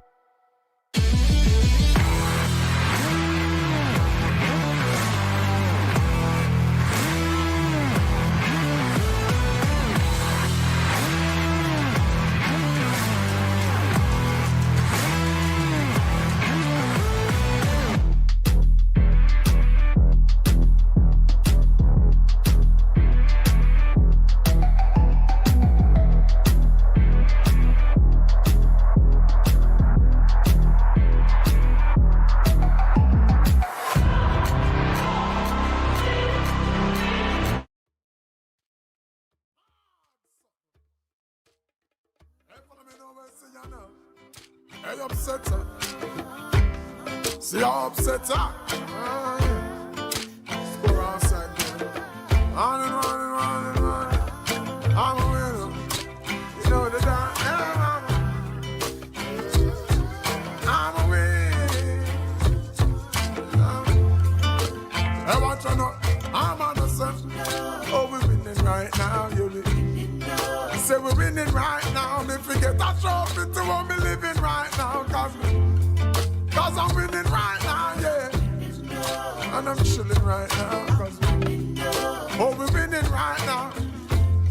Our Thanksgiving right now. Cause we're winning right now, yeah. I'm winning. I'm winning. I'm winning.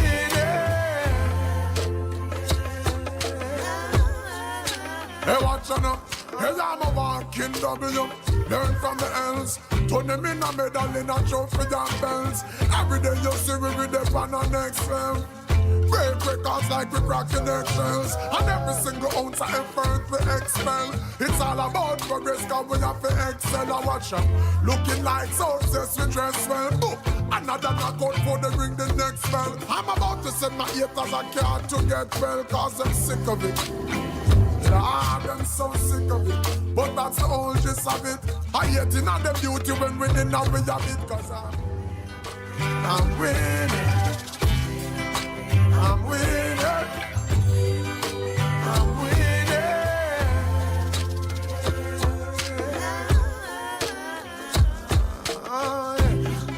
Oh, we're winning right now, you be. Say we're winning right now. Me forget that trophy to what me living right now. Cause I'm winning right now, yeah. And I'm chilling right now. Oh, we're winning right now. Our Thanksgiving right now, yeah. I said we're winning right now. So every day you see we are the reigning champ. And at the cloud with the silver line we reigning from. Cause if you see some of the places where we're hailing from, it's just the type of place we should be failing from. But now we're winning. Yes, every quarter, every inning. Bolt if I tracks and then I films if I swimming. You know that there's no giving in no matter the circumstances we're living in, you hear me? I'm winning. I'm winning. I'm winning.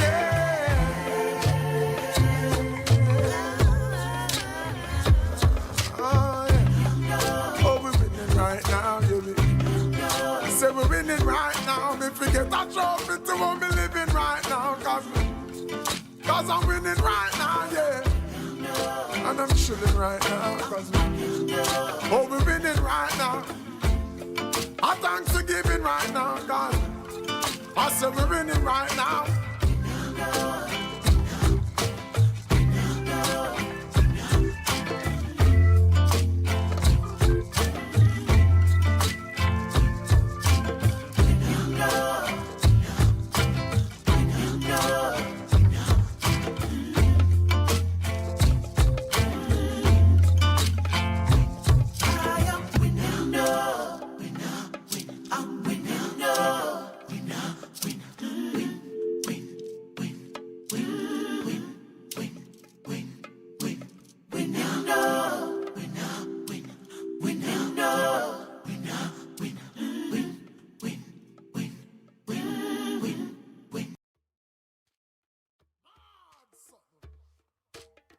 Hey, follow me now, see you now. Hey, upset her. See how upset her. Score outside there. On and on and on and on. I'm a winner. You know the dance. I'm a winner. Hey, watch out now. I'm on the sun. Oh, we're winning right now, you be. Say we're winning right now. Me forget that trophy to what me living right now. Cause I'm winning right now, yeah. And I'm chilling right now. Oh, we're winning right now. Our Thanksgiving right now. Cause we're winning right now, yeah. I'm winning. I'm winning. I'm winning.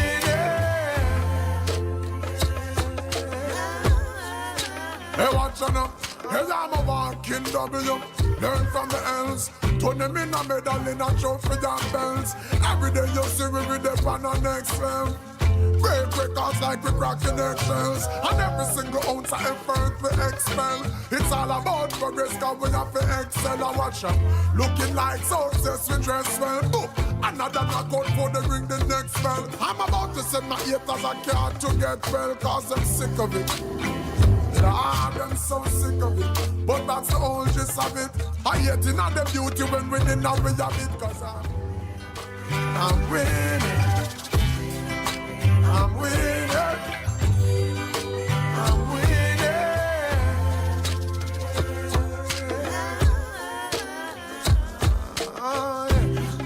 Oh, we're winning right now, you be. Say we're winning right now. Me forget a trophy to what me living right now. Cause I'm winning right now, yeah. And I'm chilling right now. Cause oh, we're winning right now.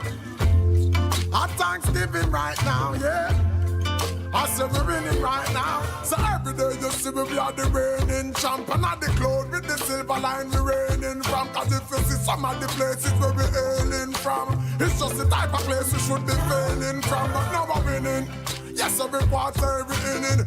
Bolt if I tracks and then I films if I swimming. You know that there's no giving in no matter the circumstances we're living in, you hear me? I'm winning. I'm winning. I'm winning.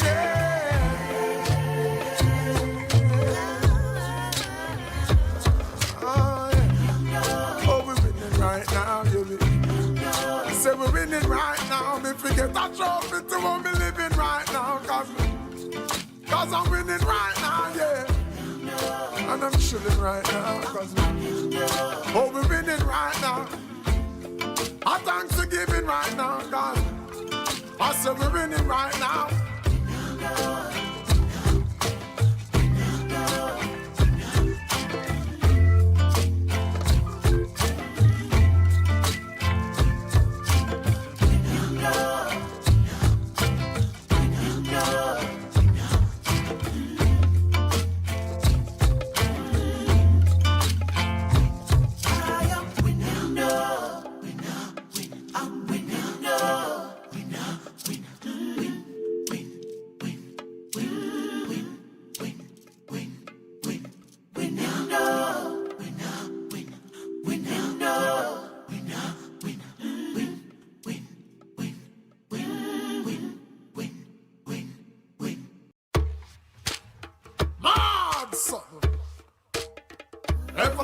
See you now.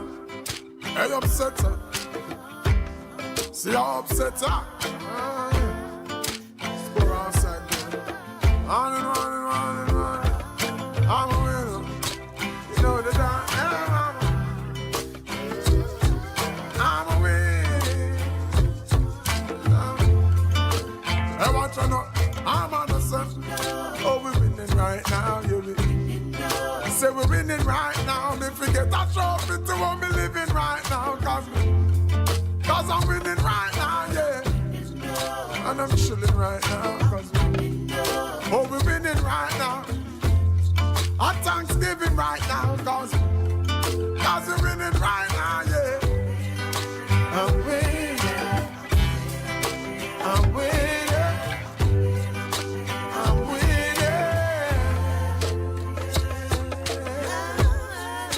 Hey, watch out now. Hey, I'm a walking W. Learn from the L's. Turn them in a medal in a trophy and bells. Every day you see we with them on our next level. Break records like we cracking eggshells. And every single ounce of effort we expel. It's all about progress, cause we have to excel and watch out. Looking like success, we dress well. Boop.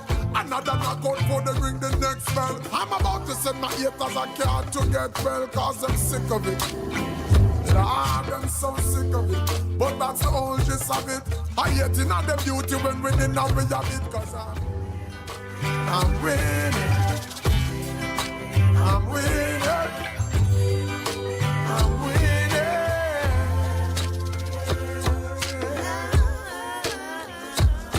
Oh, yeah. Oh, we're winning right now, you be. Say we're winning winning right now. Me forget a trophy to what me living right now. Cause I'm winning right now, yeah. And I'm chilling right now. Oh, we're winning right now. At Thanksgiving right now, yeah. I say we're winning right now. So every day you see we are the reigning champ. And at the cloud with the silver line we reigning from. Cause if you see some of the places where we're hailing from, it's just the type of place we should be failing from. But now we're winning. Yes, every quarter, every inning. Bolt if a tracks and then a films if a swimming. You know that there's no giving in no matter the circumstances we're living in, you hear me?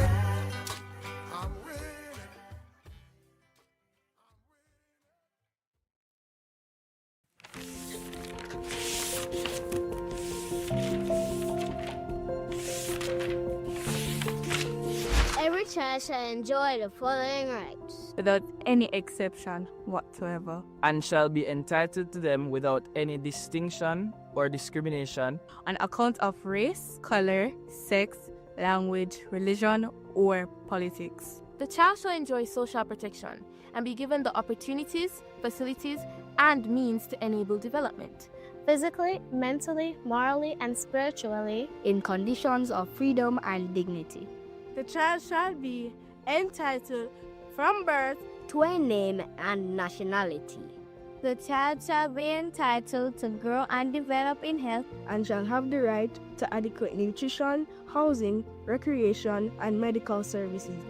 The child who is physically, mentally, or socially handicapped shall be given special treatment, education, and care. The child needs love and understanding and shall have the right to grow up in an atmosphere of affection and security. The child is entitled to receive education and an opportunity to develop abilities in order to become a useful member of society. The child shall, in all circumstances, be the first to receive protection and relief in times of emergency and disaster. The child shall be protected against all forms of neglect, cruelty, and exploitation, and shall not be admitted to employment before an appropriate minimum age.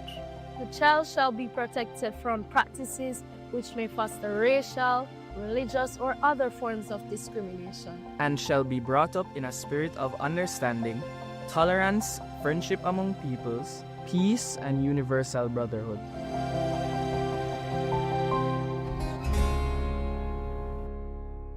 If you feel your rights have been violated, call the hotline at 211 to report it and get help.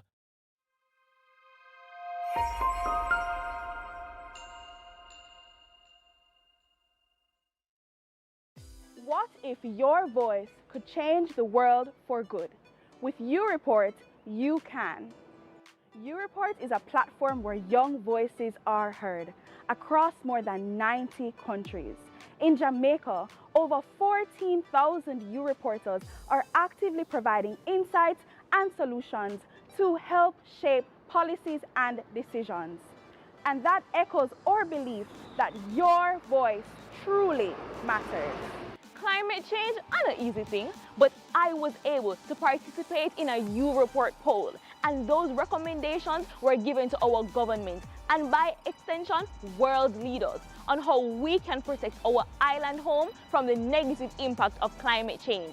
These exact recommendations were later tabled at the United Nations General Assembly Summit of the Future. Now that is what I call impact.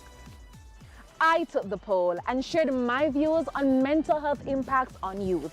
And today, we have an established mental health chatline just for youth, free of cost through UMatter. UReport is UNICEF's digital community for young people to speak and influence change. Joining UReport is easy. Share your views through polls and see the impact of your voice in real time.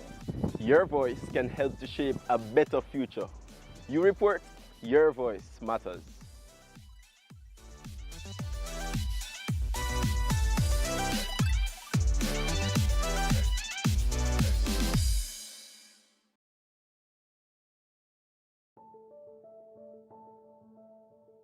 There are days when life is lifing, and you need a trusted person to talk to about your mental health struggles.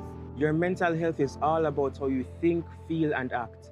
And sometimes you simply need to know that someone cares enough when you are not at your best. Exam stress is real, but I was able to express on how it made me feel with my Youth Matter counselor.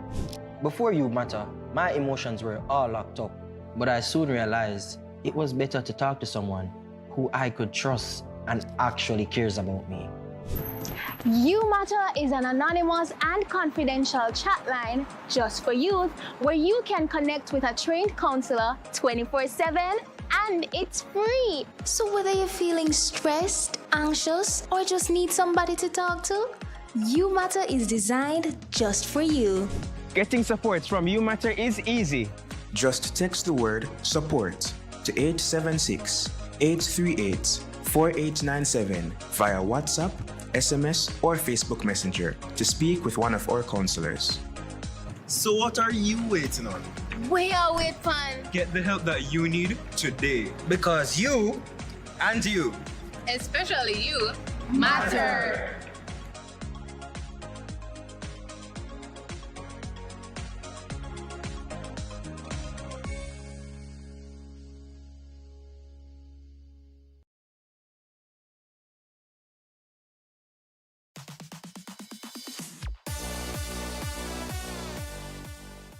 Imagine having a free personal life coach that you can reach instantly via your smartphone.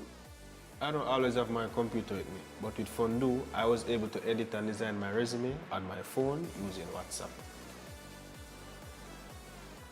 Fondue provides guidance in critical thinking, resume writing, budgeting, staying healthy, and so much more. Fondue, train for life. One task at a time. Ready to improve your life? Text the word Fondue via WhatsApp to 876-838-4897.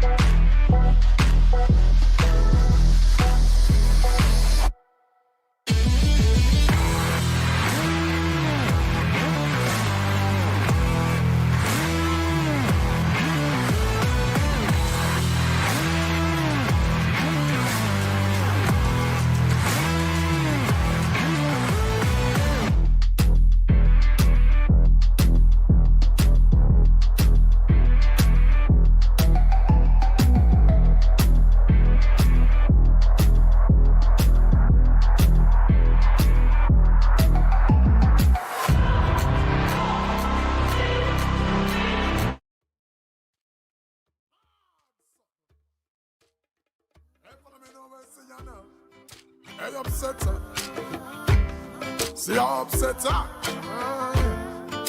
Score outside there. On and on and on and on. I'm a winner. You know the dance. I'm a winner. Hey, watch out now. I'm on the sun. Oh, we're winning right now, you be. Say we're winning right now. Me forget a trophy to what me living right now. Cause I'm winning right now, yeah. And I'm chilling right now. Oh, we're winning right now. Our Thanksgiving right now. Cause we're winning right now, yeah. I'm winning. I'm winning. I'm winning. Hey, watch out now. Hey, I'm a walking W. Learn from the L's. Turn them in a medal in a trophy and bells.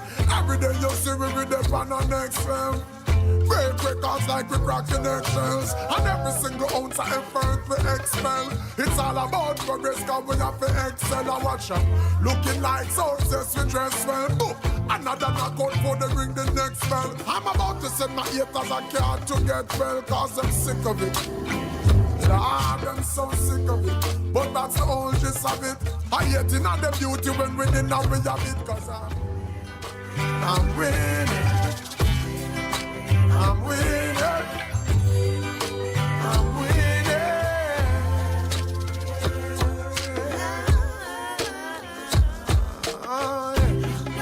Oh, we're winning right now, you be.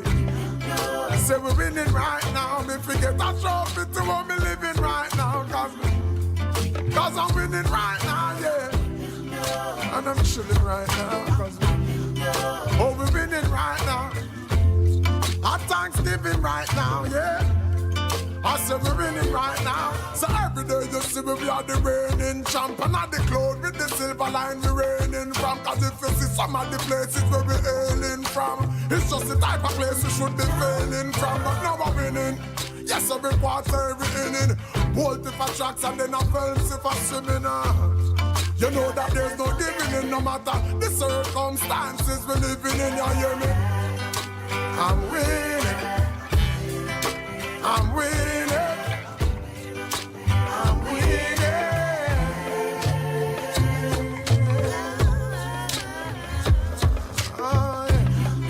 Oh, we're winning right now, you be. Say we're winning right now. Me forget a trophy to what me living right now. Cause I'm winning right now, yeah. And I'm chilling right now. Cause oh, we're winning right now. Our Thanksgiving right now, cause I said we're winning right now.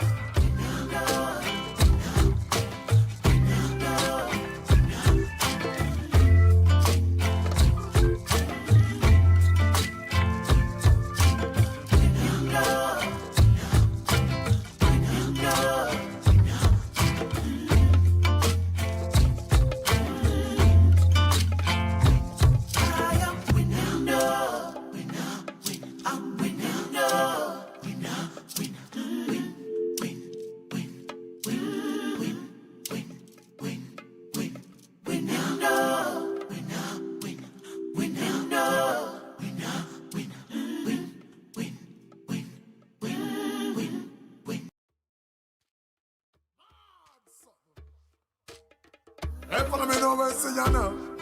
Hey, upset her. See how upset her.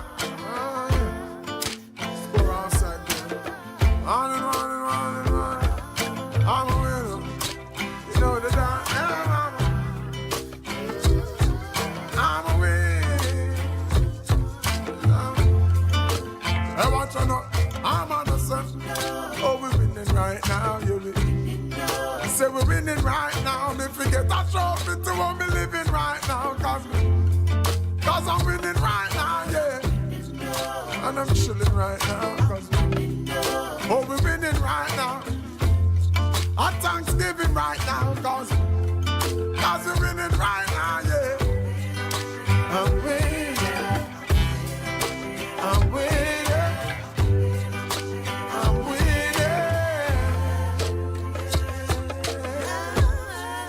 Hey, watch on up. Hey, I'm a walking W. Learn from the L's. Turn them in a medal in a trophy and bells. Every day you see we with the pan on next level. Break records like we cracking eggshells. And every single ounce of effort we expel. It's all about progress cause we have to excel. And watch up. Looking like success we dress well. Boom. Another knockout for the ring the next bell. I'm about to send my haters a card to get well cause I'm sick of it. Lord, I'm so sick of it. But that's the whole gist of it. I hate in the beauty when winning now we have it cause I'm winning. I'm winning. I'm winning.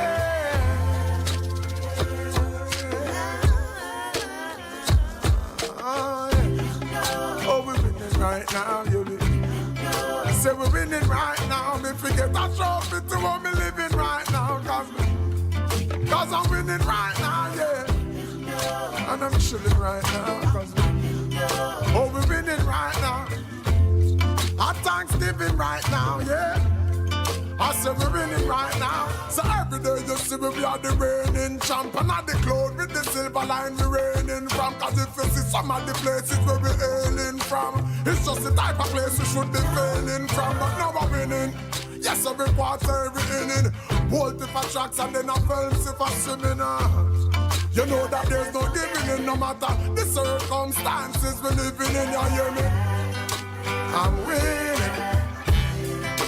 I'm winning. I'm winning.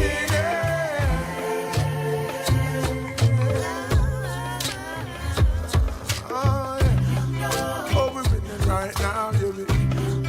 Say we're winning right now. Me forget a trophy to what me living right now. Cause I'm winning right now, yeah. And I'm chilling right now. Oh, we're winning right now. Our Thanksgiving right now, God. I said we're winning right now.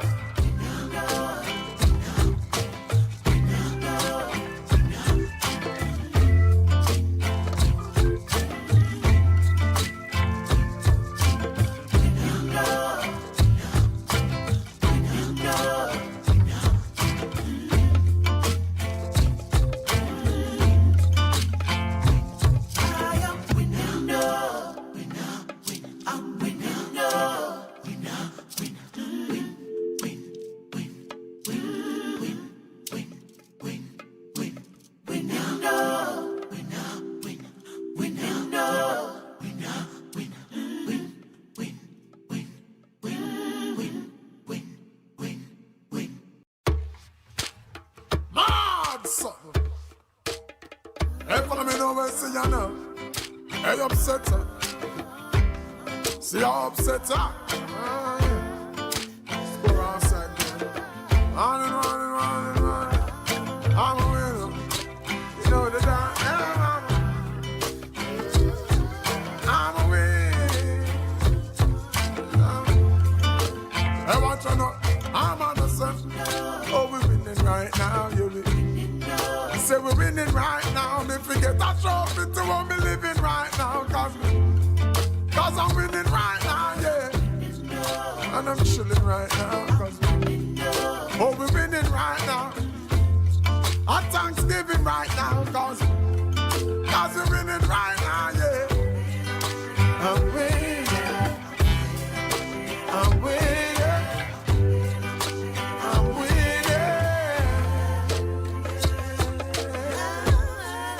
Hey, watch on up. Hey, I'm a walking W.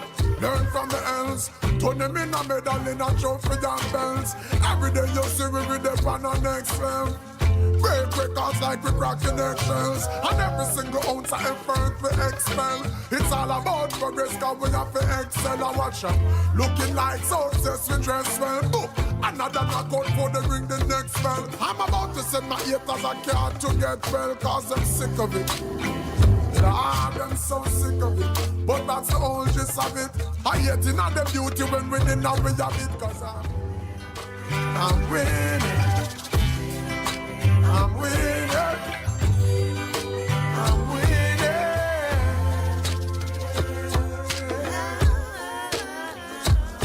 Oh, yeah. Oh, we're winning right now, you be. say we're winning right now. Me forget a trophy to what me living right now. Cause I'm winning right now, yeah. And I'm chilling right now. Oh, we're winning right now. Our Thanksgiving right now, yeah. I say we're winning right now. So every day you see we are the reigning champ. And at the cloud with the silver line we reigning from. Cause if you see some of the places where we're hailing from, it's just the type of place we should be failing from. But now we're winning. Yes, every quarter, every inning. Bolt if I tracks and then I films if I swimming. You know that there's no giving in no matter the circumstances we're living in, you hear me?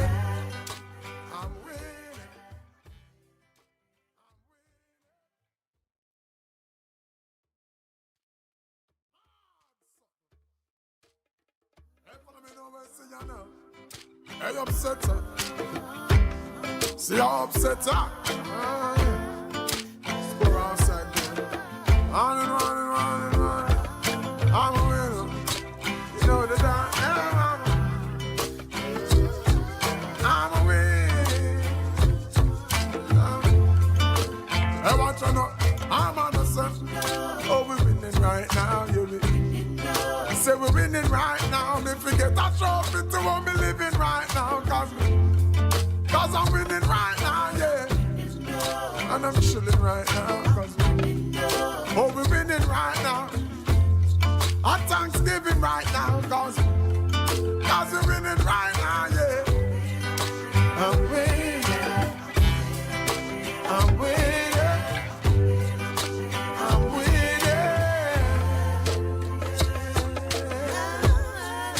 Hey, watch on up. Hey, I'm a walking W. Learn from the L's. Turn them in a medal in a trophy and bells. Every day you see we with the pan on next level. Break records like we cracking eggshells. And every single ounce of effort we expel. It's all about progress cause we have to excel. I watch them looking like success we dress well. Boom. Another knockout for the ring the next bell. I'm about to send my haters a card to get well. Cause I'm sick of it. I'm so sick of it, but that's the whole gist of it. I hate in all the beauty when we did not we have it. Cause I'm winning. I'm winning. I'm winning.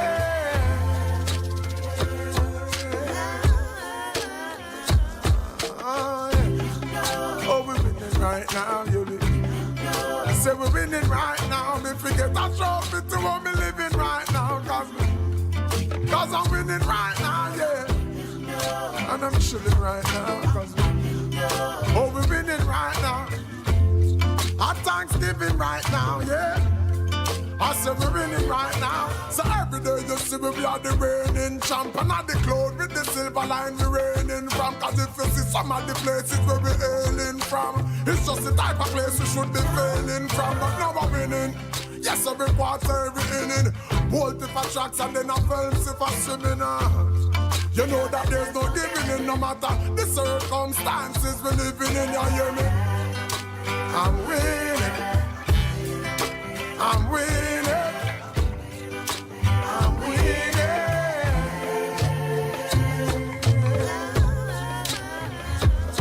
Oh, yeah. Oh, we're winning right now, you be. Say we're winning right now. Me forget a trophy to what me living right now. Cause I'm winning right now, yeah. And I'm chilling right now. Oh, we're winning right now. Our Thanksgiving right now, God. I said we're winning right now.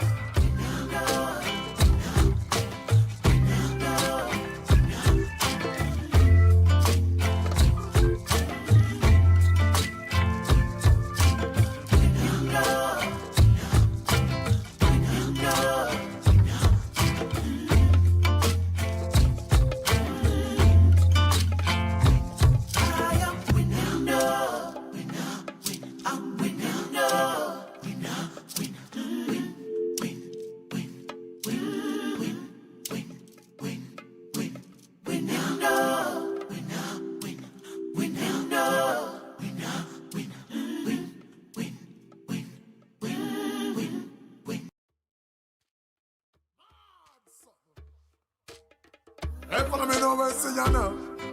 Hey, upset her. See how upset her? Let's go outside there. On and on and on and on. I'm a winner. You know the dance. I'm a winner. Hey, watch out now. I'm on the sun. Oh, we're winning right now, you be. Say we're winning right now. Me forget that trophy to what me living right now. Cause I'm winning right now, yeah. And I'm chilling right now. Oh, we're winning right now. At Thanksgiving right now. Cause we're winning right now, yeah. I'm winning. I'm winning. I'm winning.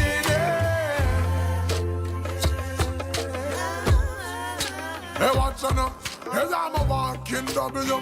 Learn from the else. Turn them in a medal in a trophy and bells. Every day you see we with them on our next film. Break records like we cracking eggshells. And every single ounce of effort we expel. It's all about progress cause we have to excel. And watch out. Looking like success we dress well. Boop. Another knockout for the ring the next spell. I'm about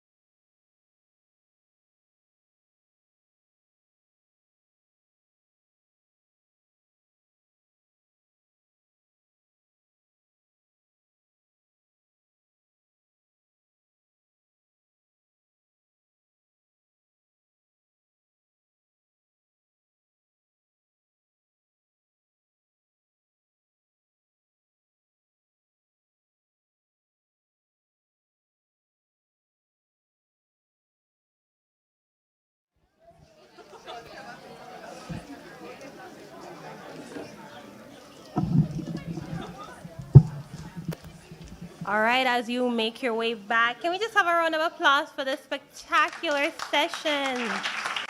I mean, quite riveting, our children of the future. So we are now in the part that everyone, including those online on UWITV across the Caribbean, has been waiting for.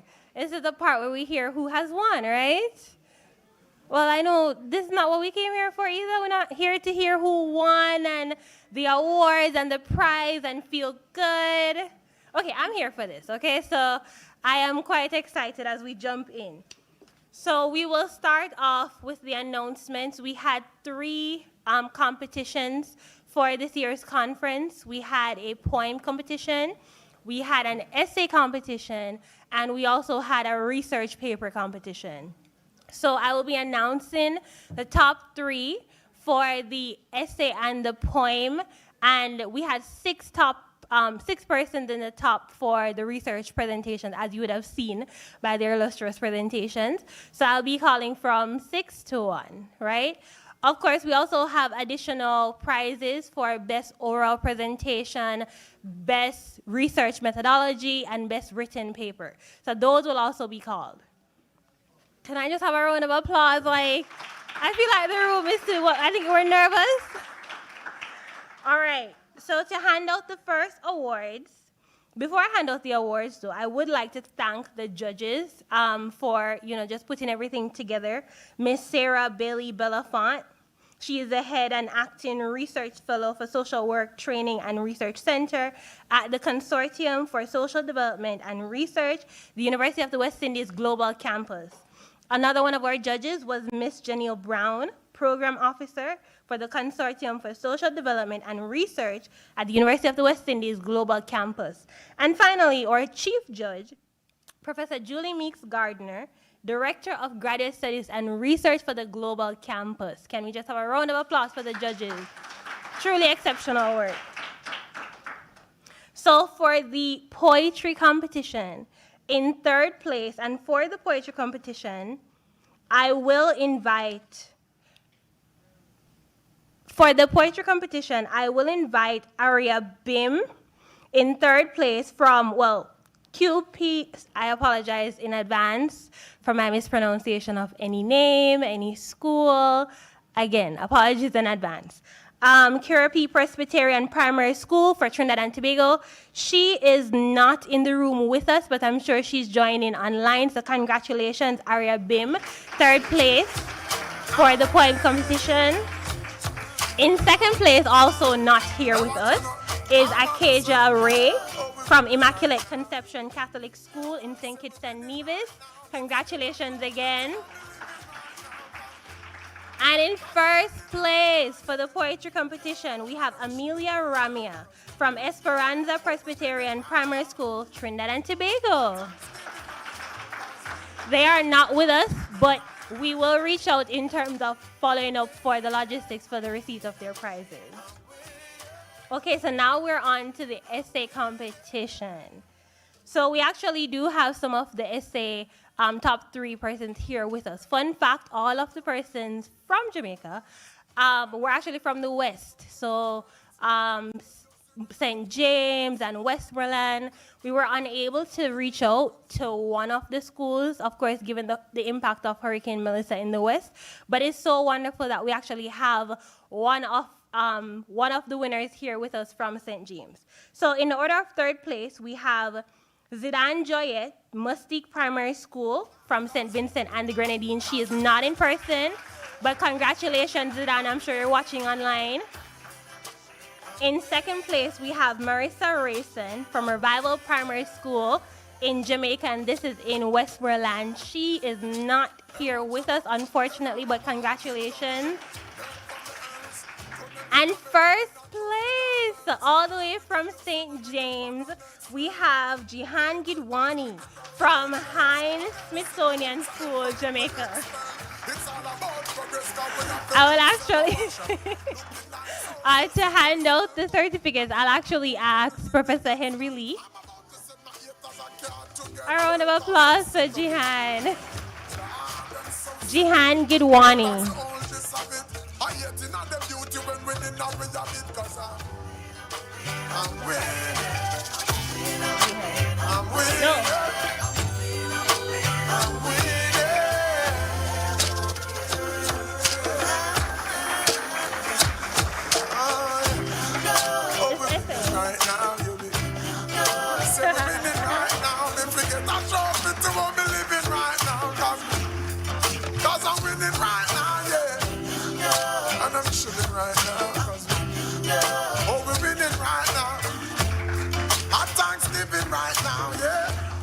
We do have a a participant of the essay competition all the way from St. James here as well.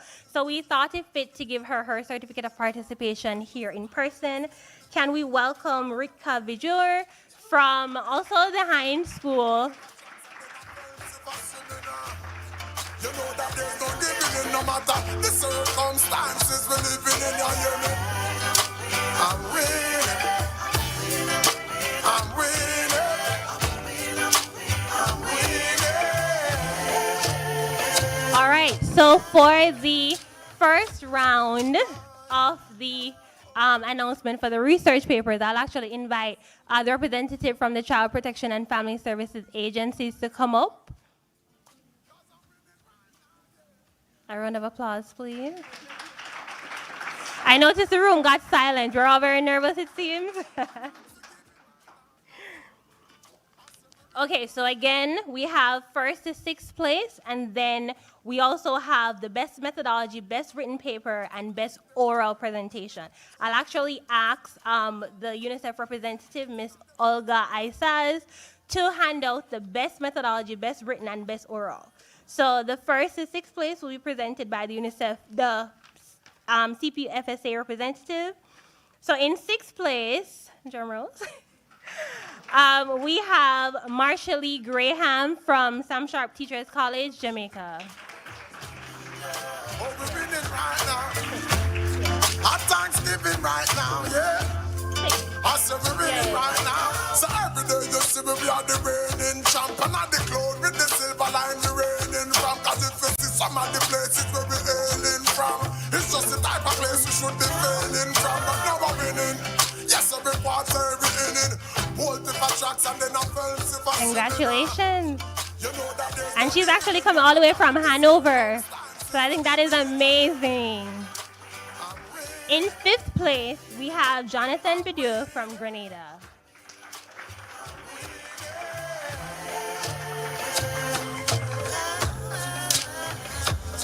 Oh, we're winning right now, I said we're winning right now. Me forget that trophy to what me living right now.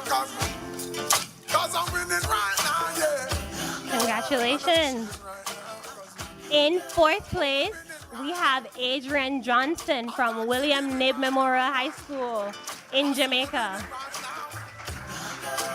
And he's coming all the way from St. Anne.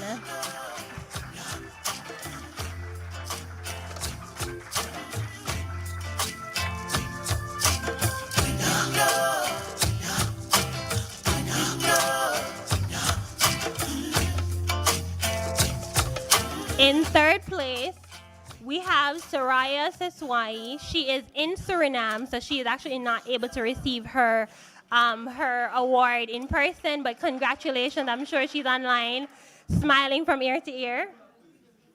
All right, first and second place. So I must provide some judges' comment. This was a very, very, very close call, extremely close call. But nonetheless, I think the school will be very pleased with the results.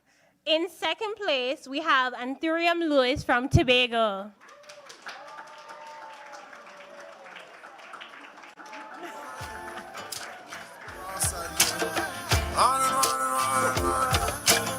A round of applause for her.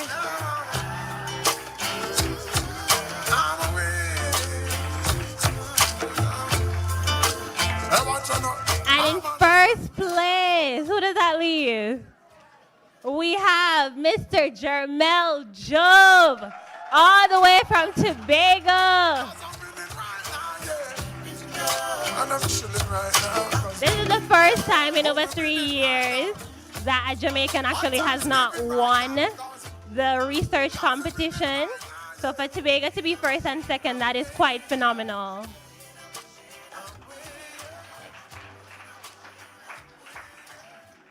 All right, so the best methodology.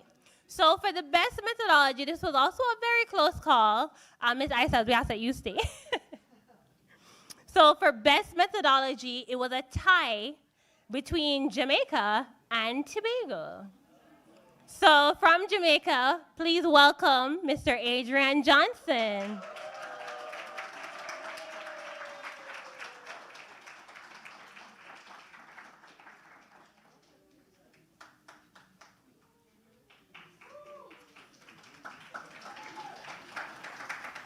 And from Tobago, please welcome back again, Mr. Jermel Job.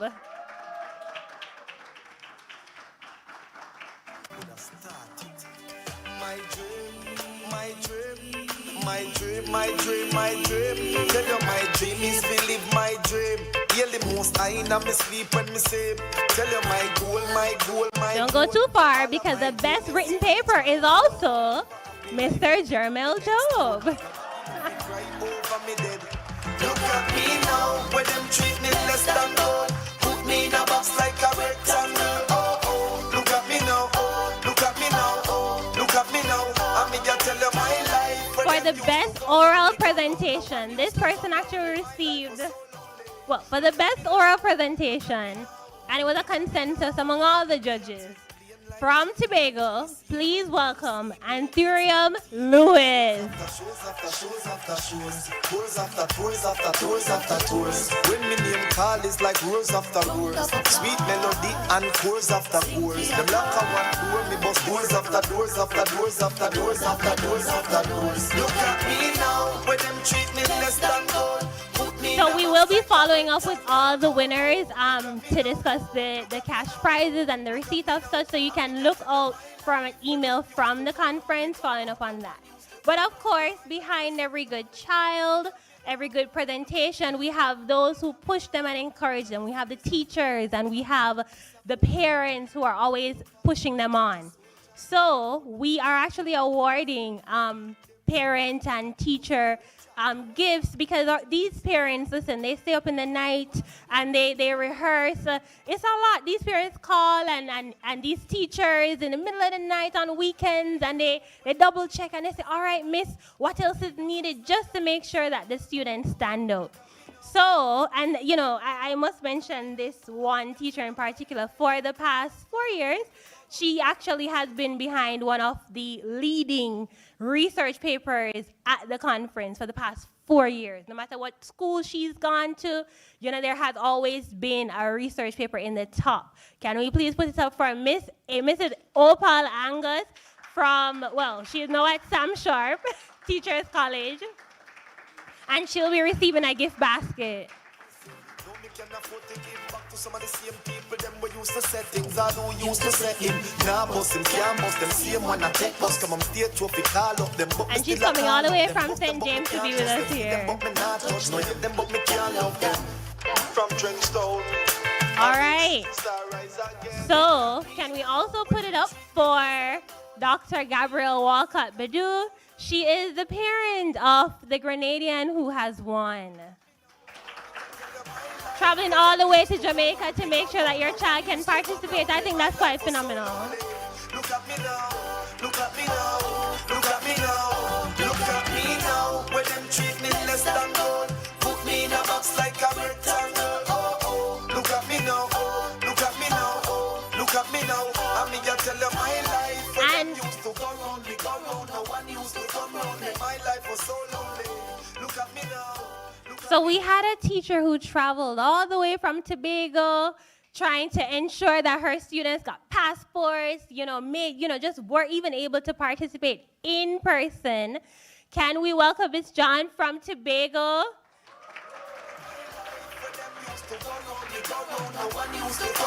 My life was so lonely. Look at me now, look at me now, look at me now. Thank God for me blessing. No, me can afford to give back to some of the same people. Them we used to set things, I don't used to set him. Now bust him, can't bust them. Same one I take bus, come on state trophy, call up them, but me still a call up them. Bust them, but me can't trust them. See them, but me not. And I would actually invite Anthurium Lewis back because there is actually a basket that goes along with the best oral presentation. Every time I rise, we do it for the love, we not do it for the likes. Do it for the love, we not do it for the likes. Do it for the love, we not do it for the likes. Do it for the love, we not do it for the likes. Make them know success don't come overnight. No make them know a substance over hype. Do it for the love, we not do it for the likes. So we had some participants for the research papers who actually came in person. Mr. Dominic Sutherland. I'm not sure if he has left yet. I think he probably would have left. But okay, we had some participants from the competitions who came in person. Okay, wonderful. So that concludes our children presentation. But in a little bit of a twist this year, this is a milestone. 20 years is a long feat, right? I know many persons in this room is not even 20, probably not even 18 as yet. So there have been some forces, I call them a force of nature, that has propelled this conference to what it is today. You know, there are competing priorities, and having sustainability and continuity in a conference for 20 years is amazing. So, can we please, in fact, I would actually ask everyone to stand as we honor Professor Audrey Henry Lee, a certificate of appreciation. This lady is behind every conference from the beginning to the end. Come overnight. No matter no substance over hype. Do it for the love, we not do it for the life. Navigating through COVID, even through the pandemic, and even the hurricane. Please stay. There's another award for you.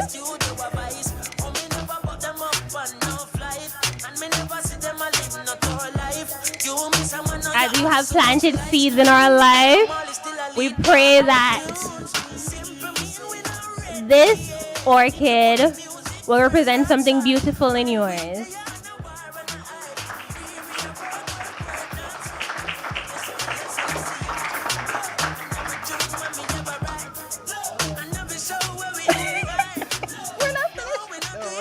Want to say you could be seated. Thanks.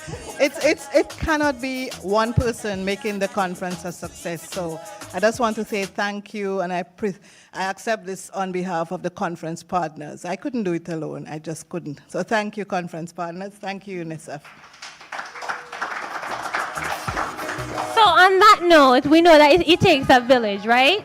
So we also want to honor our sponsors, our partners who have over the years committed to ensuring that every single year the children have the only platform in the Caribbean that they can actually partner with adults to share their voices on things that matter to them.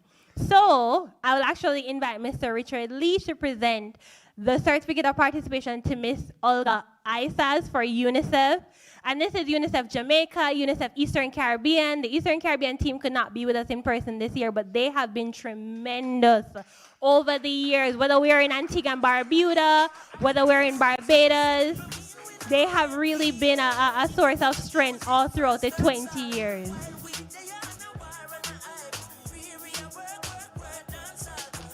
Can we have a representative from the Child Protection and Family Services agencies, please?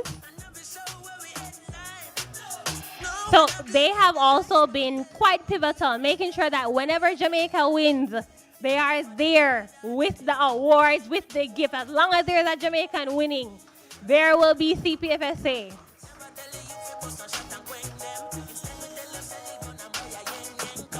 Likewise, we invite representatives from Early Childhood Commission. I'm not sure if they're in the room at the moment. We have Mrs. Andrea Edwards Brown, another force to be reckoned with. We thank the Early Childhood Commission for their wonderful support over all the years.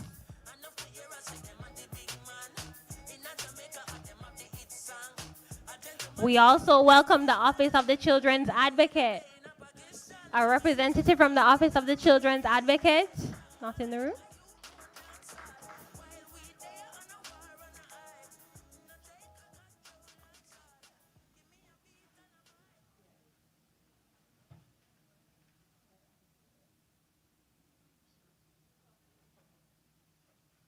So I know the time is going. We also have other, but I think some of the partners are actually not in the room.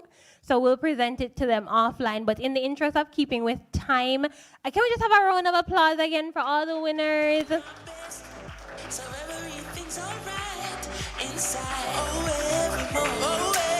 So we are transitioning to a photo session. We will be on the balcony, well, on the staircase. I know some schools have to leave. We're going into the adult presentation. As you know, we have condensed a 2-day conference into one because tomorrow we will be traveling to St. Anne to assist a basic school with hurricane relief activity. So of course, this conference extends to allow for our wonderful adult presentations. So before we have the adult presentations, we'll be taking photos right in the grand lobby. We invite you to come and be a part of this memory with us. If you have to leave, we understand completely. Please note that when you return, please bring all your items, because when you return to the room, there will be 2 rooms instead of 1. The first section and the second session. So you will actually have guides directing you to which room you want to be in, because we have a concurrent session with 3 simultaneous presentations at the same time. But the guides will direct you further. And of course, please look to your conference booklet and your program to see which sessions are in which room. And with that, we have concluded the first part of this conference. Congratulations again. So remember, bring all your items out of the room as we will be transitioning to the next session. And please, we want you to see you there for the photo session. These are memories in the making.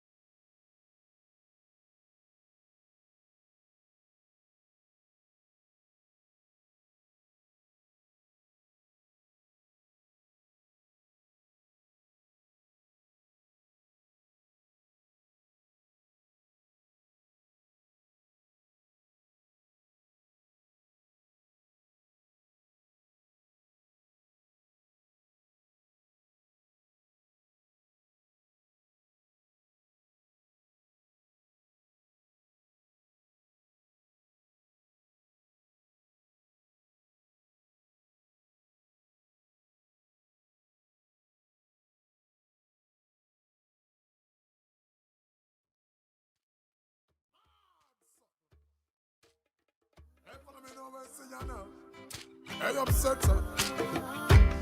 See how upset her? Go outside there. On and on and on and on. I'm a winner. You know the dance.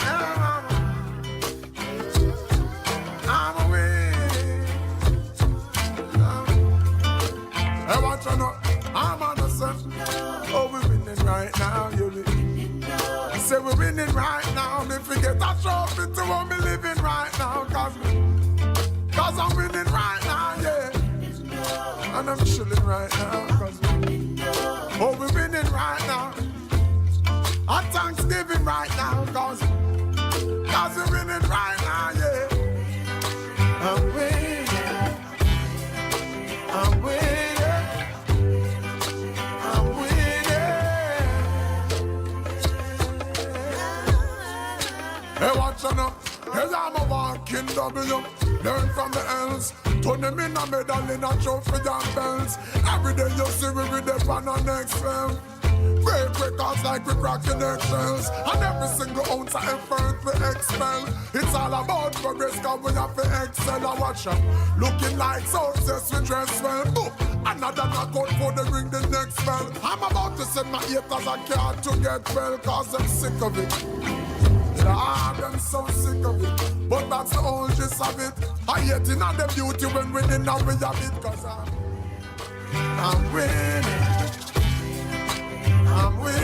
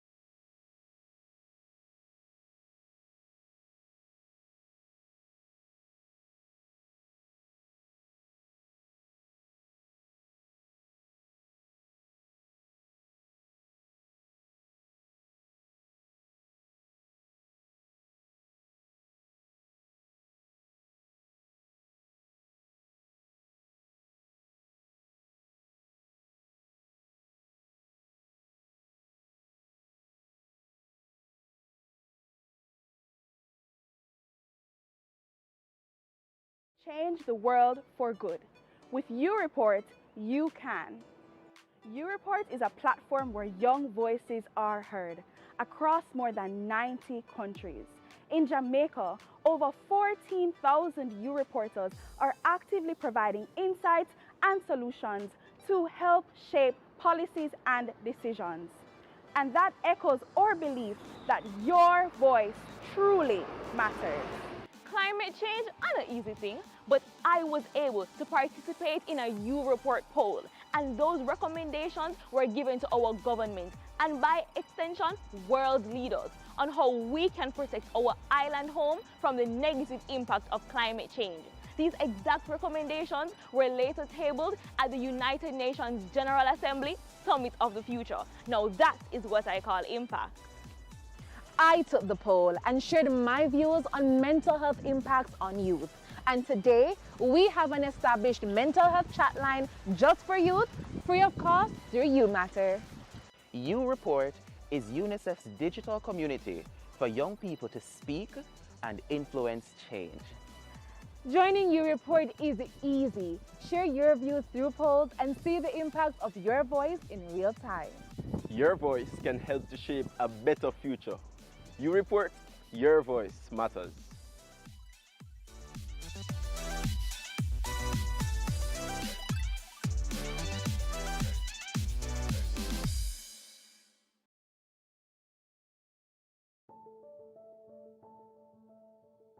There are days when life is lifing, and you need a trusted person to talk to about your mental health struggles.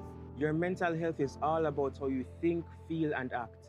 And sometimes you simply need to know that someone cares enough when you are not at your best. Exam stress is real, but I was able to express on how it made me feel with my UMatter counselor.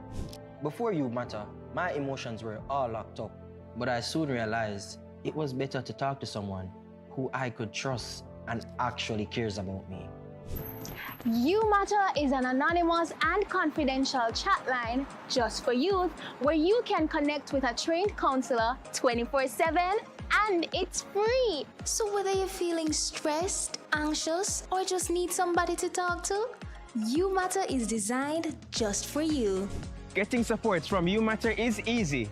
Just text the word support to 876-838-4897 via WhatsApp, SMS, or Facebook Messenger to speak with one of our counselors. So what are you waiting on? We are with fun. Get the help that you need today, because you and you, Especially you, matter.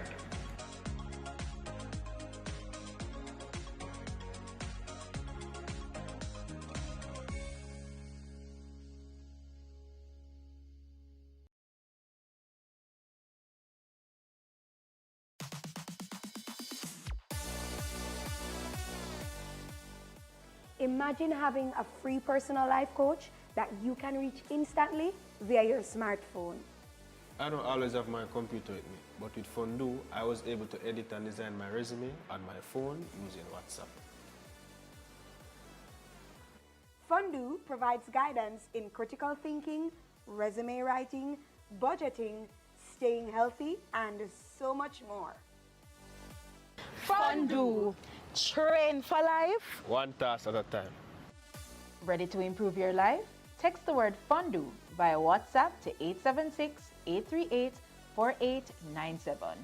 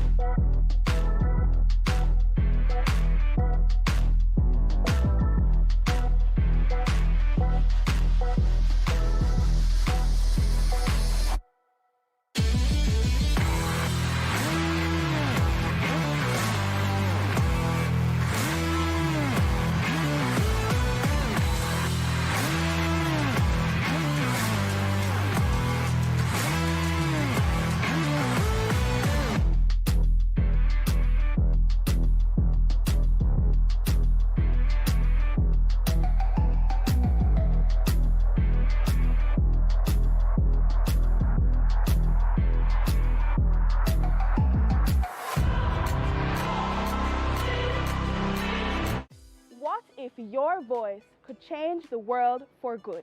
With UReport, you can. UReport is a platform where young voices are heard across more than 90 countries.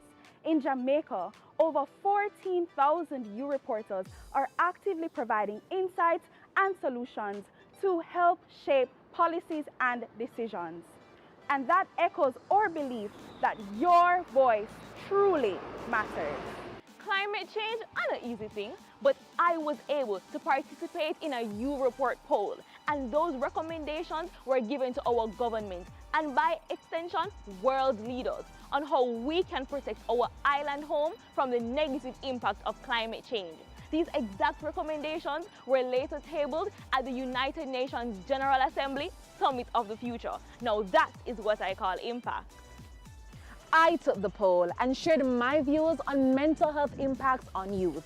And today, we have an established mental health chatline just for youth, free of cost through UMatter. UReport is UNICEF's digital community for young people to speak and influence change. Joining UReport is easy. Share your views through polls and see the impact of your voice in real time. Your voice can help to shape a better future. UReport, your voice matters.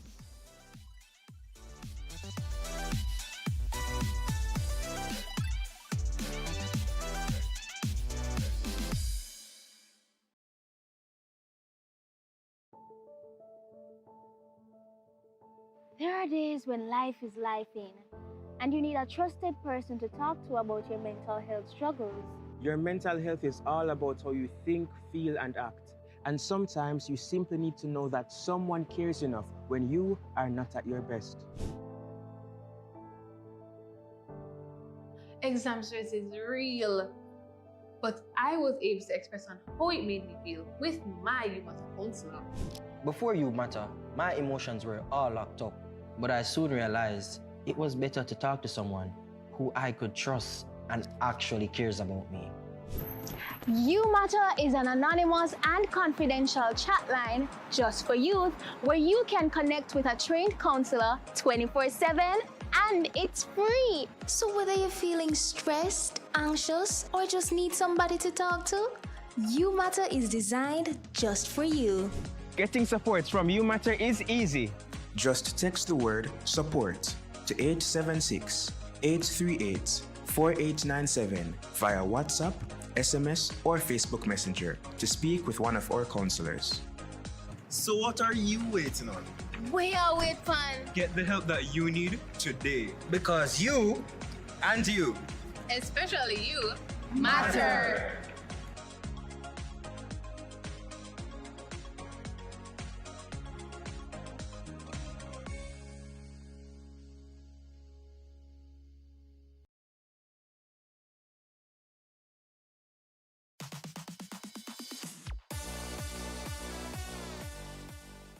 Imagine having a free personal life coach that you can reach instantly via your smartphone. I don't always have my computer with me, but with Fondue, I was able to edit and design my resume on my phone using WhatsApp. Fondue provides guidance in critical thinking, resume writing, budgeting, staying healthy, and so much more. Fondue, train for life. One task at a time. Ready to improve your life? Text the word Fondue via WhatsApp to 876-838-4897.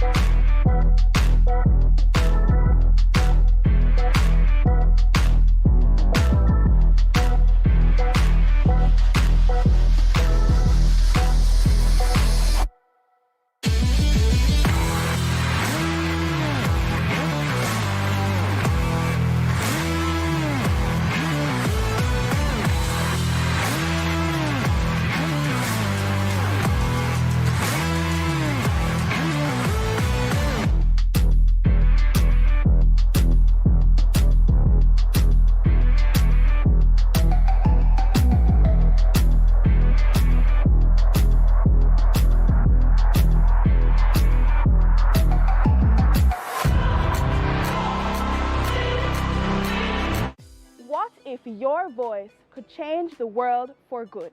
With UReport, you can. UReport is a platform where young voices are heard across more than 90 countries. In Jamaica, over 14,000 UReporters are actively providing insights and solutions to help shape policies and decisions. And that echoes our belief that your voice truly matters.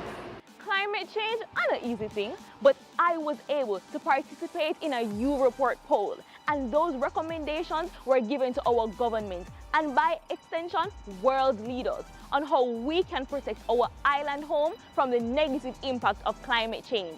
These exact recommendations were later tabled at the United Nations General Assembly Summit of the Future. Now that is what I call impact. I took the poll and shared my views on mental health impacts on youth. And today, we have an established mental health chatline just for youth, free of cost through UMatter. UReport is UNICEF's digital community for young people to speak and influence change. Joining UReport is easy. Share your views through polls and see the impact of your voice in real time. Your voice can help to shape a better future. UReport, your voice matters.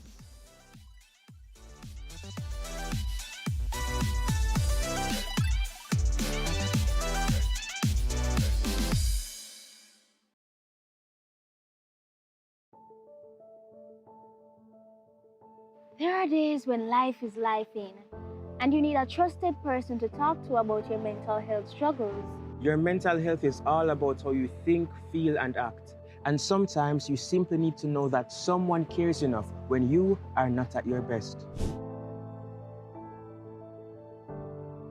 Exam stress is real, but I was able to express on how it made me feel with my UMatter counselor. Before UMatter, my emotions were all locked up, but I soon realized it was better to talk to someone who I could trust and actually cares about me. UMatter is an anonymous and confidential chat line just for youth where you can connect with a trained counselor 24/7 and it's free. So whether you're feeling stressed, anxious, or just need somebody to talk to, UMatter is designed just for you. Getting support from UMatter is easy. Just text the word support to 876-838-4897 via WhatsApp, SMS, or Facebook Messenger to speak with one of our counselors. So what are you waiting on? We are wait fun. Get the help that you need today. Because you and you, Especially you, matter.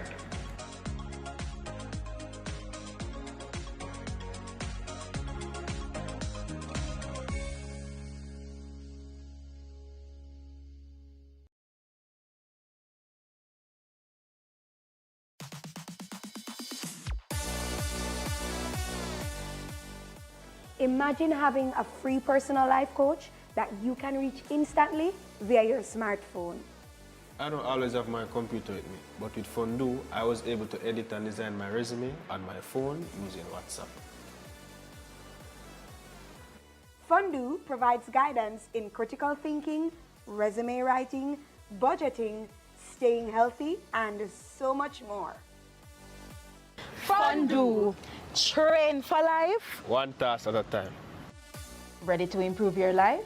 Text the word Fondue via WhatsApp to 876-838-4897.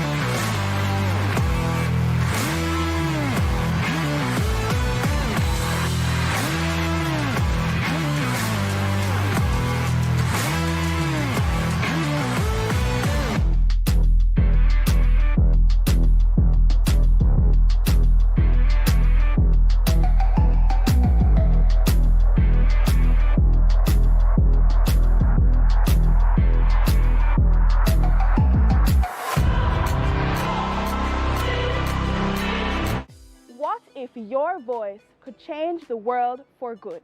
With UReport, you can. UReport is a platform where young voices are heard across more than 90 countries. In Jamaica, over 14,000 UReporters are actively providing insights and solutions to help shape policies and decisions. And that echoes our belief that your voice truly matters. Climate change is an easy thing, but I was able to participate in a UReport poll, and those recommendations were given to our government and by extension world leaders on how we can protect our island home from the negative impact of climate change. These exact recommendations were later tabled at the United Nations General Assembly Summit of the Future. Now that is what I call impact. I took the poll and shared my views on mental health impacts on youth. And today, we have an established mental health chatline just for youth, free of cost through UMatter. UReport is UNICEF's digital community for young people to speak and influence change. Joining UReport is easy. Share your views through polls and see the impact of your voice in real time. Your voice can help to shape a better future. UReport, your voice matters.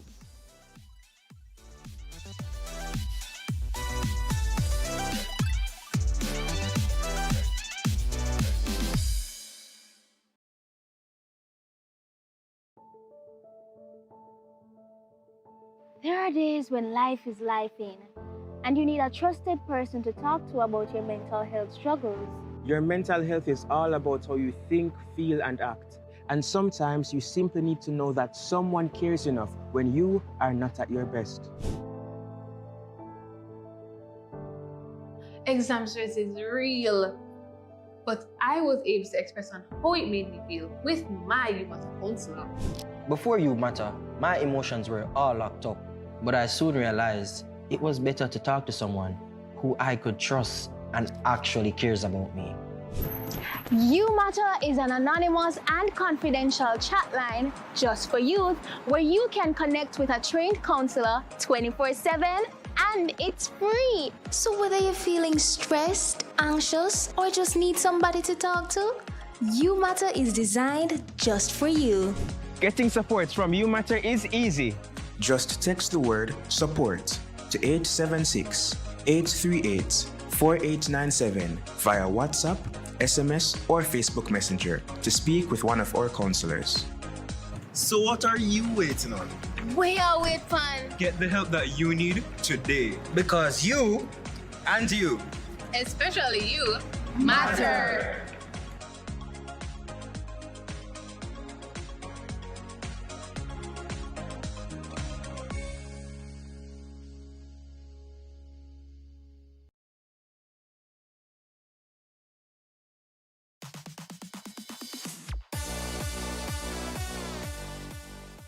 Imagine having a free personal life coach that you can reach instantly via your smartphone. I don't always have my computer with me, but with Fondue, I was able to edit and design my resume on my phone using WhatsApp. Fondue provides guidance in critical thinking, resume writing, budgeting, staying healthy, and so much more. Fondue, train for life. One task at a time. Ready to improve your life? Text the word Fondue via WhatsApp to 876-838-4897.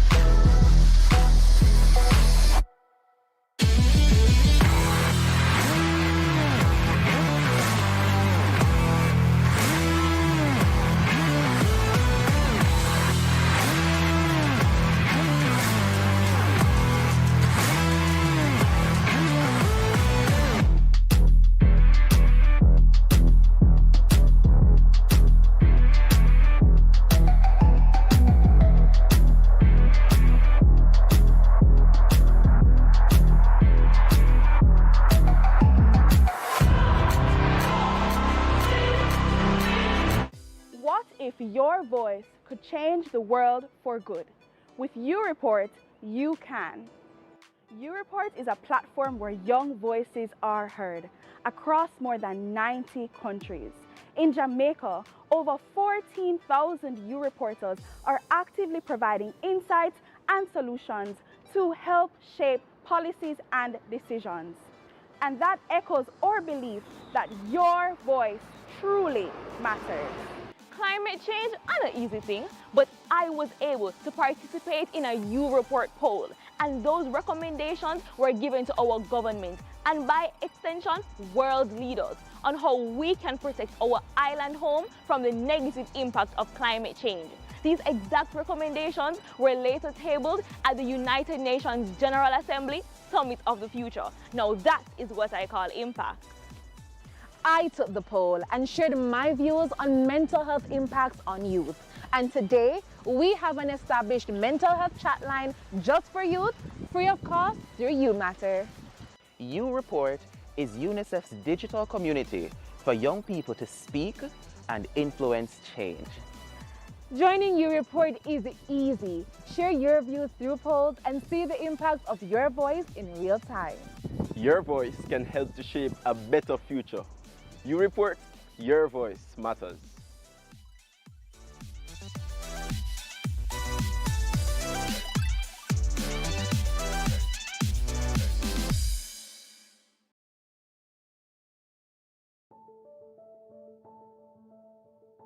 There are days when life is lifing, and you need a trusted person to talk to about your mental health struggles. Your mental health is all about how you think, feel, and act. And sometimes you simply need to know that someone cares enough when you are not at your best. Exam stress is real, but I was able to express on how it made me feel with my You Matter counselor. Before You Matter, my emotions were all locked up, but I soon realized it was better to talk to someone who I could trust and actually cares about me. You Matter is an anonymous and confidential chat line just for youth where you can connect with a trained counselor 24/7 and it's free. So whether you're feeling stressed, anxious, or just need somebody to talk to, You Matter is designed just for you. Getting support from You Matter is easy. Just text the word support to 876-838-4897 via WhatsApp, SMS, or Facebook Messenger to speak with one of our counselors. So what are you waiting on? We are with fun. Get the help that you need today, because you and you, Especially you, matter.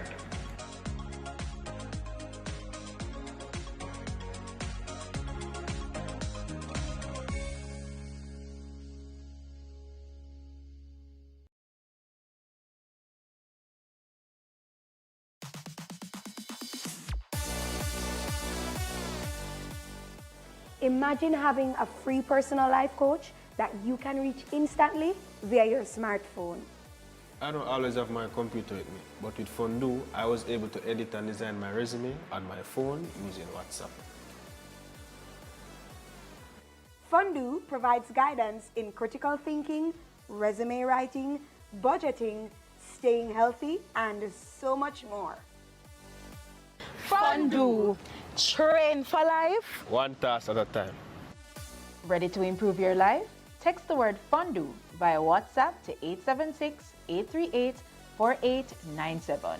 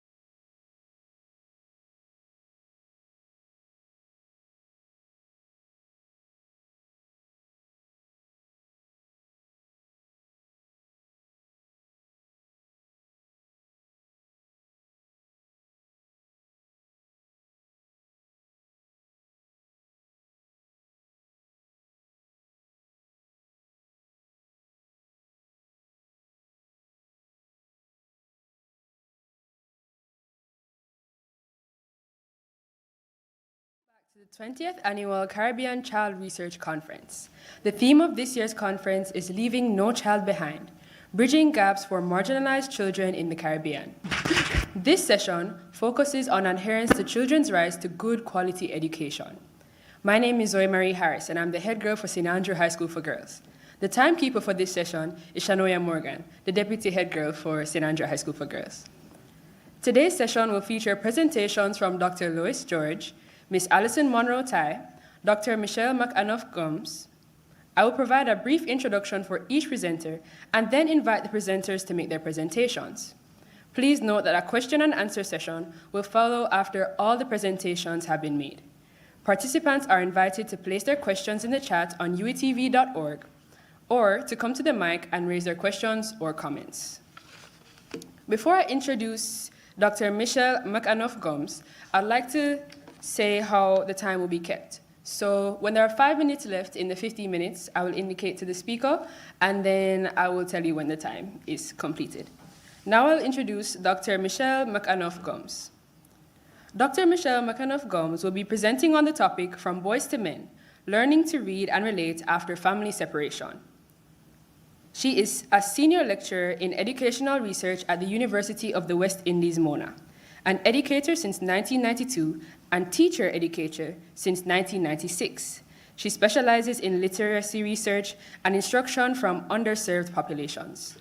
Dr. Gomes' scholarship examines the intersection of literacy, equity, and language policy, with emphasis on learners facing systematic disadvantage. Please help me to welcome Dr. Gomes.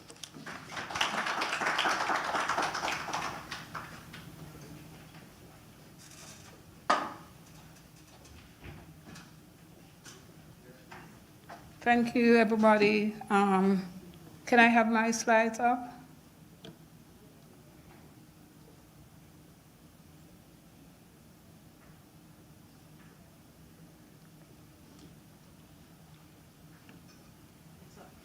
Oh, okay, I'm presenting on the topic Boys to Men, Learning to Read and Relate After Family Separation.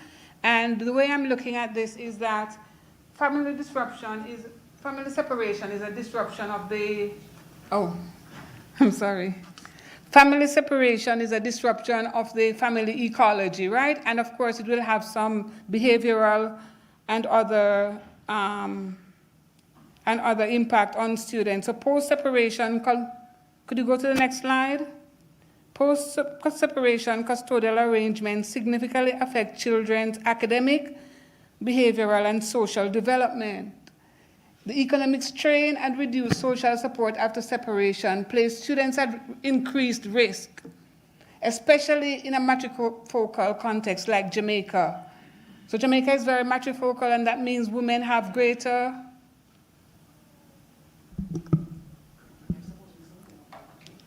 Okay, right here to help you navigate the slides. Okay, good, thank you. Technology. Okay, so separation can have wide-ranging impact on children's literacy development, children's development in general, and especially during the adjustment periods. They can have, it can show up within the difficulties they have can show up within the home as well as within the classroom. So I wanted to look at... Which is a US-based...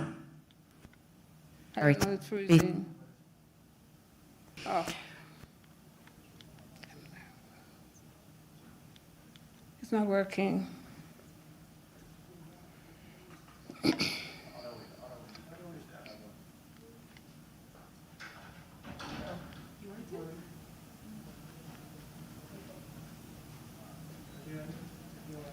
Okay, 1, 2, 3, let's start again. So post-separation custodial arrangements can have significant impact on students, their academic, behavioral, and other supports.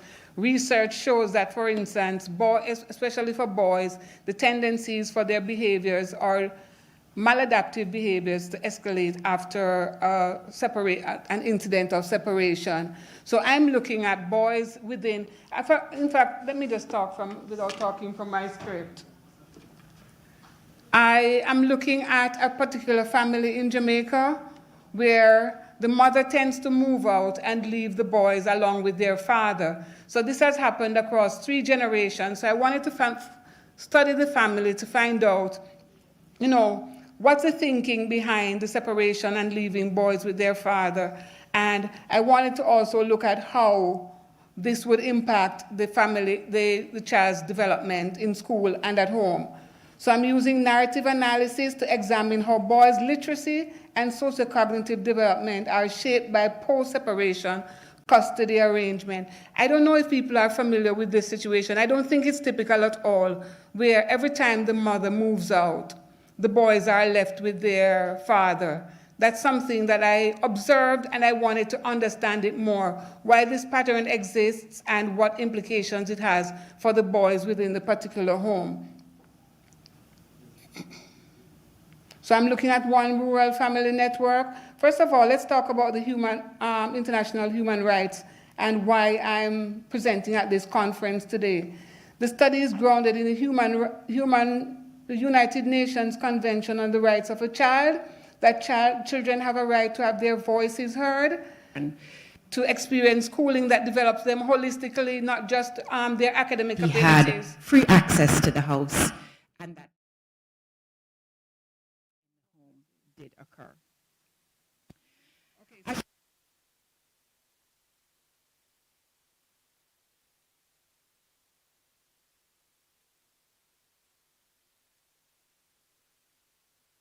Family disruption from generation to generation, and they can become an object of curiosity. But I wanted to make them more than not an object of curiosity, but to get them to tell their story of what happened during the separation, why certain decisions were made, and why in particular the boys were left with their father post-separation. And again, somebody might look at me and they might say, but why are you looking at an atypical family? Shouldn't you look at a typical family so the findings can generalize to a wider population?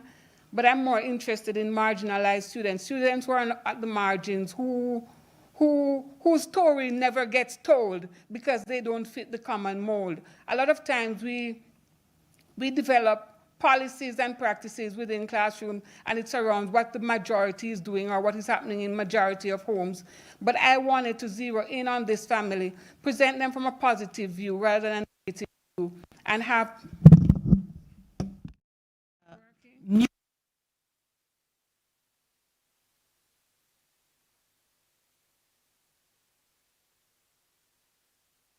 we had many other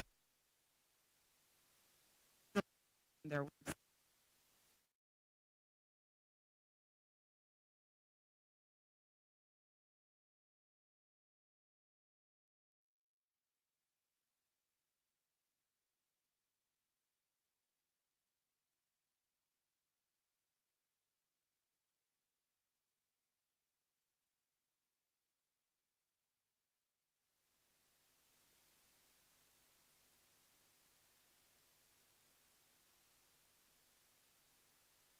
this week. These are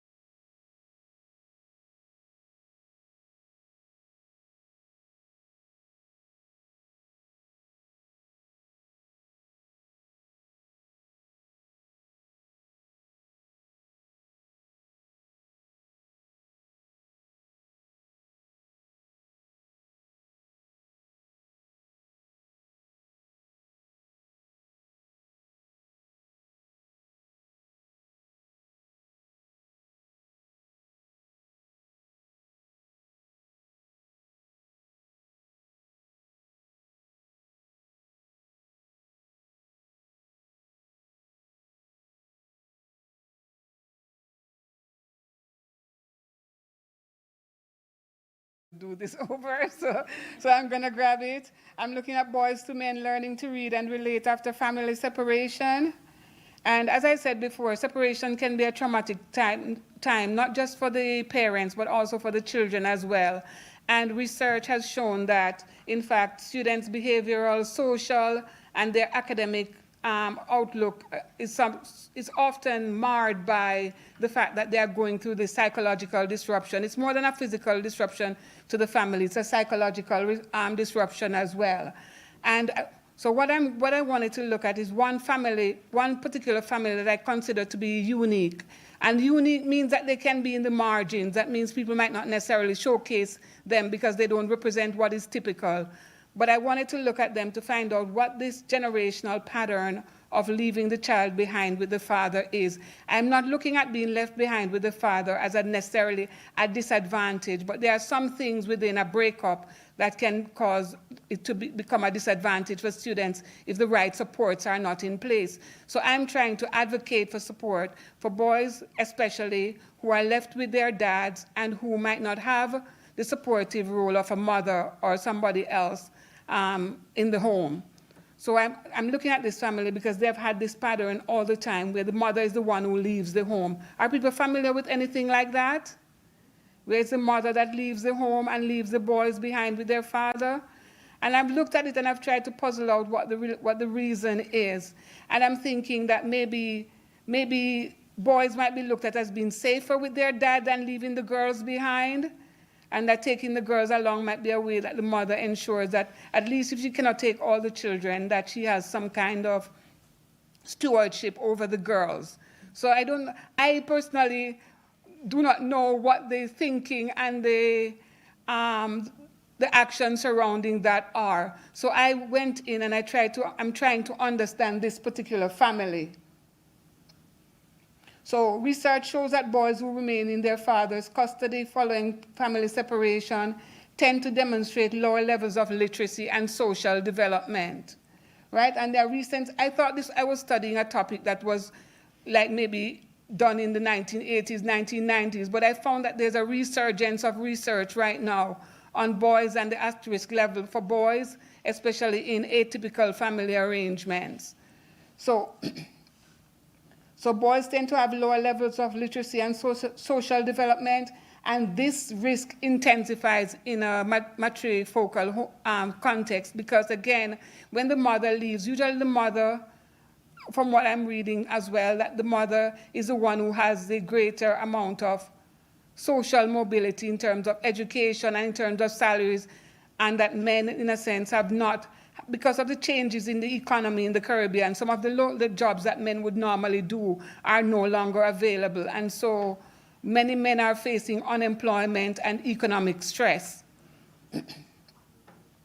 I will look at the Jamaican context too, where 89.37% of teachers are female and nearly 50% of households in Jamaica are run by mothers only. So you have a female-dominant sort of society, and you have boys being left with their father. So it brings up issues of socialization and so on. So the narrative case study examines how boys' literacy and socio-cognitive development are shaped by post-separation custody arrangement in which the mother exits the household and boys remain with their father in a largely matrifocal society. I'm looking at one rural family, and I'm trying to not present them as objects of curiosity, but to give them a voice. So whatever they talk about in that first interview I have with them is what they talk about. They're not going off my agenda. So I'm starting off with interviews that I'd only give a prompt and then I stay quiet and let them talk and let them tell their story of separation and decision-making and custody arrangements and all those things and what the outcome has been for them. So the study is grounded in the United Nations Convention on the Rights of a Child, especially to have their voice heard. I will be interviewing the young children as well, using specific prompts and allow them to tell their story while I remain silent. So to have their voice heard, to experience schooling that supports full emotional, relational, and intellectual development. A lot of stress in Jamaica is on the academic performance and how well students do academically, but I'm advocating for a more rounded educational support for boys, especially when they do not have the support of a mother at home. And I'm trying my best not to make this stigmatizing one kind of family or another. I'm trying to keep it so that I look at this from a neutral perspective so I can describe what is. So to have their voice heard, to experience schooling that supports full emotional, relational, and intellectual development, and to receive support for recovery following psychological disruption. I also based my research on a variety of theoretical contexts, including ecological systems theory by Bronfenbrenner, where he talks about family disruption and how that's a disruption to the ecosystem of the family. I also use sociocultural theory from literacy because practices are passed down from generation to generation. And I'm looking at how the first person I interviewed for this research is a father who himself was raised by a father only and is now raising his son as a father only. Right? So I'm looking at that transgenerational patterns. Patterns might be different in different households than in the one I'm looking at, but where the one I'm looking at, the mother tends to move out and the boys tend to gravitate back toward the father. Here are my research questions. What stories do parents tell about the causes, conditions, and consequences of family separation in which boys remain in their father's custody? What stories do they tell? What story do the boys tell? So they get a chance to be interviewed and to tell their story as well. What stories do boys tell about their schooling, peer relationships, and relationship with teachers after being placed in the custody of their father following family separation? And the final one compares the boys with the girls in the family to ask, how do the literacy and sociocognitive outcomes of boys in post-separation, father-only household compare with those of their female siblings residing with their mother? So I'm looking at this family, and let's talk about the family. So there are 35 people in that family network. And of the 35, 10 are males who experience father-only care at some critical point in their development. I'm zeroing in on 2 of the males, 2 boys who are currently living with their single fathers, 1 boy whose custody arrangement represents a repeated intergenerational pattern of father-only upbringing.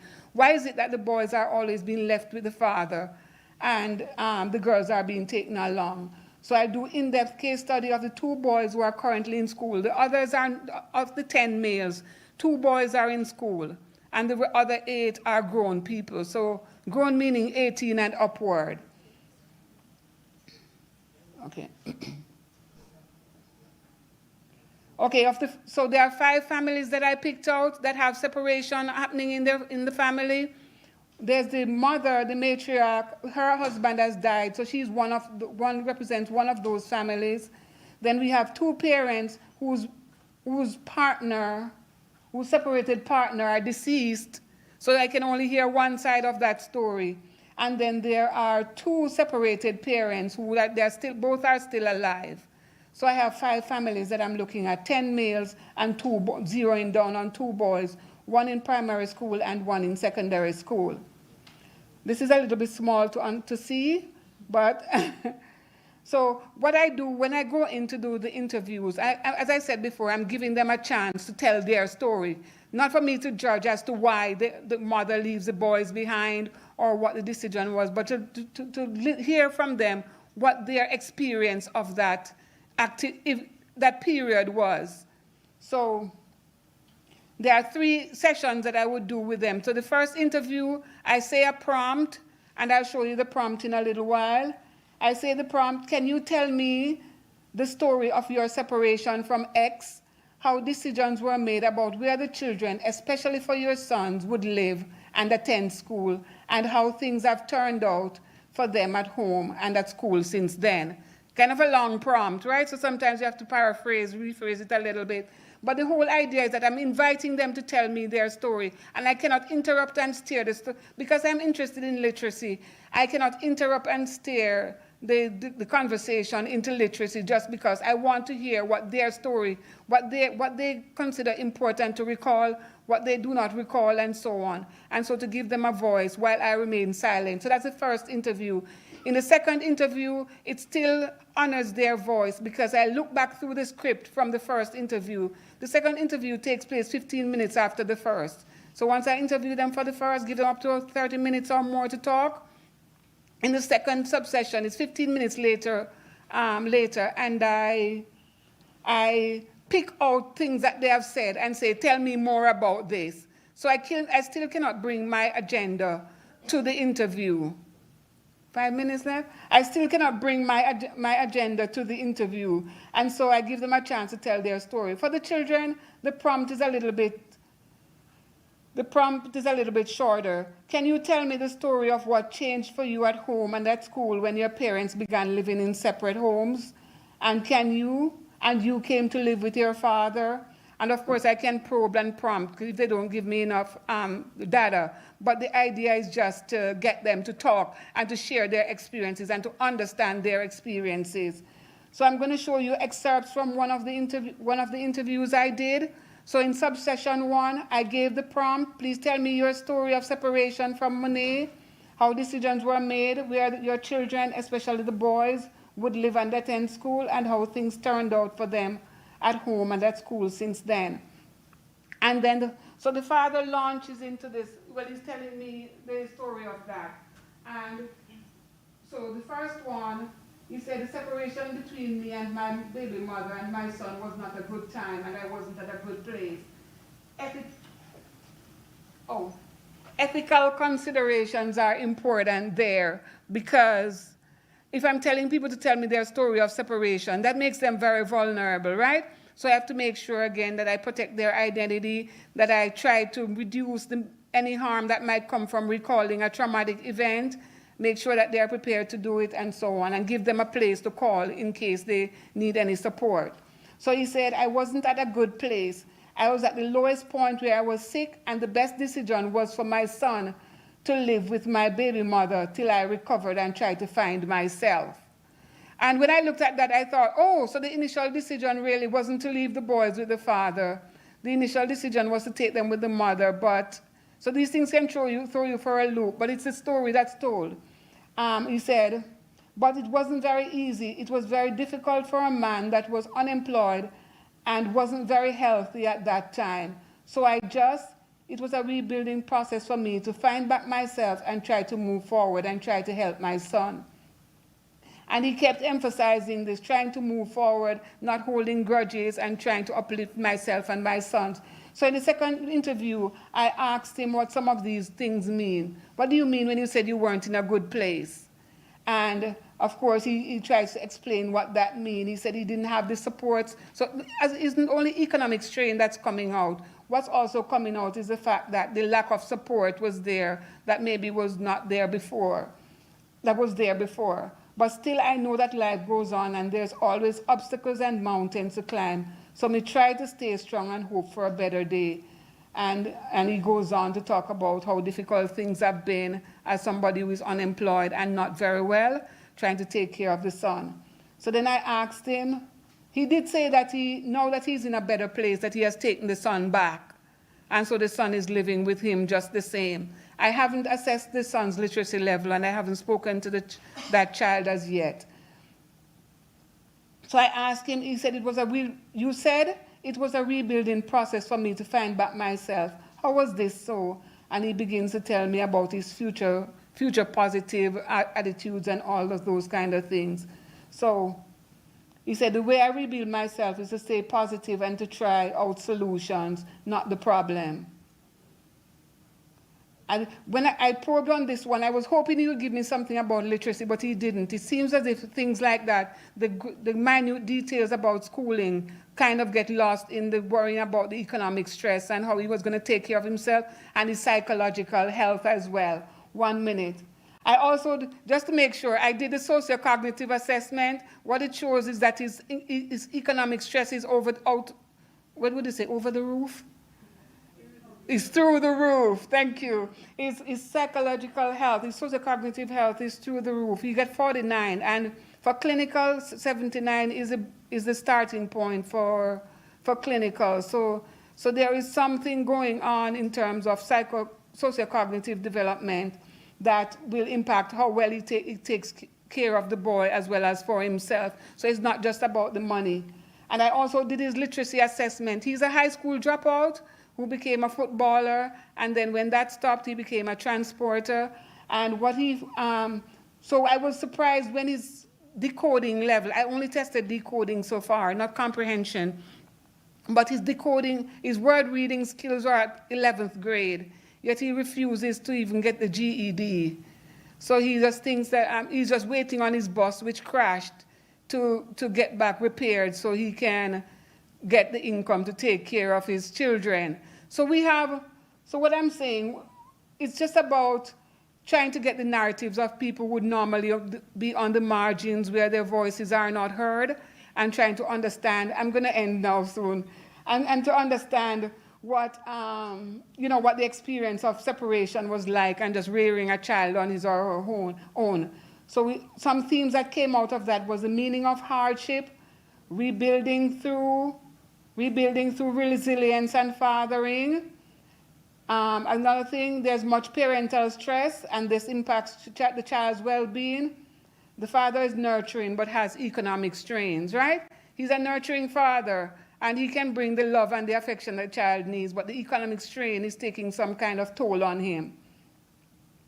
The assessment, as I said, he was at grade 11, he's a past dropout, and he was a baller and a transporter. He's just waiting on his bus to be fixed, to get back on the road and so on. So this all, what's the contribution of this research? Last thing, what's the contribution? It highlights intergenerational father-only care. It brings that into the forefront, and it shows the literacy resilience in boys. At least, I don't know if I can conclude that yet, but this boy is resilient, having been raised by his father and now raising his own child, and still his literacy hasn't suffered dramatically from where it was before. I think that's a win. And it emphasizes the need for school-father partnerships where situations like that occur, so that the child can have balanced socialization from both a male figure and a female figure in these instances. So again, I tried to rush through the research. The big thing is that I'm interested in boys who are left with their father. I'm interested in their literacy skills. I'm interested in their socio-cognitive development. That means how they work with other people in teams and groups and so on. And this study is just an emerging study. It's very new in terms of getting all of the data in. But once the data is in, I hope that it will resound with people and it will have an impact on policy in terms of collecting data on family structure and seeing how that affects children. Thank you.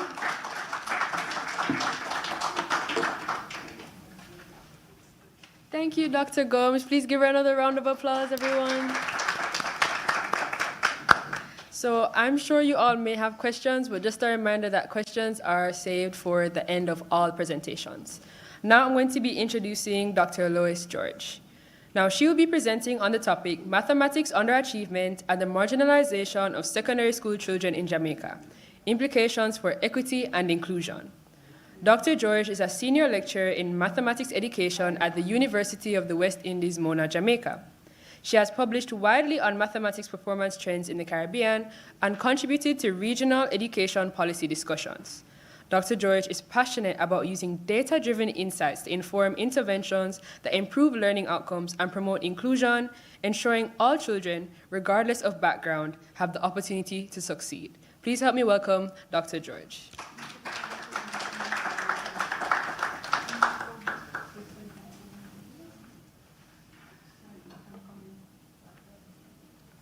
Good afternoon. It has been a long day for many of you, so I'm going to get going. I have been introduced already, and therefore I will just give an overview of my presentation. I will look at the context and rationale, followed by the research questions, looking at methods, the results, and very importantly, implications and recommendations from the research. So this talk is based on a book chapter published in 2023. and it was published in the book Equitable Education for Marginalized Youth in the Caribbean and Latin America. This research centers around SDG 4, and we have heard of the Sustainable Development Goals, and this goal has two parts, but my research focuses on the first part of the goal, ensuring inclusive and equitable quality education. And I will focus quite a bit on this notion of quality. It is not just about whether we have education. It is important to think about what type of education children are engaged in. Clearly, the focus is also on mathematics. And why is mathematics important? I'm sure if I were to ask you, each of you could give me several reasons why it is important. It is fundamental on many levels to educational and economic success, not just presently but in the future. It is linked to certain types of jobs in STEM fields and other such domains. And really, it is important for everyday life. It is important not just for math itself, but for other subject areas, and to function well in your everyday and our everyday lives. This is a very long quote, but I think it is important and still very relevant, so I'm going to take the time to read through it. It comes from UNESCO, and the research that I have done, it has substantiated this point. It says that while providing access to schooling is crucial, the most urgent task for any education system is to equip young people with essential numeracy and literacy skills to engage meaningfully in social and economic life. One of the things we would notice across the region, over the last 10, 20 years, our governments have spent an inordinate amount of resources and time increasing enrollment at the primary level and at the secondary level. So if you look at the data across the region, you will find that we have almost, if not all, 100% enrollment in primary school and close to that at the secondary level. However, UNESCO points out, and this underpins the reason for this research, that less attention has been paid to the fact that millions of children emerge from primary school each year without having acquired basic numeracy skills. These children are ill-equipped to make the transition to secondary school, let alone enter employment markets. And the problem extends to the secondary school, where many children, sometimes a majority, do not even reach even a minimal level of competence. This is concerning if after over a decade in formal education, children are not numerate, after having left primary school with gaps in their learning, etc., they are not on a good foundation to be able to succeed. What comes out of this is that a large number of countries, and my focus is on the Caribbean region, they are not passing the quality of education test. So we have different types of tests, and SDG 4 speaks to not only inclusivity, but quality education. When we look at the Human Capital Index as well, where we look at schooling over a child's tenure, usually in Jamaica and beyond, we begin school in preschool or nursery at age 3, and we end school at formal school, that is at 18 years of age. What research has shown, very recent research, is that while a child is expected to complete 11.7 years of schooling, what they actually complete is 7.2 years of schooling.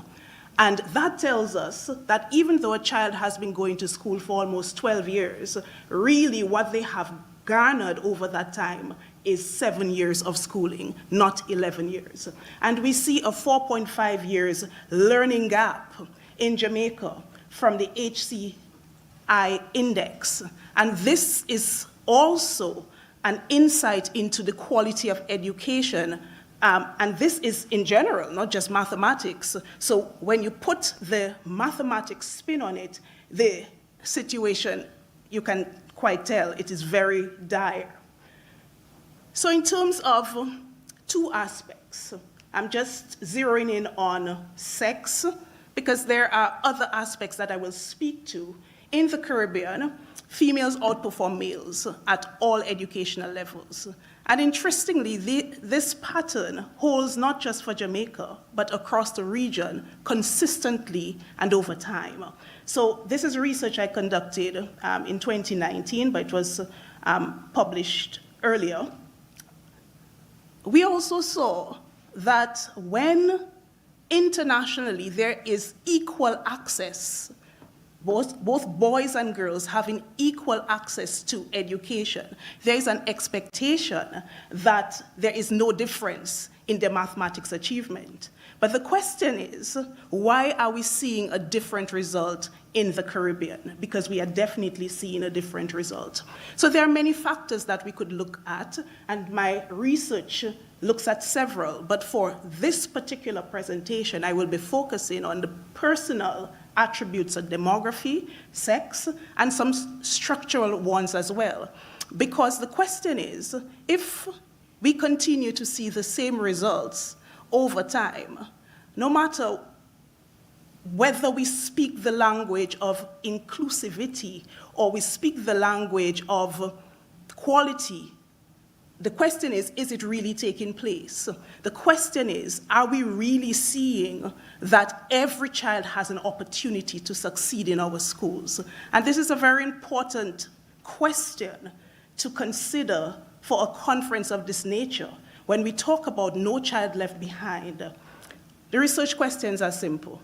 I looked at whether there was a difference in the CSEC math performance of students based on their school composition, whether we are looking at co-educational or single sex, whether the students were male or female, their school location, rural, urban, and school types, new schools, traditional schools, technical schools, and upgraded schools. I must thank the Ministry of Education for making the data available, population data of almost 120,000 grade 11 public school students across 166 schools from 2009 to 2019. So therefore, the findings from this research are highly generalizable to the population. It's not findings that do not hold. It holds, and it is very consistent in its patterns, as you will see emerge from the research. For the data analysis, I used ANOVA and independent sample t-test. And the question is, how are we doing? How are we doing on the different measures that I've just spoken about? So in terms of the results, and I'm sure all of us in the room, we have heard of the recent CSEC math results, and those of you who are currently in Forms 5, etc., you are preparing for this. From 2009 to 2019, you would notice that while there's a fluctuation in the percentage pass, it hovers between 40 and 60%. And in the last 3 years, 2022, 2023, and 2024, we see that we are hovering in the 30% region, which is even more concerning. What did we find? Statistically significant difference across all variables. However, when we consider these results, we have to think about the effect size, which tells us what is happening in practice. And they were small, except for school type, which had a moderate effect. That's telling us that it is having a big effect on the ground, not just in research or in the air or in a theoretical basis, but in real life on the ground. So when we interpret these results, I want us to do so with some level of caution, because the marginalization may be nuanced. So let's look at performance by school population composition. We see over the entire time period, 2009 to 2019, we see that the red would be single-sex female schools are on top. and followed by single-sex boys' schools, followed by co-educational schools. One of the things that's remarkable about the data coming from the Caribbean is how regular the pattern in relation to math achievement is. You don't see that internationally. You see more fluctuations across all of these different dimensions, but you see a regular pattern. Let's see what that looks like for performance by sex. Girls are outperforming boys. Across the years, we are seeing this. And when we look at schools, you'd notice the graphs in terms of pairs. You have rural, urban for each of the years. And you would notice that the trend is the same. Rural, less in terms of the performance, and urban, it towers over the bar of the rural. So again, very regular results. And you would notice, as I've circled in red, that difference, it carries over every single year. So in terms of performance by type, we see traditional high schools. Again, their mean is the highest, and it is significantly so. So when you think about these results, what are the implications for marginalized children? It is telling us that children in rural schools, our boys, and those attending under-resourced schools, they experience the greatest challenges. The question is, what is being done to address these particular groups of students in a way that would effect change? I'm not talking about this cross-sectional interventions. When we get or hear of the CSEC results, everybody gets excited, and then we in a panic mode, implement things. But ongoingly, we have an 11-year period, and we have seen the same thing has held. What are we doing? We see that weak math achievement, it reduces access to higher education. And then we wonder why our boys are not at university. We see that in Jamaica, that there's a dominance of girls at the university level. It reduces their ability to participate in STEM fields and in future types of employment. And these patterns, very importantly, they reinforce existing inequalities. Because if you're in a rural school, if you are from an under-resourced background, and it's like you just can't break the ceiling, that means you are in this perpetual cycle of disadvantage and marginalization. And it continues to contribute to ongoing cycles of social and economic disadvantage. For my last slide, as a good researcher would do, I propose recommendations for change. What I will say is that this is not a sprint. Addressing math education issues in Jamaica and the wider Caribbean is a marathon. And to date, we have not approached it generally that way. We have approached it with this, a little activity here, there, and everywhere. And some of the suggestions that I give, that can be expanded, of course, would be one, to enhance early math achievement, because when students start on a strong footing, they are able to make better gains. Standardized school quality. If a student goes to a particular school and they are doomed to a particular performance, that is of concern. We need to allocate resources and provide support to underperforming schools, because we know the outcome if we don't.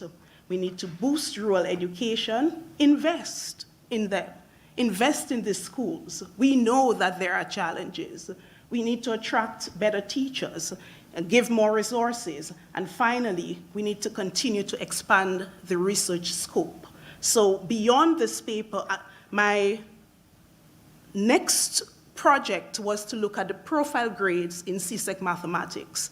And true to form, the pattern emerged with a level of regularity that my international counterpart said to me that this is remarkable. That means we have systemic things that are happening that we need to address. So I thank you for your attention, and this is where I take my leave.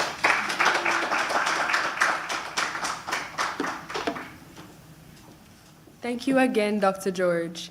The presentations so far have emphasized the importance of education, not just as an avenue for social mobility, but also for community involvement in social, economic, and political spheres. This importance creates the need for these studies and enables us to be able to enact change so that children will have access to good quality education.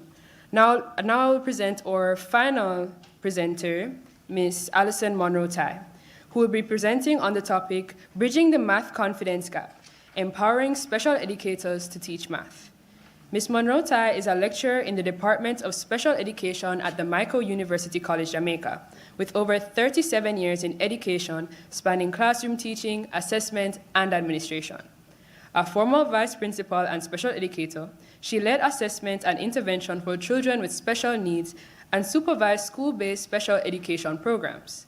Her current interests focus on preparing novice teachers and designing programs that support inclusion in general education classrooms. Please help me to welcome Ms. Alison Monroe-Tai.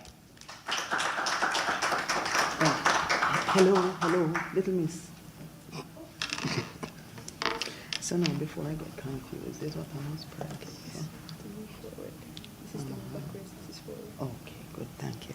Okay, good afternoon, everyone. All right, thank you for staying for this session. And it has been a long day, that's for sure. And so I want to thank you for staying.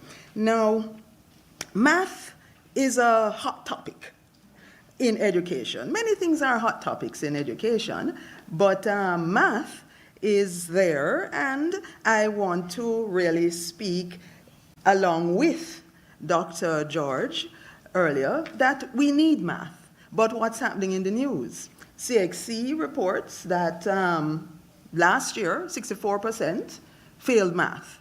This year, our Minister of Education is speaking, congratulating in some way that we're at 45%, but we still need to move up. We still need to move up if we want to adequately equip Jamaica's children. This is in the news. We hear it all the time. And we have a tendency that when we hear something going on, we try to do a quick fix. But math and education overall, reading gets the same treatment, that it has more than just that needed. We need to look a little further. Now, okay. You know, I am going to, can we pause 1 minute so that I can actually get something I can read?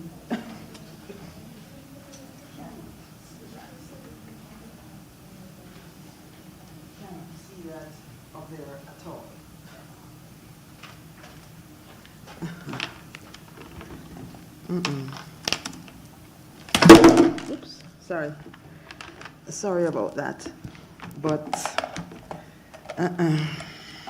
eyesight, man, it's gone. And these are not even tested. Trying to deny the inevitable.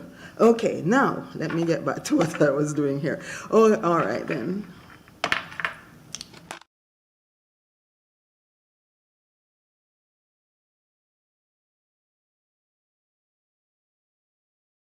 At one time, let me go here, so let me go back here.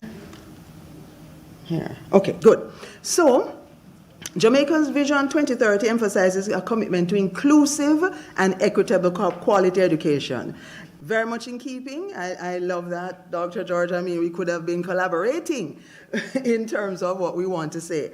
But certainly, as a special educator initially, and as a lecturer in the Department of Special Ed right now, preparing special educators, this, of course, would be something of interest to me. What is it that I'm interested in? What has happened? Well, I can say that having novice teachers, persons who are expected to go out and teach math in the classroom, but more than just teaching math, they are required to intervene in the affairs of students who are having challenges, which requires a little more than just saying, I'm going to teach math.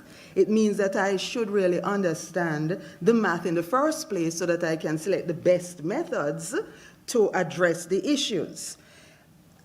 Well, over the years, I've taught a particular course at the college, not a math course, I will tell you, because if we were to take a little poll in here, there are those who math have been good to you and math might not have been so good to you, okay? But the course speaks to intervention for students with learning difficulties. And as soon as the students come in, I am faced with the usual cry that comes out of them. Another math course? Oh no, math is not my friend. No, miss, I have to be going through pacifying, letting them know that I will not be teaching them any math. I'm actually going to be teaching intervention strategies. So over the years, I became interested in the experiences of these students. What is it that they're actually feeling? What's going on? And so I took the opportunity when I had one cohort. It's small, it's a special ed department, 13 students, so this is not going to be a generalizable kind of study. In fact, what we're looking at is more a qualitative, exploratory kind of study. And I'm really focusing on the experiences of these 13 second-year pre-service teachers, trying to understand their feelings about math and then incorporating something in the program, incorporating a number of multisensory instructional aids and strategies to see if that what impact that would have on their confidence in terms of being able to teach or even to understand the math that they're going to be required to teach. So that is where it started. That's where it came from. This slide would have spoken about the things that I have found. I mentioned already that what is the problem they find, the challenge that they face. They seem to have a number of emotional barriers. It has brought, their fear of math has brought with it a lot of barriers to their learning. Much of it wrapped up in a lot of emotion. And I mean, I really got some strong emotion out of these students in terms of math, and they're required to teach math, okay? Fear of the subject, fear from past negative experiences within the classroom, okay? To the point where many of them, the final one there, I can't read that, so I'm reading here, self-deprecation, where they actually think less of themselves as being capable or they're not capable to do anything at all pertaining to math. Now, math anxiety is well researched. It speaks to feelings of helplessness, tension, panic during math-related tasks, etc. Such negative experiences can culminate in what I, from conversations with the students, I'm now terming as math trauma, which poses a barrier to effective learning and teaching in mathematics. Really and truly, their comments sounded as if we were in a counseling session where persons had been abused. And I'm not joking. But we had some questions. I have some questions which I started out with. First question, what are your feelings toward math?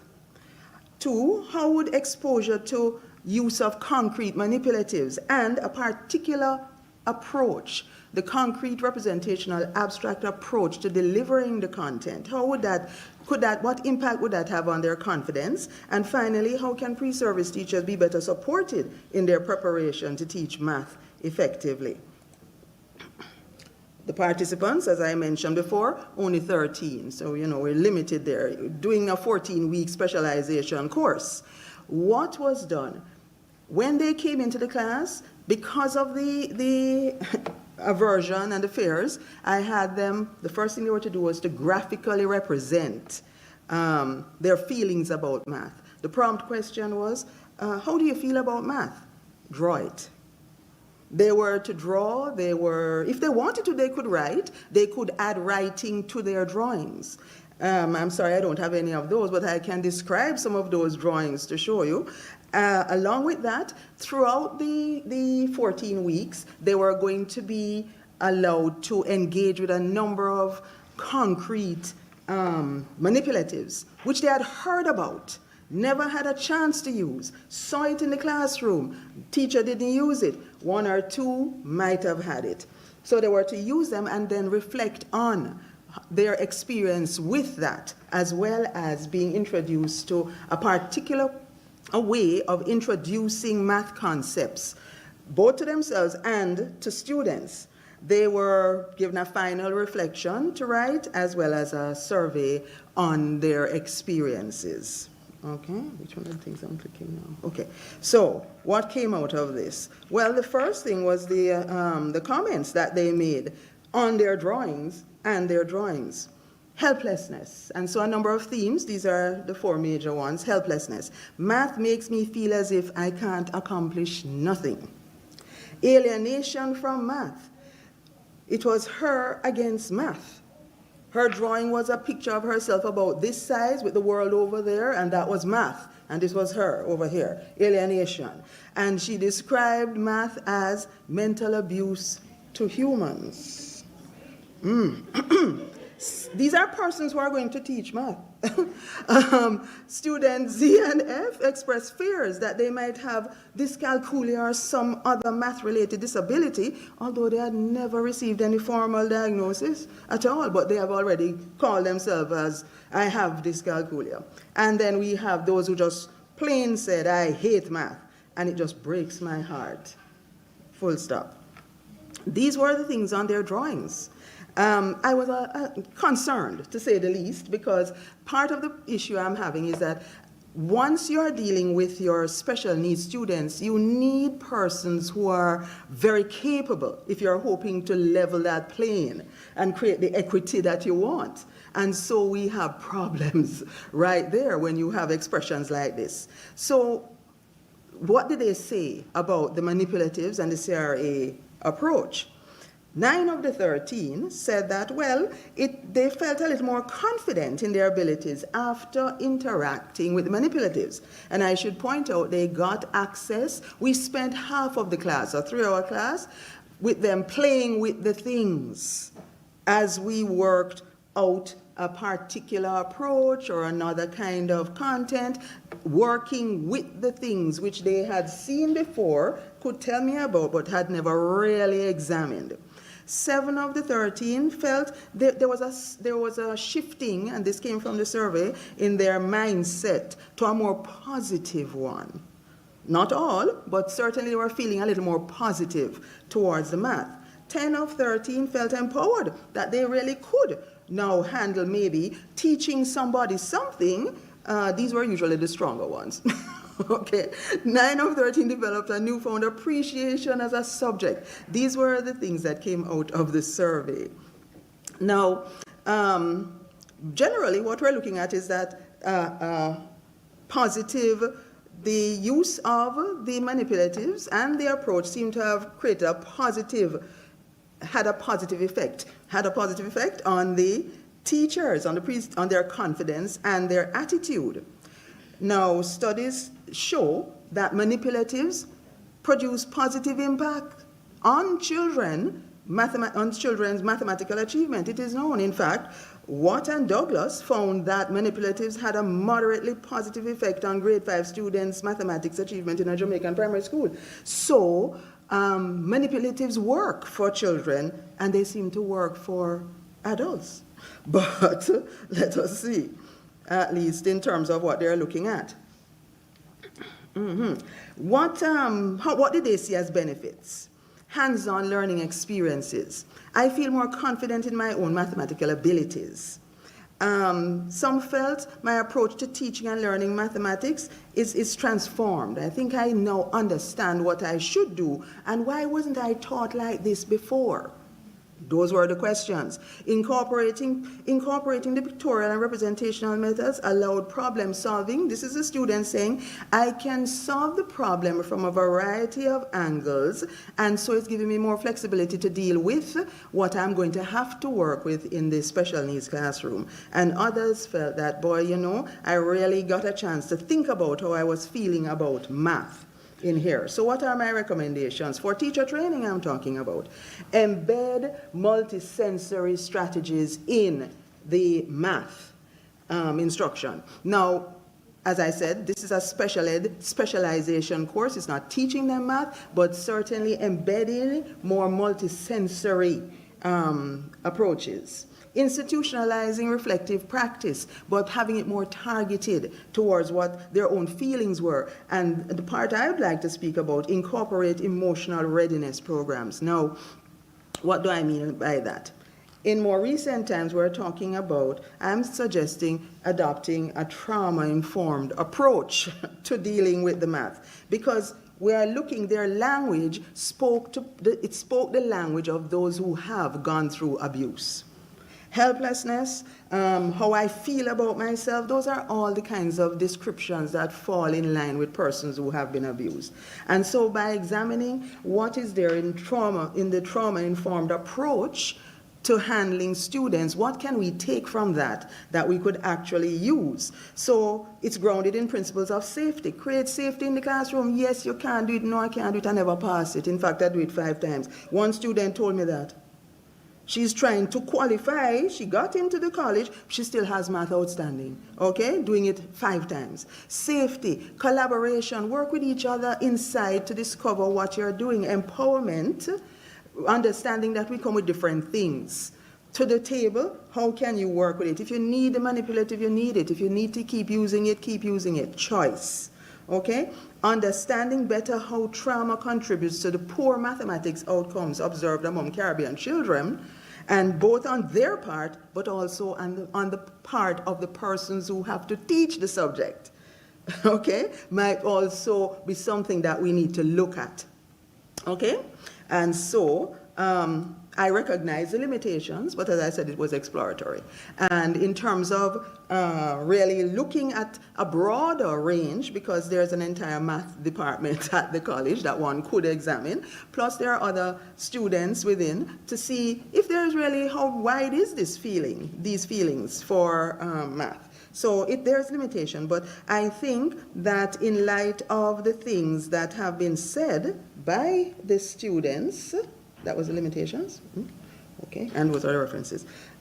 It is a possible area to take a look at, because how can you be expected to utilize something if you yourself didn't understand how to use it? How can you assist someone if you are injured, fractured? How can you also assist someone? You're going to perpetuate the same thing over and over again. And so that's my little exploratory study here at the moment, and I guess I have a few seconds left. All right, thanks. Okay, that's it, folks.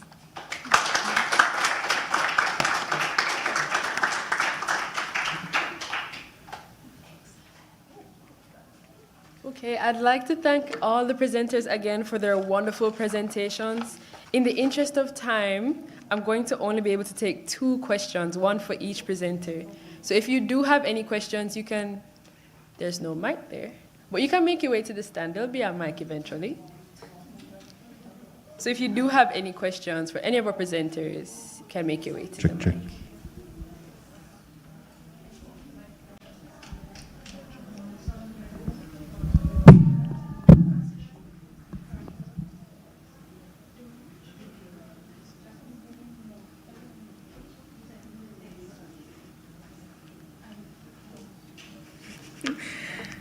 Hi, good afternoon. My name is Ariana Birthright, and I'm from St. Andrew High School for Girls. I have a question, 2 questions for Dr. George. First, you mentioned Jamaican students.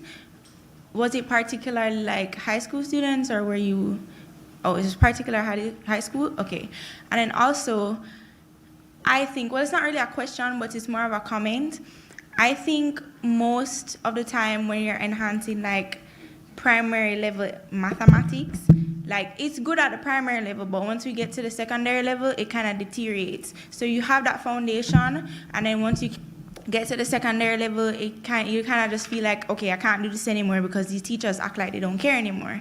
So how is it that, I don't want to say you in particular, but how is it that we as a country could help or assist our students at the secondary level because they also need the help as well, not just the primary students?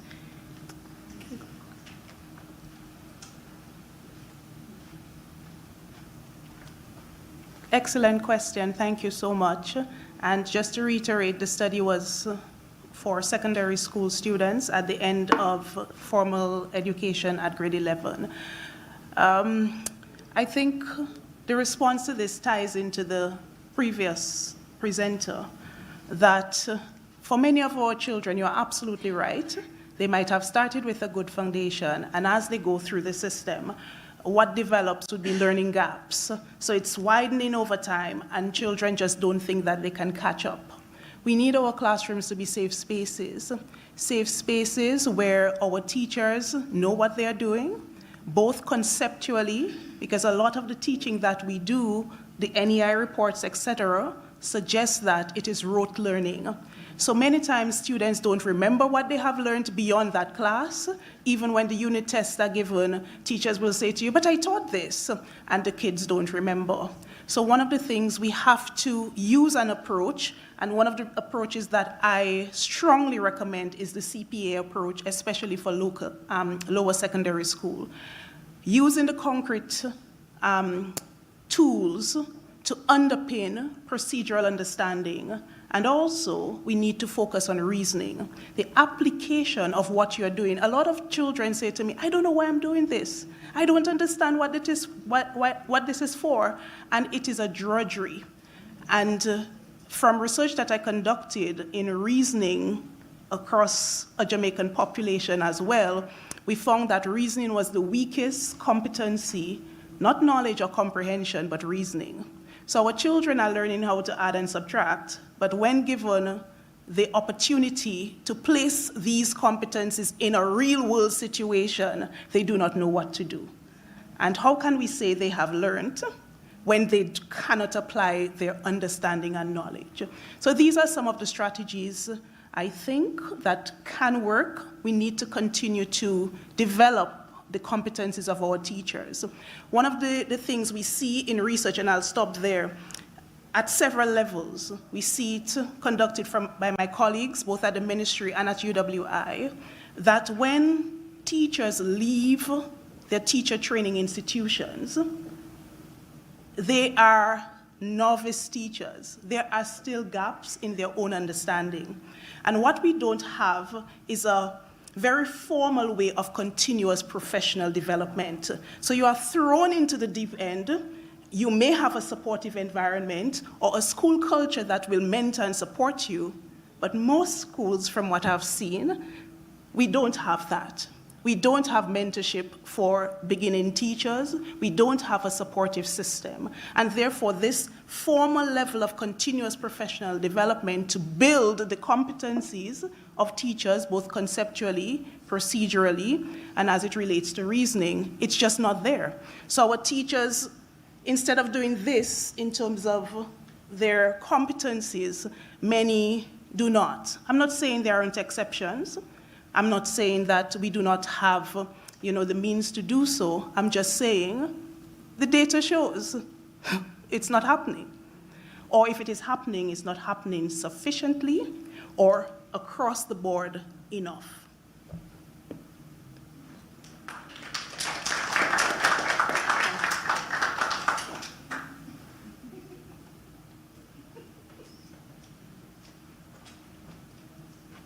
Okay, everyone, if there are no more questions, I would like to thank our presenters again, and I'd like to thank you guys, the audience, for listening so attentively. And if you are able, I'd implore you to stay for the remaining session. Thank you, everyone. Yay!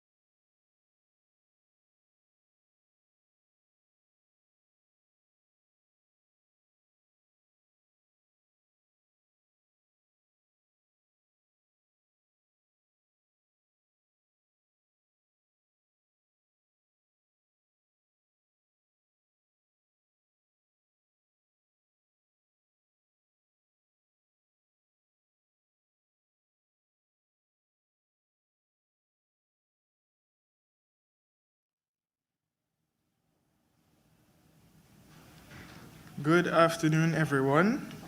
Welcome back to the 20th Annual Caribbean Child Research Conference. The theme of this year's conference is Leaving No Child Behind, Bridging Gaps for Marginalized Children in the Caribbean. My name is Jamal White, the head boy of Wolmer's Boys School, and today's session will feature presentations from Mr. Ricardo Sancroft, Dacia Leslie, Thurine Davis, and Shaniki Pinnock McGrowder. I'll provide a brief introduction for each presenter and then invite the presenters to make their presentations. Please note that a question and answer session will follow after all the presentations have been made. Participants are invited to place their questions in the chat on uwitv.org or come to the mic and raise their questions and comments. We'll begin with Mrs. Shaniki Pinnock McGrowder. Mrs. Shaniki Pinnock McGrowder will be presenting on the topic, Parents' Adverse Childhood Experiences. Are they associated with their children's internalizing and externalizing behaviors? Shaniki Pinnock McGrowder is a graduate student in the Social Policy Program at the University of the West Indies, Mona campus. She has almost a decade of experience in the child protection sector, where she works directly with children and their families. I now invite Mrs. Shaniki Pinnock McGrowder. Please make her welcome.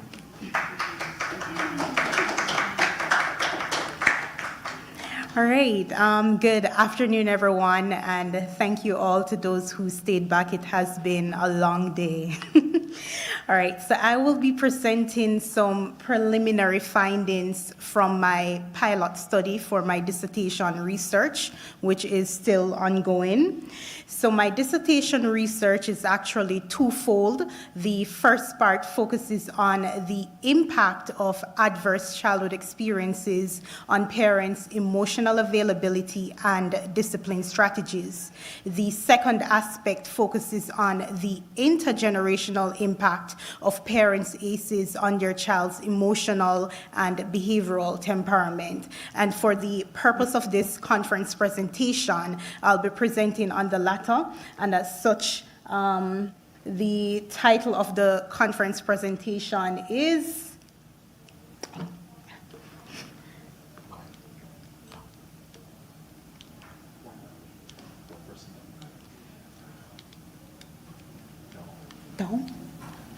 Okay, so the title of the presentation is Parents' Adverse Childhood Experiences.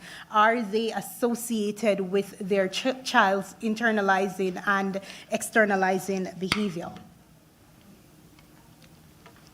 Now, ACEs is a form of trauma, and this involves incidents of abuse, neglect, family dysfunction, and other traumatic childhood events that occur prior to age 18. Now, research evidence has suggested that adverse childhood experiences have short as well as long-term negative impact across the lifespan.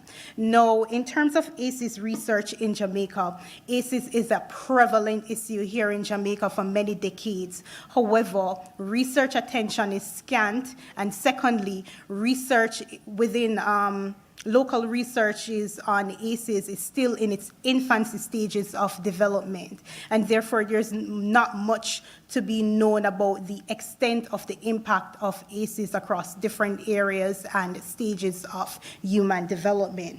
I'd like to add, however, that a local qualitative study, which was published in 2021 by Booth et al., suggests that child sexual abuse, which is a very common ACE type here in Jamaica, have negative impact across the lifespan in terms of it affects victims in their interpersonal relationships, their academic and occupational functioning.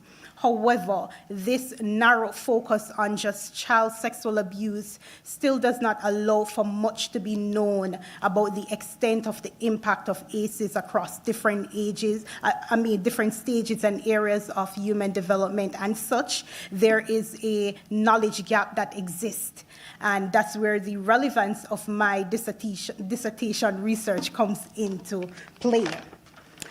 Now, next slide.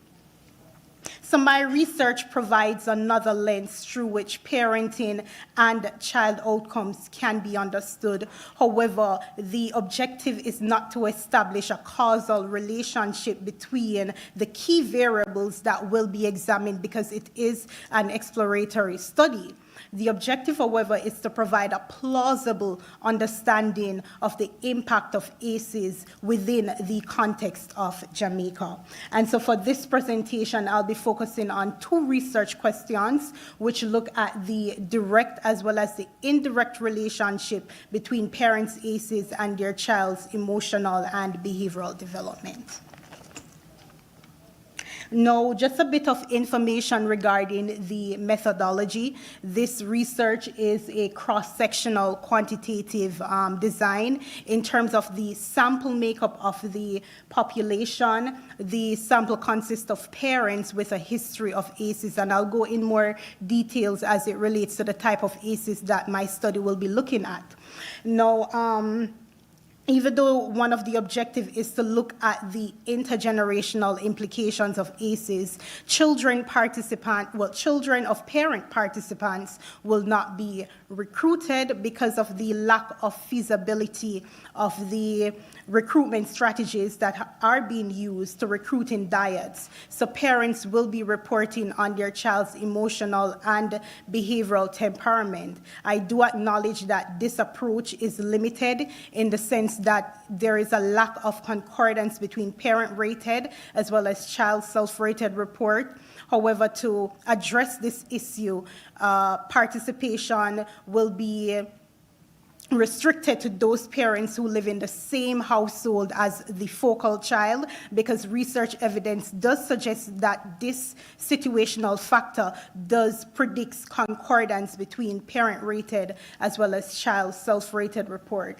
And also regarding the intergenerational implications of parental ACEs, I'm looking at the adolescents group, the 12 to 17 age group, because based on local literature on child and youth studies, there is said to be a high prevalence of maladaptive behaviors among adolescents, and I thought that it would be interesting to see whether or not maladaptive behaviors during adolescence have any intergenerational implications of their parents' ACEs.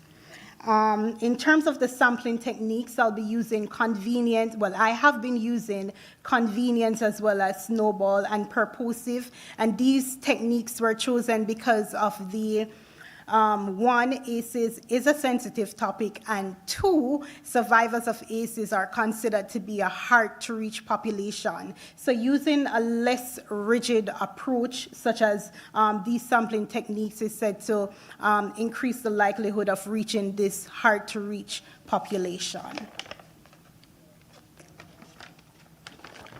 And in terms of the recruitment strategies listed here, for the pilot study, I have not been using all of the recruitment strategies. I've used referrals from professionals such as social workers, psychologists, and I've also been doing online recruitment through advertisements on various social media platforms. In terms of the instruments that is used to collect the data, I'm using a questionnaire, which is available in paper-based as well as online formats. So I'm using a hybrid approach to collect data.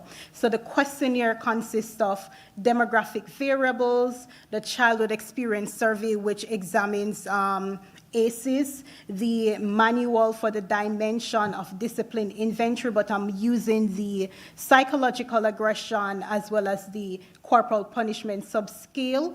I'm also using the Loom emotional availability scale, and this assesses the emotional availability of parents. And I should have added that the subscales above the psychological aggression and the corporal punishment, those assess the discipline strategies of the parents. And, in terms of the intergenerational implications, I'm using the subscales, emotional and conduct subscales for the strengths and difficulties questionnaire, and this is the parent-rated form. And also to assess the parental depression, I'm using the Center for Epidemiological Studies Depression Scale Revised. So So on to the preliminary findings. I can't see. So the pie chart here shows the participants' demographic characteristics. So the formula that I use to arrive at the targeted sample size for the pilot study have suggested that the sample size should be 58. So far I have 35 participants. Due to Hurricane Melissa, there was a pause in the data collection. So I'll be presenting data on 32 participants, 32 completed questionnaires. Unfortunately, even though participation was open to fathers as well as mothers, only, not surprisingly, mothers participated in the research. So I'll be presenting data on 32 mothers who have been recruited so far. So a majority of the mothers that we have here are single parents and who have primary guardianship of their focal child. In terms of the age of the participants, I had multiple modes, so a majority of the mothers were ages 32, 34, 35, and 36. The data here also presents that a majority of the participants reported having a child age 14, so the focal child, a majority is 14, and in terms of the gender, a majority was reported to be female. So this bar graph shows the incidences of ACEs, and this study is examining 12 ACE types that covers 3 categories of ACEs, which are the maltreatment type, the household dysfunction type, as well as expanded ACEs. So for the maltreatment type, these includes emotional abuse, physical neglect, emotional neglect, sexual abuse, as well as physical abuse. And for the household dysfunction type, these includes exposure to domestic violence, living in a household where someone was depressed, mentally ill, or suicidal, living in a household with someone who had substance abuse problems, or someone who served time in a correctional facility, or experiencing parental divorce or separation. And in terms of the expanded ACEs, these are ACEs outside of the home, and these includes violent crime victimization and exposure to community violence. And from this, we can see that physical neglect was the most reported ACE type based on the sample, and the least experienced ACE type was living in a household with someone who was depressed or mentally ill or suicidal.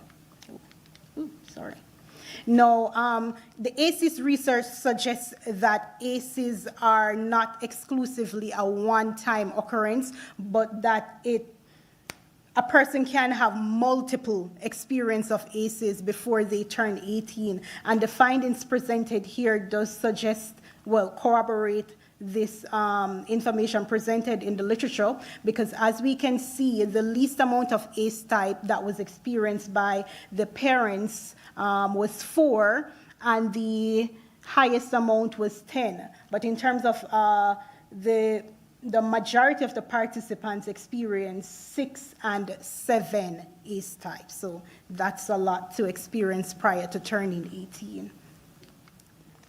Now, in terms of research question number 1, which looks at the direct relationship between parental ACEs and their adolescent child's internalizing and externalizing behavior.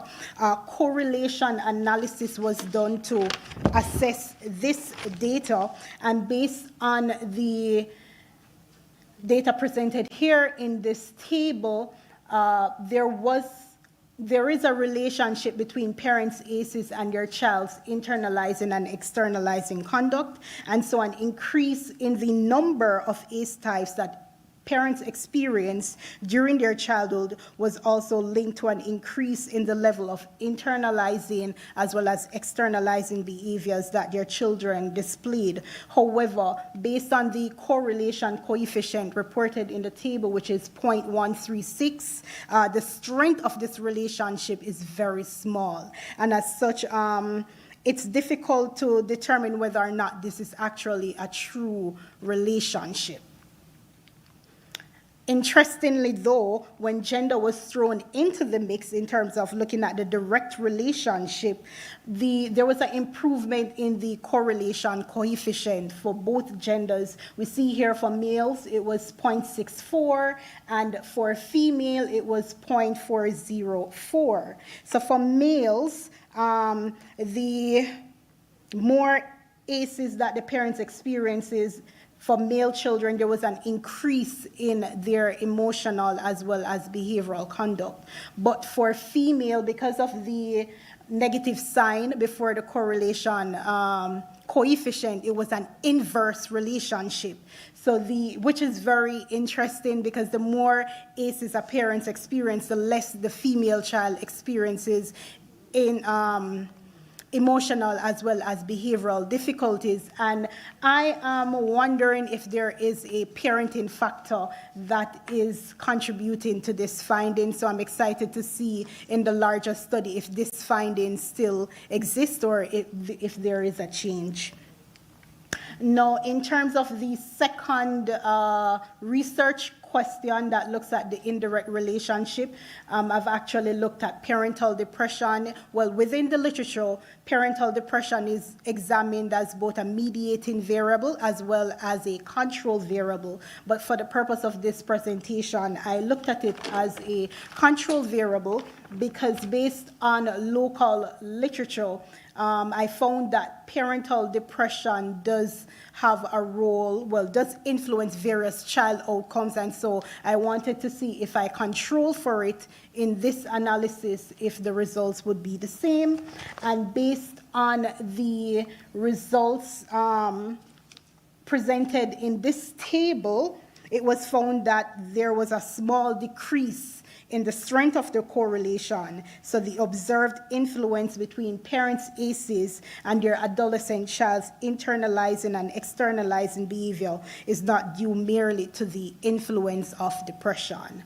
And so for my final slide, what's next is completing my pilot study and data analysis to determine if there will be any major changes before the full study commences, and also to revisit the recruitment strategies to ensure that the targeted sample size for the full study, which is 377 parents, is achieved, as well as increase the likelihood of participation from eligible fathers. Thank you so much for your time. That's it.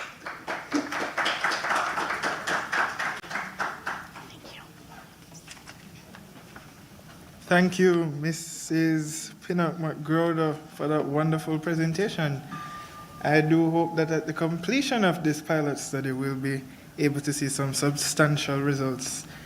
Of course, moving on to our next presenter, and I should note that all our presenters afterwards are joining us online. So we'll be moving on to Mr. Ricardo Sancroft. I'll introduce him now. Mr. Ricardo Sancroft will be presenting on the topic, Children at the Vanishing Point of the Law, a study on the debilitating effects of mandatory sentences for children who commit serious crimes. As a former justice of the Supreme Court of Belize Criminal Division from 2022 to 2024, Ricardo Sancroft presided over 100 serious offenses. From 2008 to 2013 in Jamaica, he advocated for more than 400 children of the parish courts and superior courts, managing over 100 cases annually and advising on child rights policies.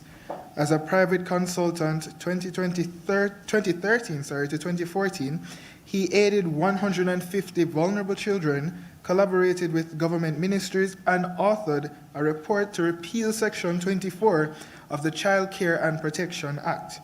He began his early career at Jamaica's Child Development Agency, wrote a peer-reviewed paper on mandatory child sentencing. Please welcome Mr. Ricardo Sancroft.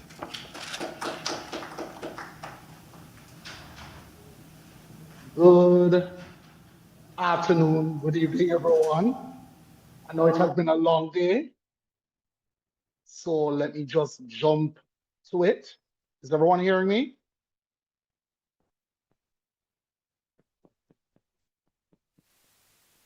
Hear clearly. Oh, you're hearing clearly. All right, thank you. Just wanted to know. So I just want to jump to it. As you would have heard from the introduction, this really came out of my sojourn as an attorney at law. I did a matter in around 2016, 2017, which went all the way to the Privy Council, which was Tafari Morrison and the King. And I also wrote a paper on it, and it also comes out of my sojourn of being being a judge of the Supreme Court of Belize. So what has happened is that I've always been concerned about how children are treated. Children seem to be treated like adults. And I know many times the adage is, oh, they have done the crime, so they must do the time. I don't know if I necessarily agree with that. And I don't know if I necessarily agree with the fact that even having served as an attorney at law for a number of years, a legal practitioner in Jamaica, and having served as a judge in Belize, I've come now more and more to believe that I think that children, especially constitutionally, should be protected. And one of the ways in which we can protect them is when we are sentencing them. And we are seeing growth in Jamaica where this is concerned, but we are also seeing a stepping back, a dialing back, especially coming out of the Privy Council judgment of Tafari Morrison and the King, a case in which I played a huge role in. So I'm exploring the mandatory sentencing of sentencing laws of child offenders or for child offenders. Overview of the Caribbean criminal justice system, the impact of sentencing on juvenile rehabilitation, legal and social implications for children, and a comparative analysis with international juvenile justice standards. And I've used a mixed method approach to legal and developmental consequences, which combine qualitative and quantitative techniques or comprehensive insights. And I've looked on countries like Trinidad and Tobago, Jamaica, of course, and Barbados. And I've examined the conflict, internal and external conflicts with international child rights standards. And of course, analyzing the developmental effects on child offenders. So I kind of worn three hats, and I've been merging them into one.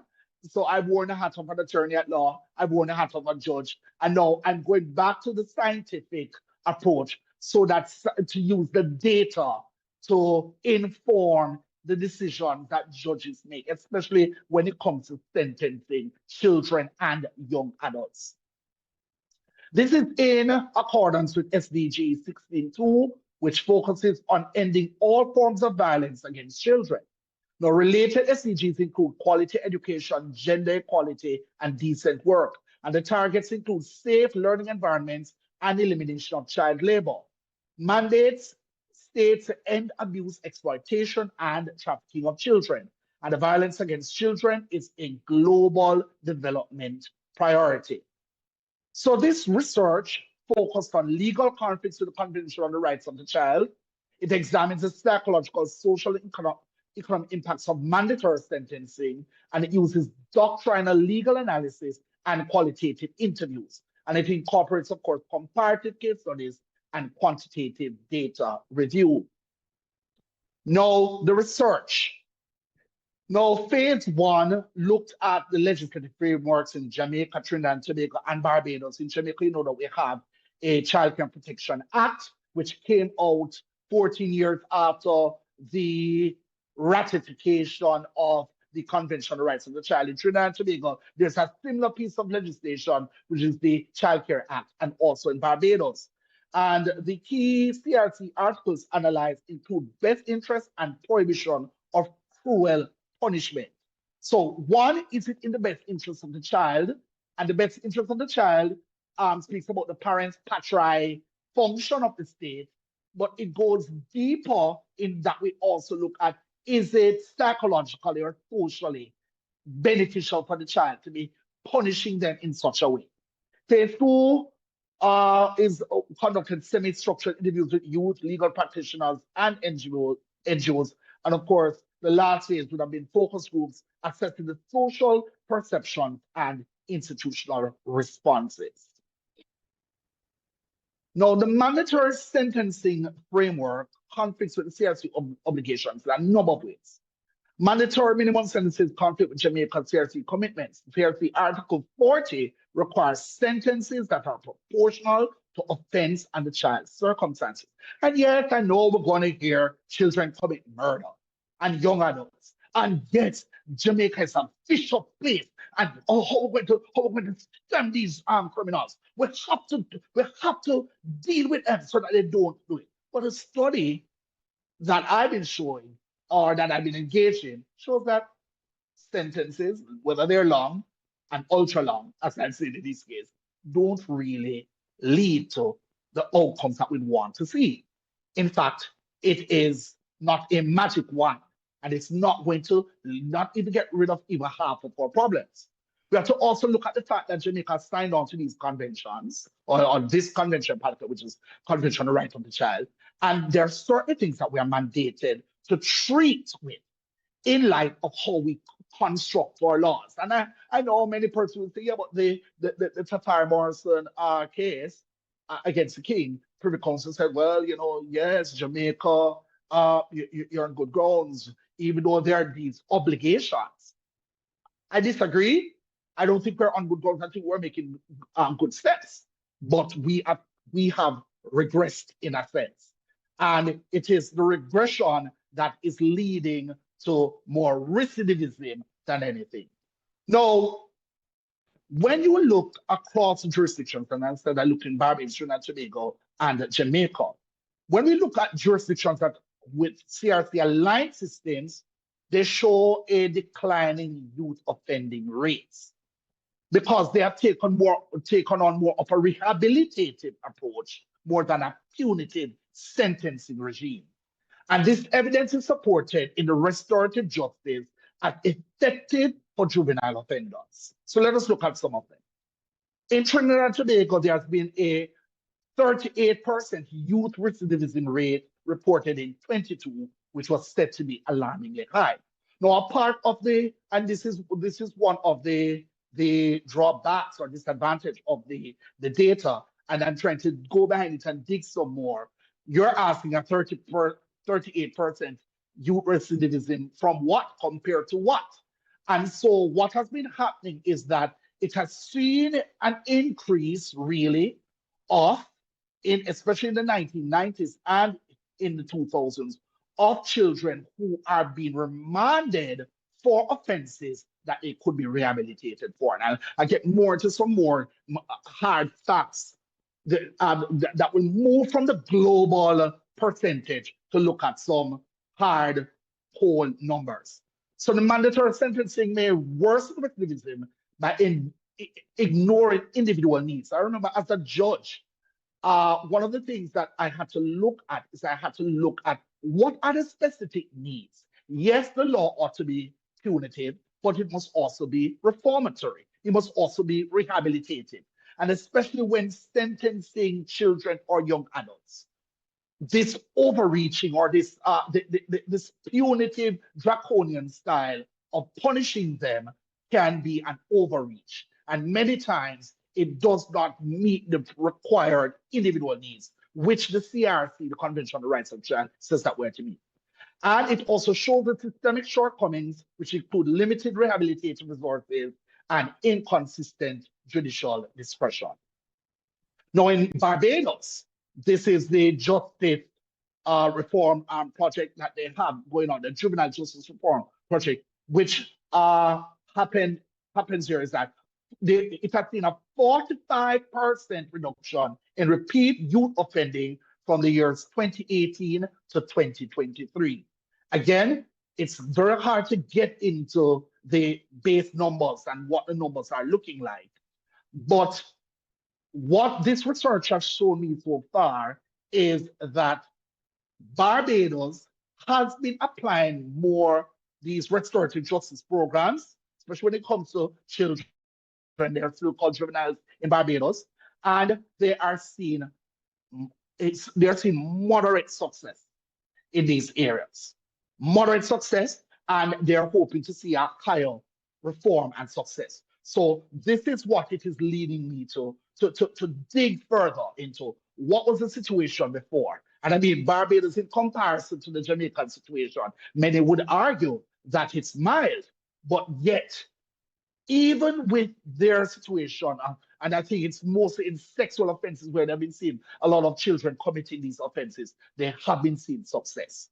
Their programs are more child-centered reforms, and they're supported by regional and international partnerships. Now, what are the effectiveness of these restorative justice interventions? In conducting a meta-analysis, which is examined by the restorative justice impact on violence-related offending in youth, 4 studies with 14 effect sizes assessed seriousness of new offenses, and this is what was conducted in Barbados and Trinidad and Tobago. And the offenses rank on an ordinal scale from none to offenses against a person, which can include murder, manslaughter, and of course, rape and other sexual offenses. And the results combined show recidivism rate and offense severity. So the small number of studies, this means, because it's just Barbados, Trinidad and Tobago, and Jamaica, I have to still be cautious in a cautious interpretation is needed. I'm not going to make it liberal just because I need to prove a point.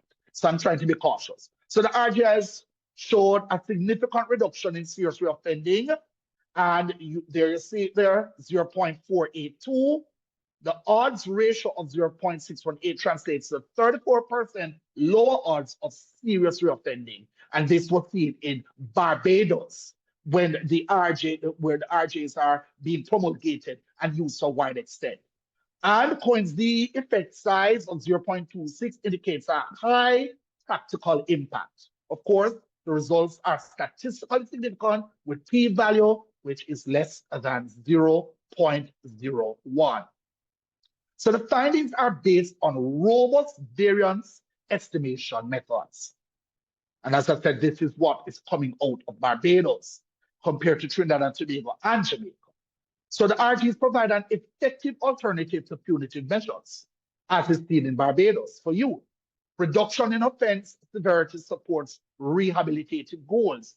And we have to understand that psychologically and socially, when it comes to children and their makeup, children see things differently. Children are still, their frontal lobe is still developing.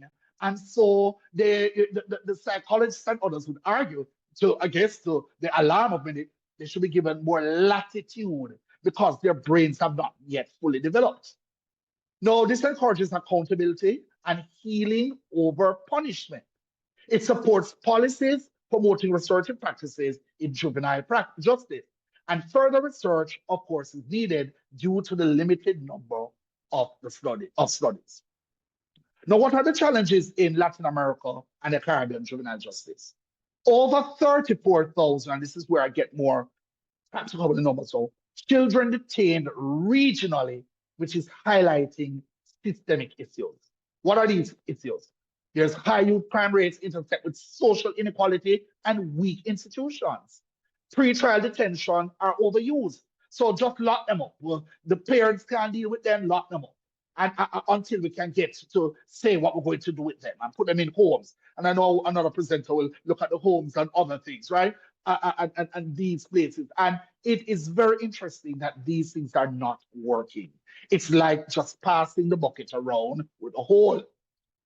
Gang involvement and drug offenses drive tough on crime policies. So yes, Jamaica is wicked and the young people end up terrible and bad, but we deal with them severely.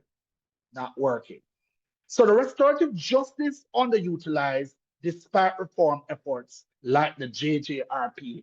And that is what is being seen in Jamaica and Trinidad and Tobago. So what are the imperatives for us? Detention harms education, mental health, and increases reoffending risk. UNICEF has emphasized over and over judicial discretion. Mr. Suncroft, you have 1 minute remaining. Oh yes, I'm almost finished. UNICEF emphasized judicial discretion over rigid mandatory sentencing, and Jamaica's proposed mandatory sentencing conflict with child protection laws. The Court of Appeal has highlighted the need for modernized rights-based sentencing, and the reform must prioritize rehabilitation, proportionality, and the child's best interest. And that's the end. Thank you very much for listening. I hope you have garnered something from my presentation.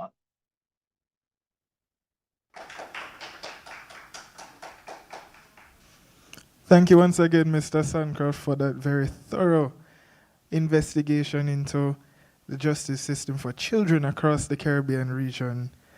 Let us thank him once again with a round of applause. Thank you. All right, we'll be moving on to Dr. Dacia Leslie, who will be presenting on the topic, Assessing Adherence to the Nelson Mandela Rules, Policy Implementation Gaps in the Treatment of Children Deprived of Liberty in Jamaica. Dr. Dacia Leslie is a Senior Research Fellow and the Chair of the Crime Prevention and Offender Management Research Cluster, hosted by the Sir Arthur Lewis Institute of Social and Economic Studies, the University of the West Indies, Mona campus. Please welcome Dr. Dacia Leslie. All right, thank you so much, Mr. Jamal White, and many thanks to the presenters that helped to set the context for my research that I'm going to share with you today. It's ongoing research, work on children deprived of liberty in Jamaica. And so the aim of today's presentation is somewhat to kind of examine or show you how I went about examining how Jamaica is measuring up against international standards for the humane treatment of children deprived of liberty. You would have heard Reverend Sancroft allude to some of this in his presentation, but I also want to highlight some policy and implementation gaps that continue to leave many of these children behind. But I want to go beyond identifying the issues identified and make recommendations on how the Jamaican state can begin to sort of narrow this implementation gap. So the presentation is organized in 6 key parts. I will begin with the context and definition of children deprived of liberty, so we're all on the same wavelength. And following this, I will give, sort of do a brief discussion of the analytical framework and methods employed to carry out the study. I will then present the findings across 4 domains and then discuss the structural drivers of visible implementation gaps, and then finally conclude with some policy recommendations. So, who are children deprived of liberty? First question that may come to mind. Well, under Rule 11 of the United Nations Rules for the Protection of Juveniles deprived of their liberty, a child deprived of liberty is any person under 18 who is detained, imprisoned, or otherwise confined in a setting they cannot leave at will or by order of any authority. Of course, this includes children held in correctional centers, children on remand, and those placed in custody for welfare-related reasons, such as Jamaica's category of children with behavioral challenges. So in 2024, for example, there were 177 children in the custody of the Department of Correctional Services, right? And this group includes children serving correctional orders, children on remand, and non-offending children with behavioral challenges or who were previously deemed uncontrollable or disorderly. So the literature suggests that many children deprived of liberty, they come from high-risk environments, right? They're marked by poverty, trauma, family instability, school exclusion, and gender-based violence. Now, Jamaica has seen several reforms that seek to address the needs of this group of children, including implementation of the Child Diversion Act and updates to the Corrections Act. But There are significant concerns that persist, including prolonged detention, especially for children on remand, limited mental health and psychosocial support, despite high rates of trauma and self-harm, inadequate infrastructure such as poor ventilation and sanitation, disrupted education due to teacher shortages and weak interagency coordination. So when we begin to look at the data, we see girls in particular are disproportionately institutionalized for behavioral challenges. What we know for sure is that children deprived of liberty represent one of the most marginalized and invisible groups in the Caribbean region. Therefore, ensuring their safety, dignity, and rehabilitation is central to the conference theme. Now, research of this nature is important for this very reason, because it reinforces Jamaica's commitment under the United Nations Sustainable Development Goals, particularly Goal 16, which speaks to promoting justice, humane treatment, and accountable institutions.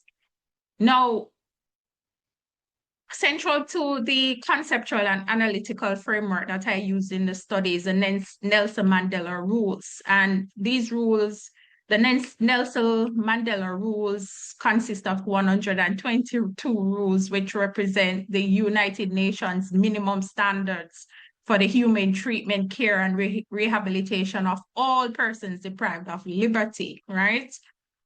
It provides a sort of global benchmark in this respect, and they outline key obligations around safe conditions, access to healthcare, education, and the protections against torture, neglect, and degradation.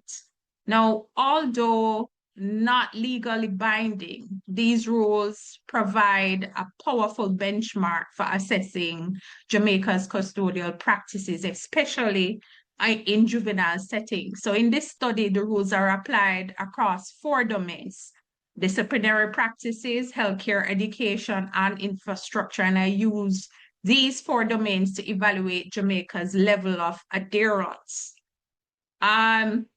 A post-colonial framework and intersectional child rights lens were also used to introduce, or to address any weaknesses of wholesalely applying the Mandela rules, especially in a global South context, right? Where historical, structural, and social inequalities shape state practice. So the post-colonial framework situates Jamaica's child justice system within enduring colonial legacies of punishment. You would have heard Reverend Sancroft refer to a punitive culture, right? And so the post-colonial framework recognizes this as being embedded or being a part of our colonial legacy of punishment, control, and stratified citizenship. Now, the intersectional child rights lens recognizes that children's experiences in custody are shaped by overlapping factors such as gender, class, trauma, disability, and community disadvantage. So this study employed a mixed methods approach, where, in that it combined descriptive statistical trends from the Economic and Social Surveys of Jamaica over several years, mainly 2014 to 2024, and this was triangulated with qualitative policy and legal analysis. Key documents reviewed included the 2021 to 2026 Correctional Services Technical Working Group reports, INDECOM investigations, Auditor General audits, OECA reports, and relevant legislation such as the Child Care and Protection Act. An abductive thematic process was applied, guided by the Mandela rules, but strengthened by intersectional and post-colonial frameworks mentioned earlier to capture structural and historical dynamics. So the analysis is limited in the sense that there's a lack of disaggregated data. So the data that is accessible tends to be aggregated, right? Meaning that, when you want to dissect it by gender or age, that sort of, disaggregation is not available. And so what this does is that it obscures intersectional vulnerabilities and highlights the need for improved data systems. So as shown in figure 1, between 2012 and 2021, Jamaica's child custodial population fell by almost 50%, reflecting the impact of diversion programs and legal reforms. But this decline does mask significant vulnerabilities. For example, remand custody remains consistently high, and girls with behavioral challenges continue to be disproportionately confined despite not committing criminal offenses. Boys remain overrepresented numerically, yet gender patterns persist. Girls are punished for behavioral issues, while boys' trauma and victimization often go undetected. Now, in the data bases that I had access to, which are reported in the Economic and Social Surveys of Jamaica, I see where there are classification categories such as buggery versus sexual offenses, which in a way reveal how institutional data can obscure boy victims of sexual violence. And this in a way reflects heteronormative and colonial legal definitions. So these trends also point to stratified citizenship, where poverty, gender norms, stigma, and trauma intersect to shape which children are more likely to be deprived of liberty. So based on the statistical analysis, it is evidence that correctional facilities are, at least those that house children, are operating below capacity, but classification decisions are still often driven by space availability rather than proper risk or needs assessment, sometimes resulting in a mixing of children on remand with those on correctional orders. Now, from the literature, we also saw where there are chronic infrastructural issues, including inadequate ventilation, poor natural lighting in some facilities, sanitation challenges, and outdated dormitory layout. All of these issues, contradict the rehabilitation aims of the correctional service in general. So while there have been some improvements, so for example, closed circuit television has been put into some facilities. There have been fire safety upgrades. Many centers still fall short of the Mandela's rules minimum standard for safe, healthy, and dignified living conditions. There's also the issue of geographic concentration of facilities in urban parishes, and this combined with restrictive visitation processes, especially during a COVID-19 or other disaster contexts, limits family contact and undermines children's emotional stability and reintegration prospects. In the domain of education and reintegration, I find that educational provision remains one of the weakest areas of adherence to the Mandela rules, with persistent teacher shortage. So for example, one report indicates that only 18 of the 48 teaching posts were filled, and there was generally limited oversight from the key ministry in terms of the education of children in the care of the Department of Correctional Services. And of course, this disrupts their continuity of learning. There was also suggestions that children face inadequate classroom infrastructure, limited access to technology and learning materials, and inconsistent grade placement, which again deepen existing literacy and numeracy gaps. Now, there have been programs such as We Transform and A New Path, which, have provided and continue to provide important academic, vocational, and psychosocial support. However, for example, a new part ended, with the end of donor funds. We transform continues, but even then the reaches seems uneven and often dependent on external partners, making gains difficult to sustain. Again, a major issue is re-entry into the formal educational system after children leave the care of the Department of Correctional Services. Is particularly challenging for children on remand and teenage mothers who face stigma, instability, and a lack of coordinated support across ministries. Now, in the domain of healthcare and disciplinary practice, we see that while all juvenile facilities have on-site medical stations and access to psychiatrists, psychologists, and medical officers, serious gaps remain, particularly in terms of limited mental health coverage, inadequate equipment, and the absence of a unified juvenile corrections health policy. In particular facilities, there are high rates of self-harm and suicide attempts, especially among girls deprived of liberty, and this highlights the urgent need for trauma-responsive and disability-inclusive services that match the complex needs of children in custody. There are also chronic public health breaches such as poor sanitation, inconsistent access to clean bedding and clothing, and inadequate nutrition, which again reflect low adherence to Mandela Rule 22, which speaks to basic standards of health and dignity. In terms of disciplinary practice, these continue, and it reflects punitive colonial legacies with documented cases such as the Armadale Fire, Henrique Hemmings fatal shootings, and the 2024 ruptured eardrum incidents, which all demonstrate, again, non-adherence to Mandela Rules 43 to 45, which prohibits cruel, inhuman, and degrading treatment. So the big question is, why do these implementation gaps persist beyond the historical colonial legacies?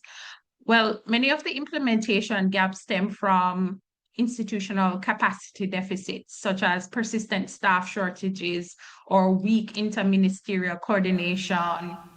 In some cases, Dr. Leslie, yes? I have to end your presentation here in the interest of time. You have overgone your 15 minutes. My apologies. Yes. No worries. Thank you so much. But it was a wonderful presentation so far. Very interesting, of course. I appreciate it. All right. Our next presenter will be, yes, let us applaud Dr. Leslie. All right, our next presenter will be Mrs. Thoreen Davis, who will be presenting on the topic Bridging Gaps for Marginalized Youth, exploring adverse childhood experiences among institutionalized justice-involved youths in Jamaican juvenile centers. Thoreen Davis is a lecturer and former program director with expertise in nursing, child and adolescent development, and public health. She holds a Bachelor of Science, First Class Honors, a Master of Public Health, and a postgraduate diploma in Education and Training, and is pursuing a PhD in child, adolescent, and youth studies. Her research focuses on resilience in youth, inclusion of children with disabilities, and youth programs addressing unemployment in Jamaica. Let us welcome Mrs. Thoreen Davis.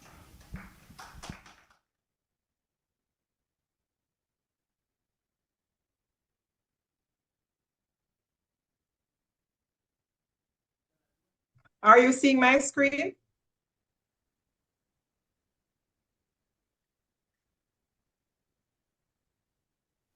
Yes, we are. Continue. Right, just a minute.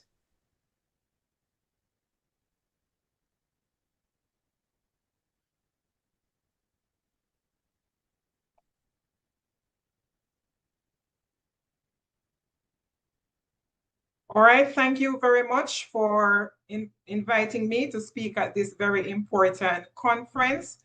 I will be presenting on adverse childhood experiences among institutionalized justice-involved youths in juvenile correctional and remand centers in Jamaica, quite apt following the 3 presentations previously. Now, by way of background, justice-involved youth, this is what the research explores, their adversity and trauma. It focuses on their experiences and the contributing factors to their traumatic experience. Now, adverse childhood experience is very important for us to understand it because it is very crucial for developing effective intervention. Now, trauma-informed care has been spoken a lot in recent literature, and by understanding these experiences, the research aims to inform the development of a trauma-informed care curriculum for legal and judiciary practitioners, ultimately enhancing support for this vulnerable population. Now, the research that I am conducting is being done in 3 phases. Phase 1 involves interviews with justice-involved youths at South Camp, Rio Cobre, correctional facilities, and Metcalf Street Remand Center. Phase 2 is a systematic literature review, and phase 3 involves focus group discussions with judges from the Supreme Court of Jamaica, specifically the family divisions and lawyers who were recruited through the General Council for Legal Education. This afternoon, I will be just presenting findings for phase 1 of my research. Now, the framework that I've used to guide my research is the interpretive theory. Why I've chosen this framework is because the study aims to explore the lived experiences of justice-involved youths in juvenile correctional and remand centers in Jamaica who are impacted by ACEs and trauma. The in-depth interview was conducted at the centers, and the aim is to develop the curriculum for training the judiciary. So the research emphasizes the importance of understanding each participant's unique perspective and experience to inform this curriculum. Now, for phase 1, the 2 research questions that are focused are: how do young people describe their adverse traumatic experiences? And the second one was, what significant factors contributed to institutionalized youth's experience of adversity?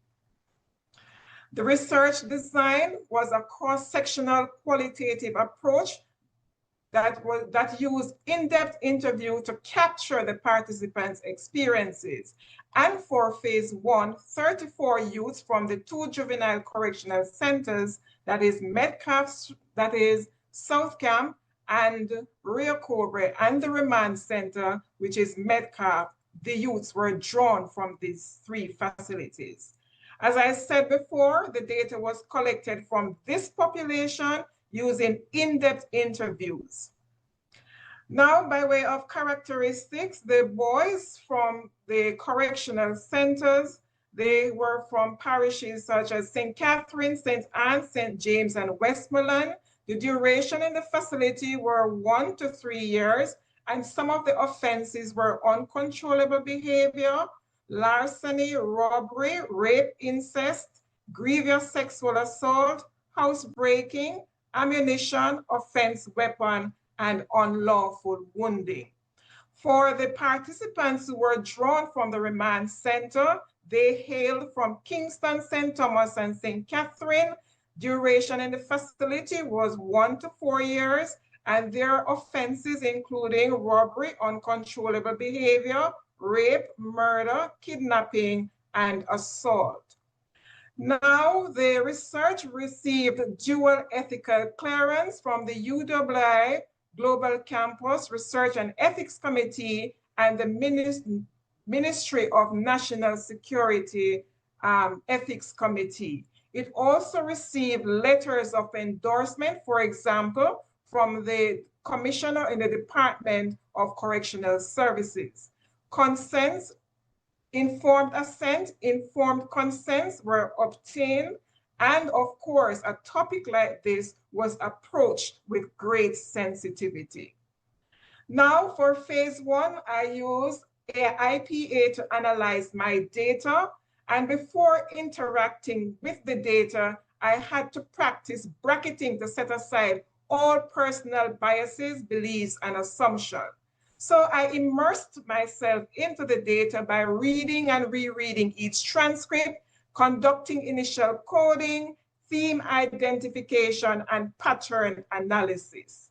I then validated my findings from the IPA by using the NViva 15 analysis, where all transcripts were uploaded, initial coding was conducted, categorization of codes were done and then exported into an Excel document, and then theme identification was realized. After all these steps, cross-analysis was conducted to identify patterns across the cases generated by IPA and the manual process. Now, the work resulted in 3 superordinate themes and some sub-themes. The 3 superordinate themes were abuse, violence, and turbulence. And I will go now to describe some of the descriptions of the youth that support these themes. For question number 1, how do young people describe their adverse traumatic experience? Physical abuse came to the fore. Participants describe physical abuse as a devastating and harsh reality of their daily lives that make them feel unsafe even in their home. Commonness in the experience of physical abuse was also noted. I have extracted an example of an excerpt from one of the participants who shared his experience. He said, "Only my father physically abused me when I lived with him. That is why I have a restraining order against him. My mother took it out. One day after returning from school, I had to tell him that an accident took place when I was leaving the principal's office, so I would get home late. So he said, okay. When I reached home, the man licked me with a big 2x4 board. So I got corrupt and started to fight him back. The man kicked me off the veranda and I chopped out my hand back. So I did not go to school for the next few days because my face was black and blue. I felt ashamed." Some of the words that were frequently used by the participants to describe their experience of physical abuse were the persons who were commonly associated: father, mother, uncle. They described terms like lick, board, bruise, kick, etc., tie with belt, and so forth, depicting the severity of their physical abuse experience. In terms of verbal abuse, the participants described the impact of hurtful words and demeaning language on their emotional well-being. Profanity and harsh language was a daily occurrence. It was familiar to them, and they said it was... Mrs. Davis? Yes? You have 5 minutes remaining for your presentation. Sure. An excerpt from one of the participants, verbal abuse, said, "My father is the only person that abused me verbally, emotionally. My aunt said it is how he grew up and why he behaved that way. She said that it is maybe how he shows love to people. He would use language that belittles me and makes me feel worthless. For example, he would say, 'Idiot girl, me will kill you, you know. Idiot girl, you don't have any sense. I bet you that I will step in your throat. I bet you me shoot you,' and things like that." Substance abuse was also prevalent among 32 of the 34 participants. Intergenerational patterns were also noted. One participant said, "My mother and I abused alcohol. I started drinking from me was in my mother's belly. That is why she gave me the name, a name that sounded like liquor. If I could change it, I would, but I don't feel any way. She said that if I was a boy, she would give me the name J. Ray and nephew. In terms of parental threat, this sub-theme reflects how the youth describe threats from parents and other relatives. One participant said, I got threatened by my aunt on my father's side that anyhow I let my brother who raped me go to prison, what they would do to me. Sexual abuse was another touchy topic. Although most of the participants alluded that they had such experience, 13 of the 34 were willing to share during their interview. As a matter of fact, one participant said, all my problems that caused me to be here started since I got raped by my auntie's boyfriend. I got raped when I was 9 years old. My aunt boyfriend who was living with us raped me. He was living in the yard where my mother and grandmother's house were. I reported it when I was 12 years old. I was afraid of him because he was big and thick.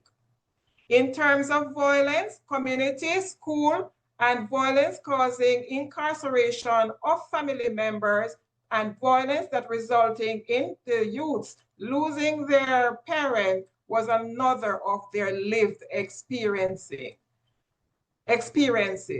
Community violence was prevalent. In fact, some mentioned scamming being foremost in their areas where their parents got shot and killed because of this activity. In terms of school violence, participants stated that they got involved in gang from as early as in primary school. Incarceration, the overall impact of incarceration of family members on the youth's current difficulties were evident in 13 of 34 of the transcript. As a matter of fact, one youth said, I have many people in my family who went to prison. It come in like a family curse. I was 8 when my father died. He went to prison before he died. All my uncles went to prison. Parental loss elaborated on parents' death and migration, and it also delved into the complexities of community violence.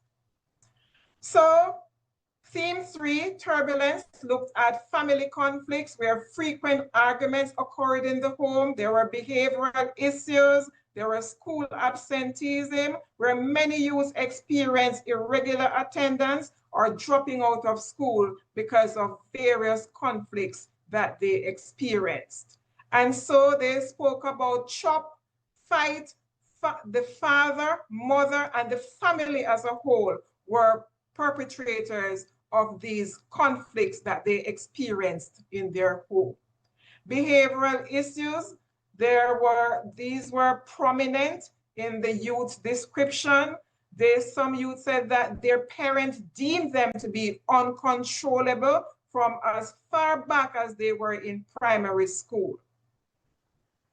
School absenteeism, some said that they were not inclined to go to school because they had learning difficulties and teachers were not understanding that they were indeed having a problem.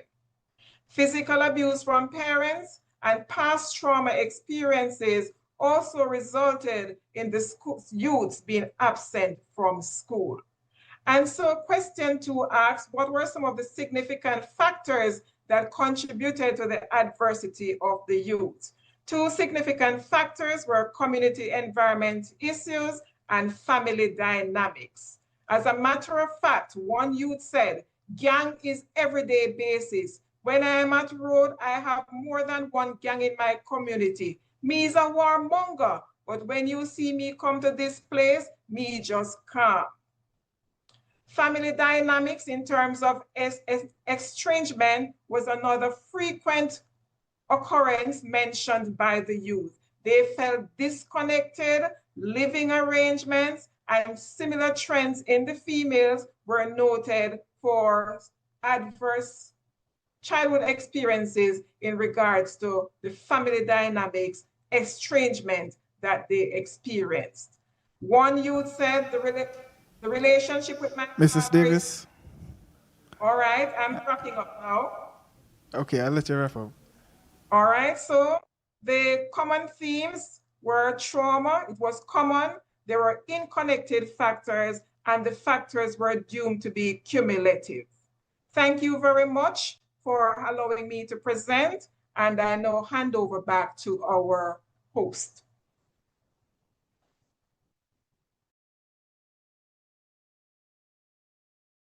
Point in time, we have come to the end of all our presenters. So I will now open the floor for any questions.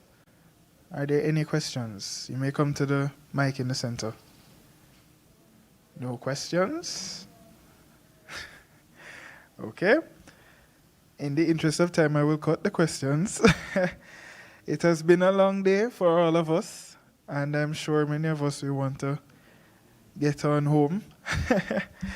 But of course, let me thank our audience, the faithful few who have been able to stay back, and of course, all our presenters, Mrs. Pinnock McGrowder, Mr. Sancroft, Dr. Leslie, Mrs. Davis. It was a wonderful session, a wonderful day, and I should thank all of us for being here for the 20th Annual Caribbean Child Research Conference. It was an exciting day and filled with all sorts of activities and exciting things. So, once again, my name is Jamal White, and have a wonderful evening.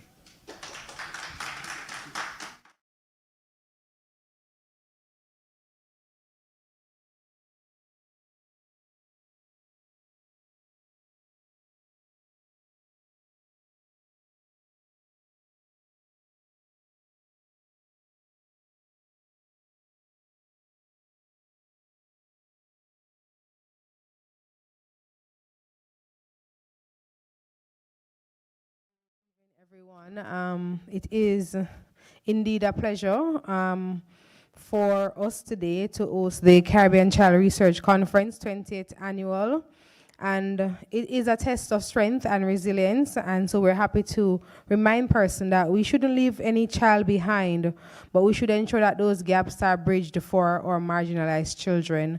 And at this time, I'm going to ask Dr. Rebecca Tortello to come and do our closing remarks. All right, good afternoon, everyone, colleagues. It's been a long and fruitful day with all kinds of interesting information and important information shared by youth researchers and researchers as old as me and older than me.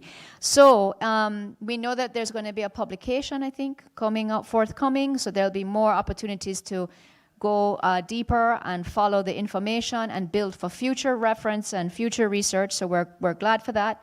We appreciate this platform, Dr. Henry Lee and your team. We thank you for making it possible and being so committed and persevering over these many years. So UNICEF is happy to be still with you and we go forward, and you've not only have you persevered, but you've expanded. You've gone to the Caribbean region and you've been very adamant to maintain that. And so you're right, there is no other such platform that I know of that allows youth researchers to learn from more experienced researchers and have new ideas and new ways to understand what's happening in our region, which is obviously dynamic and changing, right? So thank you on behalf of UNICEF. Thank you personally. It's an opportunity to, again, network with colleagues and learn from what everyone is doing. We don't have those opportunities all the time, so we're grateful for them. And I think we also want to just big you up for letting us promote the revised, updated, inclusive version of our CRC video. So thank you for that opportunity as well. And congratulations, because you're planning a natural disaster, and yet you still wheel and come again, and here we are. So big up yourself and your team. Thank you.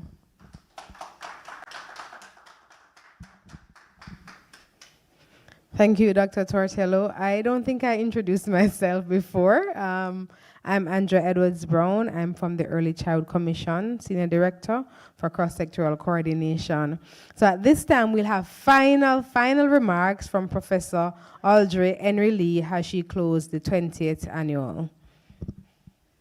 Well, thank you very much. I gave a long list of thank yous this morning, so I won't stay very long, but I don't think I mentioned my UWITV team and the head of the Secretariat, Ms. Tony Marie Cornwall, I don't see Richard, but I want to thank the UE team for doing such an excellent job. I want to thank Tony and all the members of her secretariat, conference partners, presenters, UNICEF, big up UNICEF. I give them another round of applause.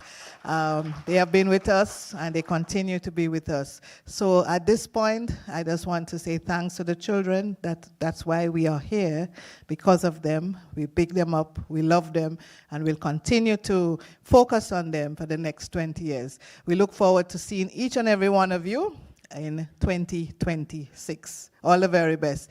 The conference is now officially closed, but we do have a hurricane relief activity tomorrow, so I'll see some of you. All the very best. Safe journey home. Thank you.